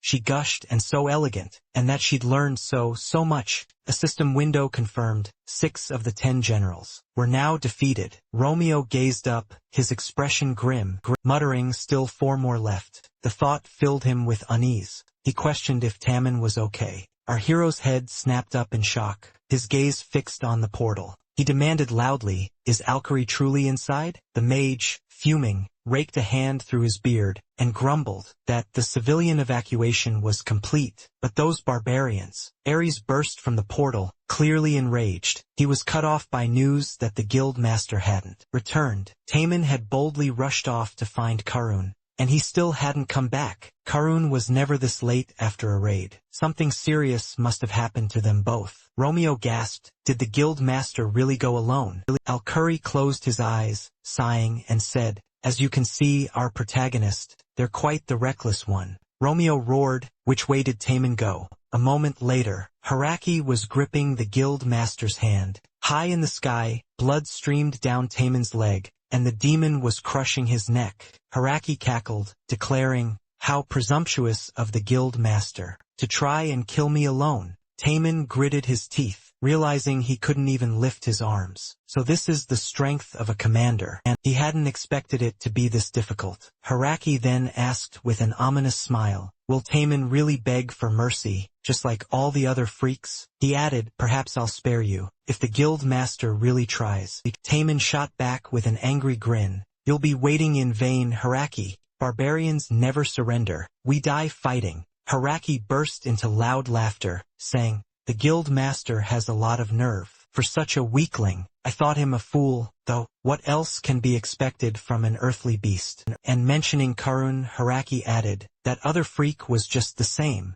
Haraki sneered, Karun wasn't smart enough to join a battle. That was doomed to defeat. Recalling that Karun had also loudly shouted Tiamat. Taman, grinding his teeth in rage, yelled, you shouldn't laugh at our leader, demon. Haraki retorted, weaklings like you should run and beg for mercy, screaming, please, spare me, and that's how Karun met his end. The guild master, clenching his fist, replied, Karun also told you, demon, don't laugh at our leader, a warrior who died in battle. Taman felt his fist clench. This demon saw Karun as nothing but a fool. The guild master was left with no choice but to kill him. Hurricane then asked if Taman could guess the fool's last words were. Recalling that memory, Hurricane recounted Karun's exact words. Karun had smiled with full confidence, clenching the hilt of the sword in his hand, and declared the demon had just found a problem. Someone incredibly foolish would come for him soon.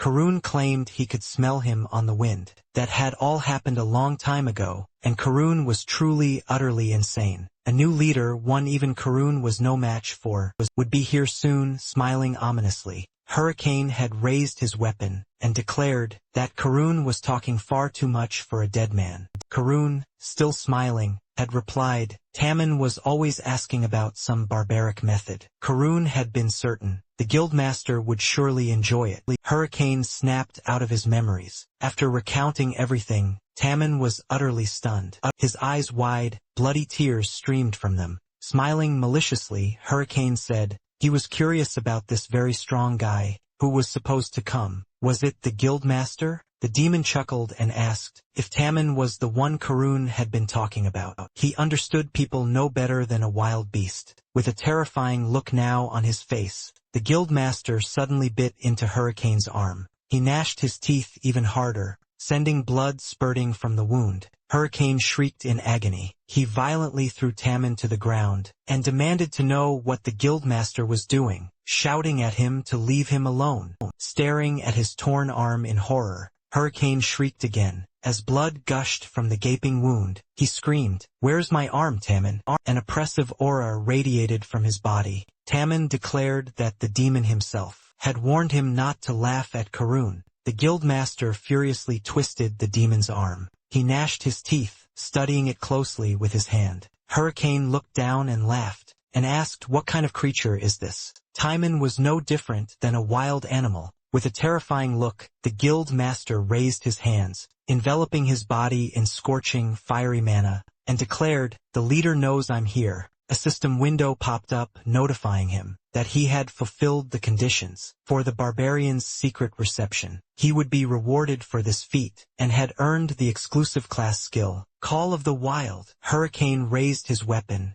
enveloped it in mana, and declared that, no matter how hard the guild master tried, he would still remain an earthbound freak. "Timon, don't you worry, the guild master will meet Karun." After Hurricane struck him hard in the stomach, with a terrifying look. Timon's appearance began to drastically change. Raising a massive, clawed hand, he opened his mouth wide and unleashed a deafening roar. The system window announced, "A class skill is being used. Call of the Wild awakens, unleashing the true frenzy imprisoned within," significantly increasing this savagery characteristic. Enveloped in raging fire, the guild master shot towards Hurricane. Intending to launch a devastating attack, Timon dealt a powerful blow to the demon, throwing him aside. Blood flowed from Hurricane's wound. He wondered, "What is this?" The guild master was moving, completely differently than before. What was this oppressive feeling? If Timon got any closer, it would surely be the end for him. He needed to fight from the maximum possible distance. Then the guild master instantly vanished from where he stood.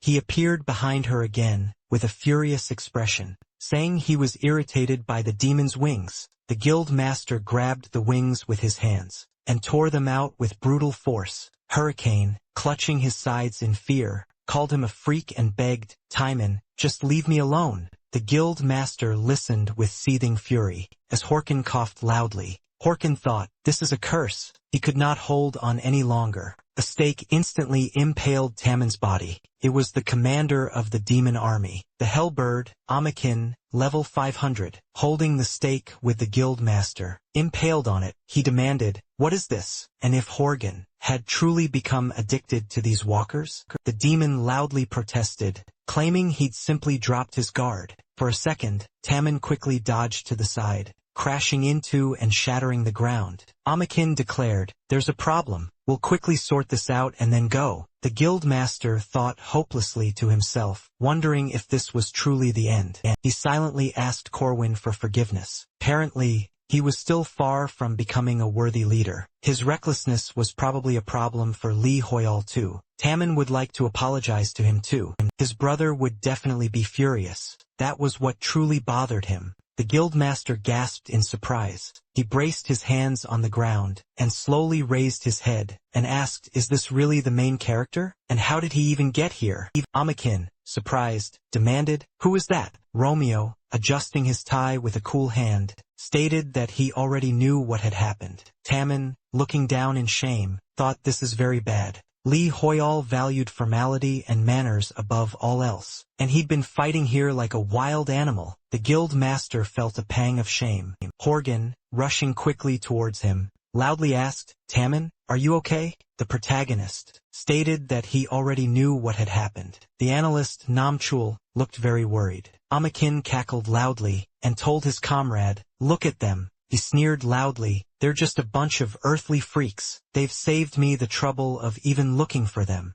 Romeo, with an ominous gaze, commanded him to shut up. Amakin, utterly shocked, stammered, "What was that?" His head instantly exploded. Horgan stared in utter terror, and shrieked, "This can't be happening." Stream of mana quickly cut off his wing. Horgan, with blood pouring from his wounds, instantly fell. Powerful clouds of dark smoke formed from the impact. Horgan rose, and loudly asked how a walking freak like Romeo dared. The protagonist asked if he was really a freak. The demon was talking without knowing his place. Romeo sent mana from his hand, saying they would see who the real trembling freak was. The protagonist would show the demon his place. Horgan, gritting his teeth, trembled at Romeo's words. After some time, the commander of the demon army, a level 500 Hellbird, smiling quickly flew by, inflicting wounds on the NPC with a beam. Dmitri, looking up, said loudly that the freak had taken off again. Gritting his teeth, he clenched the mace in his hand, and said loudly that the commander could not be hit. While in the air, Camilla quickly drew an arrow, and said that they would have to rely on rocks. She confidently declared that she would cover them. Camilla aimed her arrows towards the commander, called out to the guild master, and said it was time to begin. The commander, smiling ominously, dodged the attack, saying the arrows were very weak. Rocks struck him before he could finish. The commander, his body cut in two, screamed, rocks landing on the ground, loudly told Camilla it was a good job. Dmitri looked towards the fallen commander, and asked if they had killed him. The guildmaster loudly ordered them to report the situation. Camilla, looking at the fallen commander, said this was what the demon command was like. Dmitri asked if there would really be more of these monsters in the future. Rox raised his hand and asked what the losses were. The NPC said that 8 were seriously injured, and 2 had minor injuries. The guildmaster called out to the healer, and told him to come here. At the same time, the correspondent quickly brought the microphone to his mouth, and said that this was an edition of Arcana today. So, about permafrost right now. Rox from the Shining Guild had just killed one of the demon army's commanders. 10 people were injured in the battle. Will the Shining Guild retreat? The producer looked at his phone in surprise, and wondered what on earth was going on. At the moment, among the guilds participating in the siege, the Shining Guild was clearly ahead. They even held an exclusive broadcast of the battle with the commander of the demon army. So why was the number of viewers dropping? A message came to his phone from producer Yen Suk, saying that there would now be a real-time reaction. The producer wondered what they were talking about. In the chat, a commentator wrote, asking if they saw what happened there. Was that really Rox with the demon commander? Another asked if it was about the beam. Someone replied it was not about that, but about Li Hoi. The producer wondered, was it really Li Hoi? He asked, what the hell is going on? A commentator wrote for them to watch why. Kang's broadcast, the main character, was now playing with the demon commander. The producer, confused, looked at the phone and asked, what is this? Was the commander of the demon army shaking in horror? There were 6,758. That is 127 people. On Wai Kang's broadcast, Li Hoyal put his foot on the head of Amigon, who was lying on the ground during the broadcast. At the same time, the commander raised his hand and quickly lowered it. Romeo looked ominously at Horican. The commander told the main character not to come near. Horican knew he was wrong and asked him for mercy. He looked at the mana in Romeo's hand in fear. Falling to the ground, Horican begged for mercy. The protagonist ordered him to shut up in disgust. The commander, shaking with fear, pleaded that since he was groveling, Li Hoyal would spare him. Horican promised it would never happen again. Romeo, without listening to him, quickly hit him with a powerful stream of mana, and said that he did not talk to pray why. Kong smiling, Watched what was happening. Hiding behind rocks, he asked the audience if they saw that Li Hoyle had already defeated 8 commanders of the demon army. The protagonist sighed with relief and wondered if the demon commanders really differed in stamina. He had almost spent all his mana while trying different techniques, but Hurricane still did not want to die. A spectator watching what was happening asked if they saw how the protagonist played with them until he killed them. Jessie raised her hands in admiration and said that it was amazing and unbelievable. The Hoyle had made various changes during the intervention stage to use the same spell in different ways. Going along with him had been the right decision. After all, she had learned so much. Taman kept his hand on his wound and addressed the protagonist by name. Romeo turned to him and asked if the guildmaster could move. Taman looked down tensely, confirmed he could, and said that it was all thanks to Li Hoyal. He said that he was very ashamed because he had disobeyed the protagonist's order to evacuate the survivors. As a result, the guildmaster was greatly disgraced. Romeo turned to Taman with a smile. He put his hand on his shoulder and said that he could not be disappointed by someone who fought to preserve his honor. The protagonist saw his pride. Now they could return to the shelter and reunite with the squad. They looked at the system pop-up window in surprise. The system window notified them that a common quest had appeared. Permafrost was being transformed. The last commander general of the demon army had died. At the same time, Chun, smiling ominously, threw his head back and laughed. He said that they had also killed the commander of the demon army. The guild master was incredibly proud of his guild members. Chun stood over the commander, surrounded by his wounded comrades. He declared the position of Permafrost ruler was already rightfully his. They should start preparing for the coronation ceremony. The NPC mused that the guild master was quite careless. The system window notified that Li Hoyal's contribution to the Permafrost siege was a massive 470,192. Romeo realized the 2 demon army commanders had been defeated by other guilds.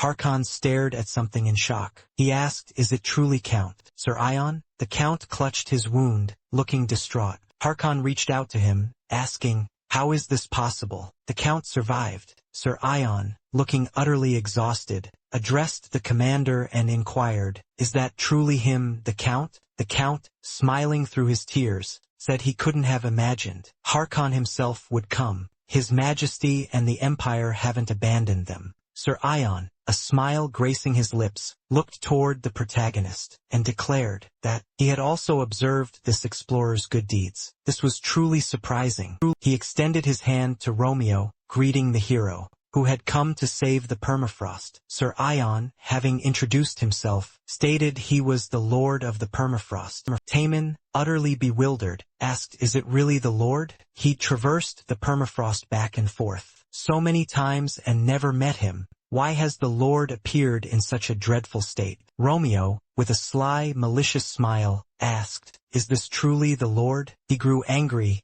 demanding he cease the deception immediately. The system window announced, "Natural enemy skill has been activated. Combat abilities have been massively increased." Amidst a brutal battle with demons, Romeo declared, "This is the Demon King." Meanwhile, why was Wykong broadcasting? He asked, puzzled. "What in the world is this?" Viewers in the chat typed furiously, "This is amazing. Could this really be Lord Sir Ion?" Why was Wykong watching all this unfold with such utter shock and surprise? The viewers wrote, "Is this really the Count? This can't possibly be the real Lord. Did Sir Ion truly survive?" The producer stared at his phone, utterly confused. The correspondent pulled off his headphones, looked at him, asking what he was watching instead of their live broadcast. Viewers wrote that Lee Hoyo was absolutely furious. Why is he so angry? Nothing can be heard. Why wasn't Wykong getting any closer? Timon asked, utterly surprised, "Is this really the Demon King?"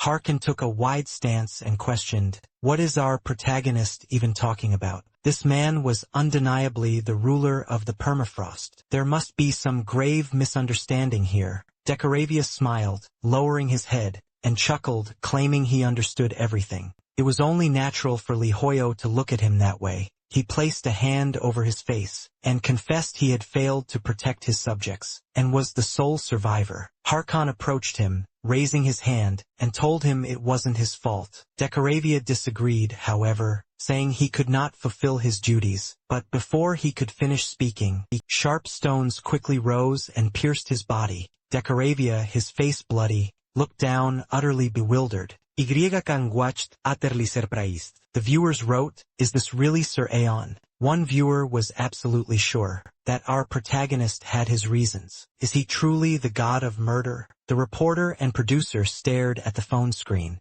in utter amazement. The commander swiftly extended his hand, calling out to Sir Aeon. He turned angrily to Lee Hoyol and asked, "Why did he do this?" Jessica said with a smile, "He's still alive." Harkon turned around in confusion and asked, "What in the world is this?" Decoravia burst out of the Lord's body, letting out a chilling laugh. The system window popped up, notifying them that the opponent's earth resistance was too high. Decoravia snickered, "Wasn't that a bit rude, Lee Hoyo?" He was still talking, after all. The system window again flashed, confirming the opponent was immune to earth attacks. Romeo's eyebrow shot up in surprise as he wondered, he actually has earth resistance. This isn't going to be easy to deal with. Decoravia urged them, "Take a closer look, for I am Sir Ion Decoravia." As he left the body, a multitude of eyes enveloped Siren's face, and declared, "I am the Lord of Permafrost, the very one you've been so diligently searching for." Lee Hoyol was absolutely terrified by the sight. Harkon swiftly drew his sword, and roared, "It's a demon." He leaped into the air, ready to strike, and demanded to know, how dare a demon insult a vassal of his majesty? The commander, his eyes glowing with a terrifying aura, thrust his sword directly at the Demon King, piercing him through. Taemin, a confused look on his face, asked, "Did Harkon really kill him?" Lee Hoyol then realized the guildmaster shouldn't have said that. A massive hole ripped open in the dark mana. Decoravia instantly exploded outwards, sending torrents of dark mana spraying to the sides. Then, a colossal beam of dark mana erupted from the ground, shooting straight up toward the sky. Taemin, enraged, demanded, "Did it really?" actually just rise into the sky. The protagonist knew this would happen. The shadowy liquid then enveloped the massive stone, where the city was located. The commander gazed up in utter amazement,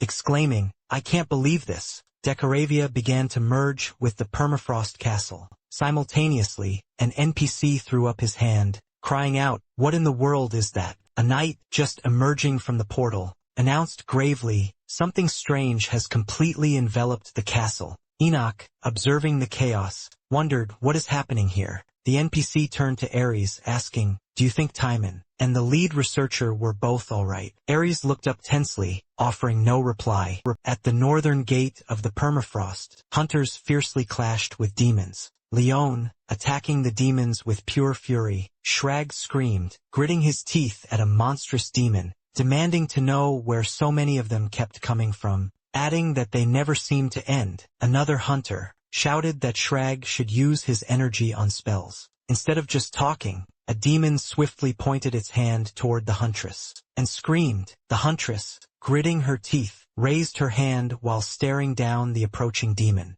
The monster stopped in surprise and looked up. The huntress wondered why he had paused. The demon stated that the Demon King was calling him. The huntress, tears welling in her eyes, asked what this truly meant. The monster quickly darted in the other direction. Shrag, breathing heavily, said that the demons were retreating. Leon turned to the side and asked why this was happening. She looked up, utterly terrified. The guild master gazed at the flying demons and asked what in the world was going on. Chun looked to the side, demanding to know what was happening and where all the demons had suddenly vanished. He then focused his attention on the system window that appeared, his expression serious. The system window notified them that Demon King Decoravia would soon reveal his true form. Camilla looked up in great fear and asked if it was really the Demon King. She looked at the mana flow connected to the city and asked again if it was truly the Demon King. Rack said that this couldn't possibly be happening. He added that if the Demon King awakens, Japan, no, the whole world would end. Archon, brimming with determination, jumped up and declared that they must stop him. He was very scared, looking at something unseen. The system window notified them that the ritual was now beginning. Romeo, with a tense look, quickly observed what was unfolding. Timon cried out that this couldn't be. The commander roared in fury, "You've brought out all the offerings for the ritual." Decoravia just cackled, calling them utter fools and stating that the sacrifices didn't necessarily need to be human. Swarms of demons soared around the Demon King. The guildmaster clenched his hands into tight fists, looking up and questioning what he was witnessing. It looked just like the magic circles. From the underground permafrost shelter, the hunters stared at the monsters filling the sky, terror etched onto their faces. They cried out, "Those are demons!" Monsters were closing in on the magic circle. The hunters exclaimed, "The demons are sacrificing themselves to complete the ritual." Li Hoi tensely clenched his teeth, thinking, "This is absolutely terrible. He must stop them." Decoravia instantly materialized near him. The protagonist quickly raised his hand and declared he couldn't allow this to happen. Romeo raised his head, a frightened look in his eyes. The Demon King thrust his hand directly into the protagonist's body, piercing him through and through. The commander angrily called out to Li Hoyal. He looked down at the sea of blood, with the hands of the dead sticking out. Undead knights climbed from the bloody sea, begging Harkan to save them. The commander recalled his battles, a doomed look on his face. Romeo called out loudly to Harkan, putting his hand on his shoulder and saying, "This is just an illusion. The commander needs to snap out of it." The illusions quickly dissipated. Timon, observing the huge flow of mana, said, "They've dispersed." Harkan, looking at the protagonist, asked if a demon had truly broken through.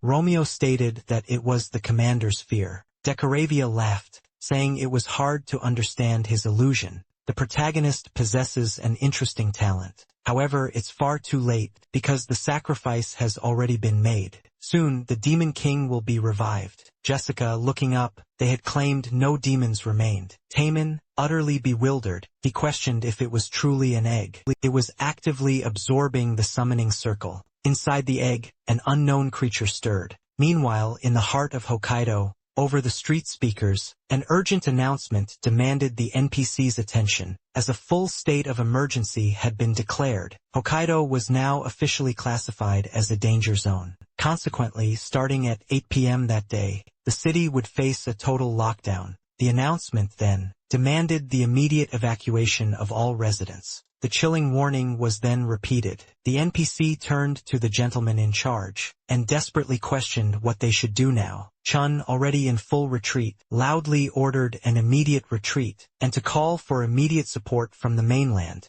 The NPC loudly inquired about the permafrost siege. The guildmaster then asked ominously if the NPC was truly worried about the siege at this moment. Despite witnessing the grim situation firsthand, the NPC still hadn't grasped the full extent of the danger. Does he really think he can handle this himself? This isn't something they can deal with on their own. Time in, phone pressed to his ear, utterly shocked, exclaimed, "What is going on?" Concurrently, Nam Chul, with a sharp adjustment to his jacket, declared into his microphone that an urgent order had arrived from Korea. All players currently located in Hokkaido were strongly advised to return home. They were going to completely seal off Hokkaido. United by Heaven, like several other guilds, had already begun their retreat. Heyman then frantically asked what his brother was talking about. Nam Q stated that if they stayed, they might not survive. Romeo confidently slid his hand under his jacket, thinking, this is too dangerous. They had to slay the Demon King before his full awakening.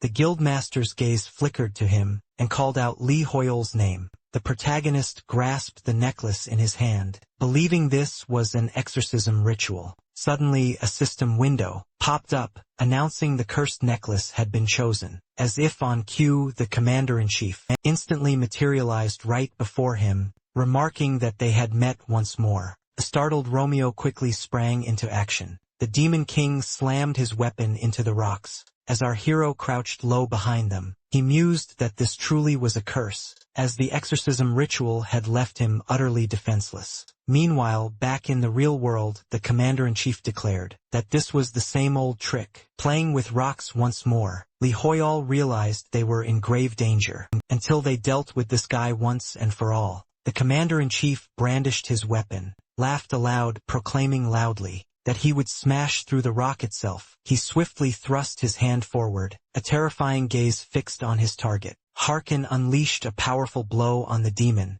sending fragments of stone flying everywhere. Romeo loudly questioned if this was truly the commander. The commander-in-chief retorted with a malicious grin, "This means Harkan is still alive." The commander, confidently gripping his sword, stated that the commander-in-chief had declared, "One day here is equal to 4 in the arcana." Upon hearing this, he couldn't contain his grief, fueled by his own perceived weakness. Harkin enveloped his sword in a torrent of powerful mana, illuminating the entire space around him. He proclaimed that he had made his majesty wait far too long. The commander-in-chief merely smiled, then chuckled, remarking that this guy wields a rather serious sword aura. The commander then turned to Li Hoyol, instructing him to continue, saying it was his duty to slay the commander-in-chief. Romeo, with a serious expression, considered that Harkin must have a compelling reason. He declared without hesitation that he would trust him. The commander-in-chief drew his weapon back, and declared this battle would be fun.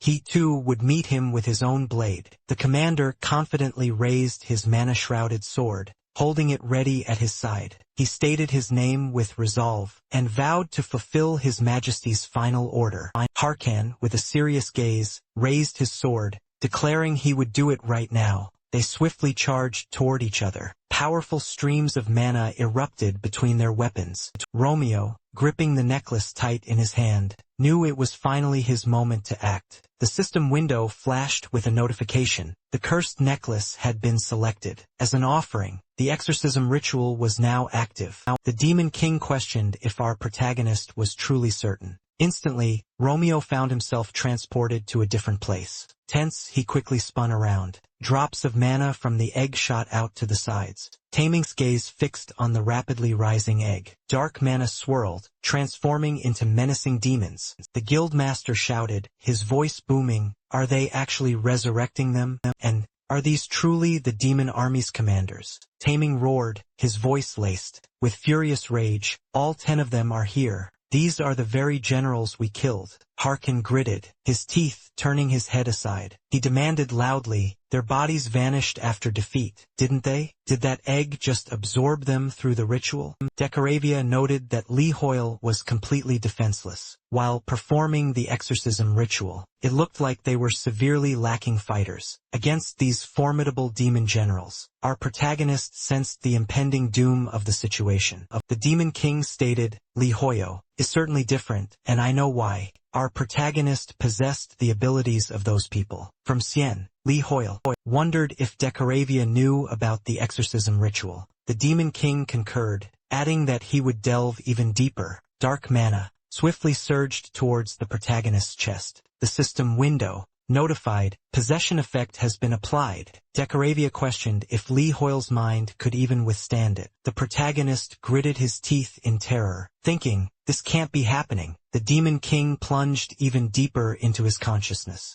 Dark mana suddenly burst out of Li Hoyle's body. He stared at the unfolding events with an utterly puzzled expression. The protagonist was utterly astonished. The Demon King's eyes met his. Romeo, with a furious expression, suddenly, he materialized right in front of Li Hoyle, pointing his hand straight ahead. He ordered Decaravia to vanish. A system window flashed, notifying them that the abnormal possession state had failed. The Demon King stared at Romeo's hand. The protagonist swiftly clenched his hand into a fist, then tore the Demon King's eyes apart. In that same instant, the core exploded with immense power. The hunters shielded their eyes and covered their ears from the deafening blast. Decaravia cried out, this can't be. To the Demon King, Romeo was nothing more than a puny human. Whoever he was, Li Hoyle looked at the protagonist, utterly bewildered, then addressed him by name. The Demon King demanded, where did Romeo get such strength? It was impossible. What even was this? This endless, ominous, deep darkness.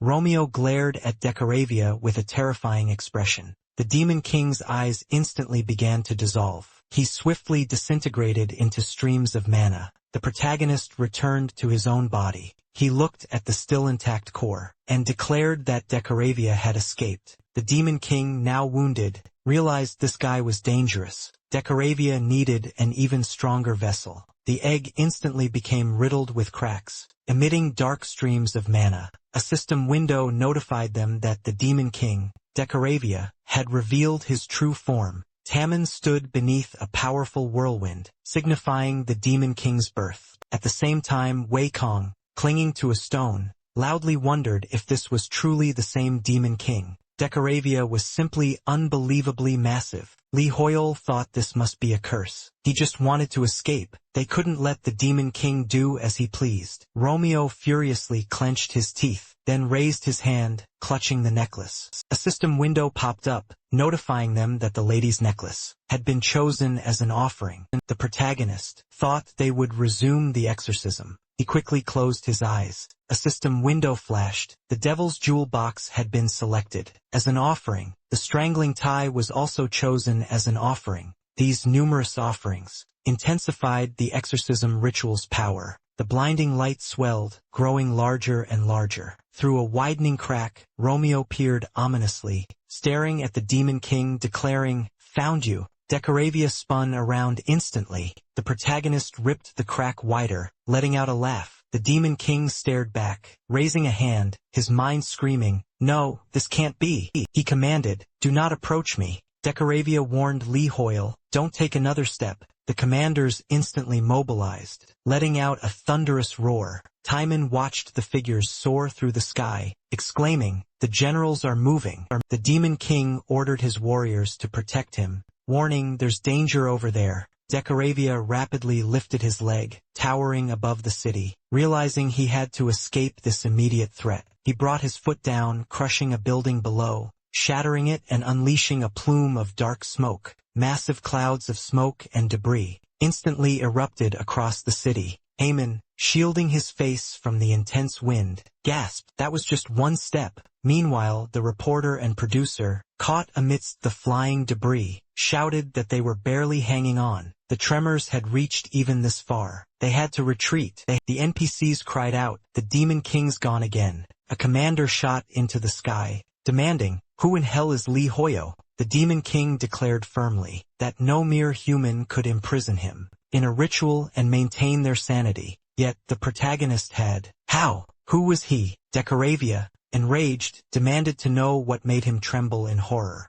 At the mere sight of Lee Hoyo, Jessica, rushing towards the guild master, reported, "One of the flying demon commanders has vanished." Cupican's jaw dropped, hovering over the protagonist, and he blurted out, "It's a man!" Hamon roared, calling out for Lee Hoyol. A spear tore through the sky, slicing straight through the air. It struck Cupican's head with devastating force, sending blood splattering in every direction. The guild master, tense, gasped, "It's him." Could it really be Hisagi from Inazuma? He wondered aloud. The Inazuma guild master confidently ordered, "Don't let your guard down." He warned that 2 more enemies were closing in fast. The commanders roared, swiftly flying right at them. Rox then leaped from the ground and thrust his sword deep into Cupid's body. He shouted to Camilla, ordering them, "Act now." He confidently drew an arrow, knocking it to her bow. Chains instantly wrapped around the commanders' bodies. Rox demanded, "Why isn't Lee Hoyol moving?" Jessica, surprised, called out his name, explaining that the protagonist was activating a skill. Rox wondered aloud, "What is the guild master doing here?" He turned his head, a tense expression on his face. He looked at her and stated he simply made the choice, with the highest chance of survival. Camilla, bow in hand, told the guild master they wouldn't last much longer. Now that the disaster that could destroy the entire world had awakened, no matter where they ran, only death awaited them. Rox turned to Hisagi from Inazuma and asked, "Do you think the same thing?" "That's why we've all gathered here, because we believe Lee Hoyol will somehow solve this problem." Shrig declared, "We will fight too." He smiled, put a hand to his chest, and said, "In Yusra I was rude. This time we, the second son, will also join the battle." A system window notified, "The Second Son Guild has joined the party." Hisagi brushed back his hair and asked, "Do you really believe it?" "I hope Shrig isn't mistaken." Hisagi was simply not the kind of person to leave unpaid debts behind. The system window notified, "The Inazuma Guild has joined the party." Taehyun angrily pointed his finger at him and yelled, "Shrig and Hisagi, stop pursuing." Lee Hoyol yearned for a weapon. Suddenly, a sharp blow landed on Taehyun's head. He stared up at Namjoon, utterly bewildered. Was his brother truly here? Namjoon, fuming, pointed a finger at his brother, demanding to know why he wasn't picking up his phone. Did Taemin want him to worry so much? His brother just scratched his head, a wry smile on his face, and mumbled an apology. Namkeel then held out a 2-handed sword, explaining he found it in the warehouse. Taemin could use it for now. A system window popped up, notifying that Jae, Hyun, and the Shining Ones had joined the party. A large party was now registered, automatically assigned raid status. The commanders soared swiftly across the sky. The hunters called out, "The others are advancing too." Cubican swiftly shattered the chains binding him. Rox furiously commanded the hunters, "Don't let the commanders reach Lee Hoyol." The commanding generals were their responsibility. At the same time, inside the protagonist's thoughts as he performed the ritual, Romeo grinned, saying the Demon King had asked, what made him afraid of the protagonist. Decoravia turned to him, utterly confused. Romeo then showed him the situation in the city,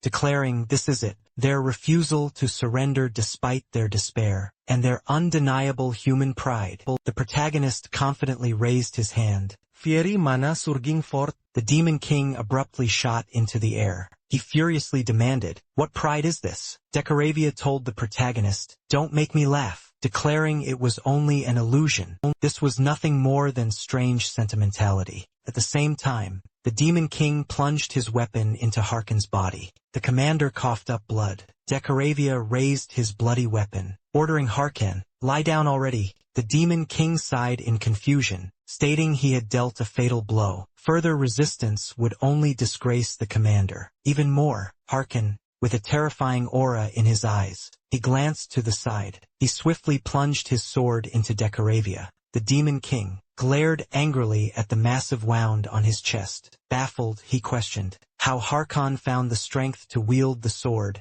and how he was still even moving. The commander had lost so much blood that he should have been dead ages ago. Decaravia crumpled to the ground, clutching a hand to his chest. Harkon looked down at him with a stern gaze. The Demon King furiously demanded why the commander hadn't surrendered, and how this was even possible. Harkon raised his sword, poised to strike. Decaravia realized the commander was unconscious, yet still continued to fight. Harkon instantly decapitated him with his sword. The system window flashed. The commander-in-chief of the Demon King's army has been defeated. The morale of the demon army has been significantly undermined, and the Demon King's power has weakened. The hunters stared at the system window in surprise. Taman happily slung his sword over his shoulder, declaring, "Harkon did it. We can move out too." Rox clenched his teeth and charged into battle, shouting his agreement. A powerful stream of energy struck Kubican squarely on the head.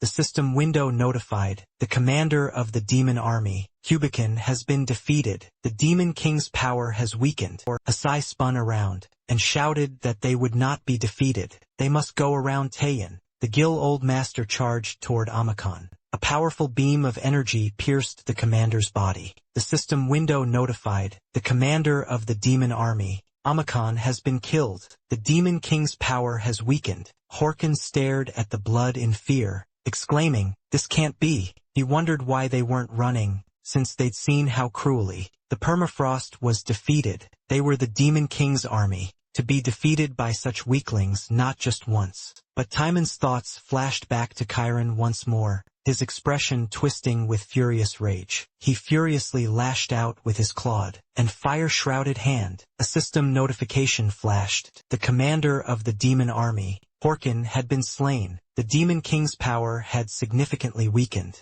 The Demon King instantly crumpled in agony and clutched his hands to his head. Decaravia cried out in despair, "This can't be happening. His commanders taken down by mere weaklings." Romeo gazed at the torrents of dark mana with unwavering confidence. A massive chunk of the Demon King's body ripped away. It plummeted to the ground, obliterating the buildings beneath it. Decaravia reeled in intense pain, blood gushing down. Li Hoyal clenched his jaw, realizing the Demon King was resisting the ritual far too fiercely. He had already poured so much mana that it was increasingly difficult to sustain the exorcism. Decaravia, his eyes burning with terror, suddenly snapped them open and roared, "A mere human dares to defy me." Meanwhile, the Demon King tore his mouth wide open, unleashing a deafening roar as he threw his head back, sending plumes of dark smoke skyward, decimating the city. The hunters instinctively shielded their faces,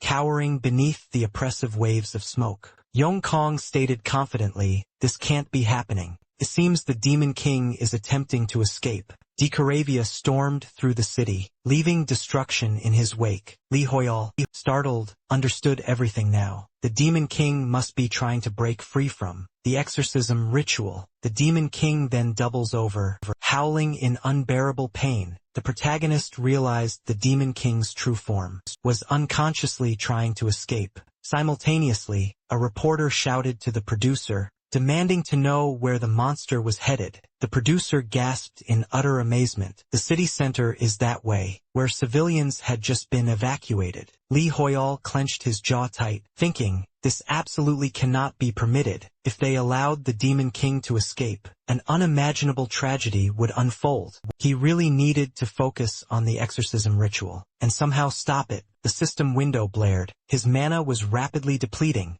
Li Hoyal was utterly shocked, wondering what in the world was happening. The system then announced, "The exorcism was ending." Our protagonist immediately thought, "This has to be a curse." Suddenly, Romeo appeared right behind Li Hoyal and declared they had discovered a new source. A source of magic. Our protagonist then recalled the past. Carl's words echoed in his mind. "Use your inner darkness as a source of mana." Li Hoyal confidently snapped out of his memories. He swiftly raised his hand, extending 2 fingers forward. Shrouded in dark energy, he realized this was dark magic. The Demon King's true form was now overflowing with dark mana, causing him to shriek in agonizing pain. Decoravia internally raged. This darkness should never. But his thoughts shattered from the sheer, intense pain. Wickham watched on, utterly tense. Viewers in the comments were writing, "Is this some kind of horror?" They just couldn't grasp what was even unfolding. The hunters all looked up, completely stunned. After what felt like an eternity, Leonie was now standing on a cliff with her comrades. She smiled confidently, gazing down below. The guild master had previously stated that she was ready to snatch our protagonist over her shoulder and make a swift escape if the situation ever became too perilous. But apparently, there was absolutely nothing to worry about. The system window then proudly announced, the Demon King, Decoravia, had been utterly defeated. The quest to recapture Permafrost was officially complete. Lee Hoyle had single-handedly restored hope to the northern city of Permafrost. A short time later, on the evening news, an NPC, clutching sheets of paper, announced with urgency, "We have breaking news." With the skyrocketing interest in the city of Permafrost, discussions about the city's reconstruction efforts and the now vacant government position had become paramount topics of discussion. Another NPC, seated at a table, asked excitedly, "Hey, have you seen the video yet?" A smiling NPC chimed in, "Was that really from Wickham?" "If you've seen it," he guessed, "probably already has over 200 million views." Meanwhile, a phone displayed a news report stating that a column of smoke had been rising for several days now. At the sight of his triumph over Decoravia, our hero gently placed his phone on the floor. He was already seated there, stretching his arms out wide. Lee Hoyle happily flopped onto his bed, exclaiming how good it felt to finally be home. Then he looked up in shock. Our protagonist remembered that after Decoravia's defeat, thick smoke had billowed from his crumbling remains. That's when the Legacy of Action quest suddenly popped up. The system window notified him that the class quest, Legacy of Action, had indeed appeared. The beacon of salvation is lit and burns brightly. "Oh, last demon hunter, bring back the legacy lost to evil." Lee Hoyle confidently gazed at the system window, raising a curious finger. He wondered aloud what Legacy of Action truly meant. Could this somehow be connected to Romeo, the one he'd met in the Palace of Reason? For now, though, he couldn't be sure of anything. The Demon King's final words, however, still confused our hero. He vividly recalled Decoravia's chilling last words. The Demon King had warned that this darkness should never fall into human hands. A few days after the return of Permafrost, Arcana published an official report. It contained the full table of contribution points for the Siege of Permafrost event, as published on October 29th. Leading the pack, Lee Hoyle had earned over 1 million contribution points. In second place was Rox, with an impressive 4,221 contribution points, and in third, Chun ranked with 2,249 contribution points. The official notice apologized for the delay, explaining that there had been a system error in calculating the points. This had caused problems with issuing the rewards. Promised they would distribute the rewards as soon as the issue was fully resolved. Commentators immediately questioned if it was truly a bug, or if such a massive error was even possible. The system window then flashed with a new notification. An urgent announcement had appeared. It was an announcement detailing an error in the distribution of rewards for the Siege of Permafrost. Sometime later in the Usra archipelago, Saul knocked on the door, apologized to Hakan, and told him it was time for his examination. She entered the room and asked how he was feeling. The doctor was very surprised by what he saw. The commander, his body bandaged, was standing on the floor, supported by just 2 fingers. He looked at them and said that it was her Saul. She quickly headed towards him and insisted that he needed bed rest. Hakan may have been given healing magic, but his injuries were still very serious. The doctor raised his hand and pleaded with the commander, as he was making his job very difficult. Hakan laughed and said that it was not a serious problem. So looking tired, put her hand to her face, and said that if the commander did not recover, she would not be able to look Lee Hoyle in the eyes. Out of shame, Hakana entered the room, and said he was glad that Hakan was feeling well, so was startled to see him together. She and the doctor greeted His Majesty. The king, smiling, extended his hand and said that everything was fine. they should feel comfortable. Hakana had only come to give the commander a package from their savior Hakana. Looking at him asked if it was really from Lee Hoyle. The king, holding a feather in his hand, said that it must have been left by the commander-in-chief of the demon army. At the place where the commander had lost consciousness, a system window notified them that it was a feather of a helped bird with a rare rank. Hakana said that the protagonist had asked for it to be given to her, since the commander was the one who defeated that monster. Lee Hoyle had also said that when Hakana met the Emperor of the Arcana again, he would need a trophy proving that the commander had fully fulfilled his duty. Hakana looked at the feather in his hand in surprise. He squeezed it in his hand and asked if the protagonist had even thought of that. Lee Hoyo is a very attentive man, but where on earth had he vanished? Several days had since flown by. Since their victory against Demon King Decoria, life quickly reverted to its usual rhythm. Yet so much had profoundly shifted. The NPC slammed his fist hard on the table. He furiously swept the papers aside, then boomed, demanding to know if Hisagai and all the other Inazuma Guild members were bowing to Lee Hoyle in grateful submission. They were nothing but absolute fools. Not only did they miss out on being the first to complete that crucial siege, but they had also humiliatingly lost to the Koreans. Did Inazuma truly not realize the grave consequences of their actions, especially considering that Jaeun had already surpassed them in the rankings? Why had they let them pass through so easily? Hisagai then calmly asked if that implied he should have abandoned all the civilians of Hokkaido. 2D. The NPC angrily retorted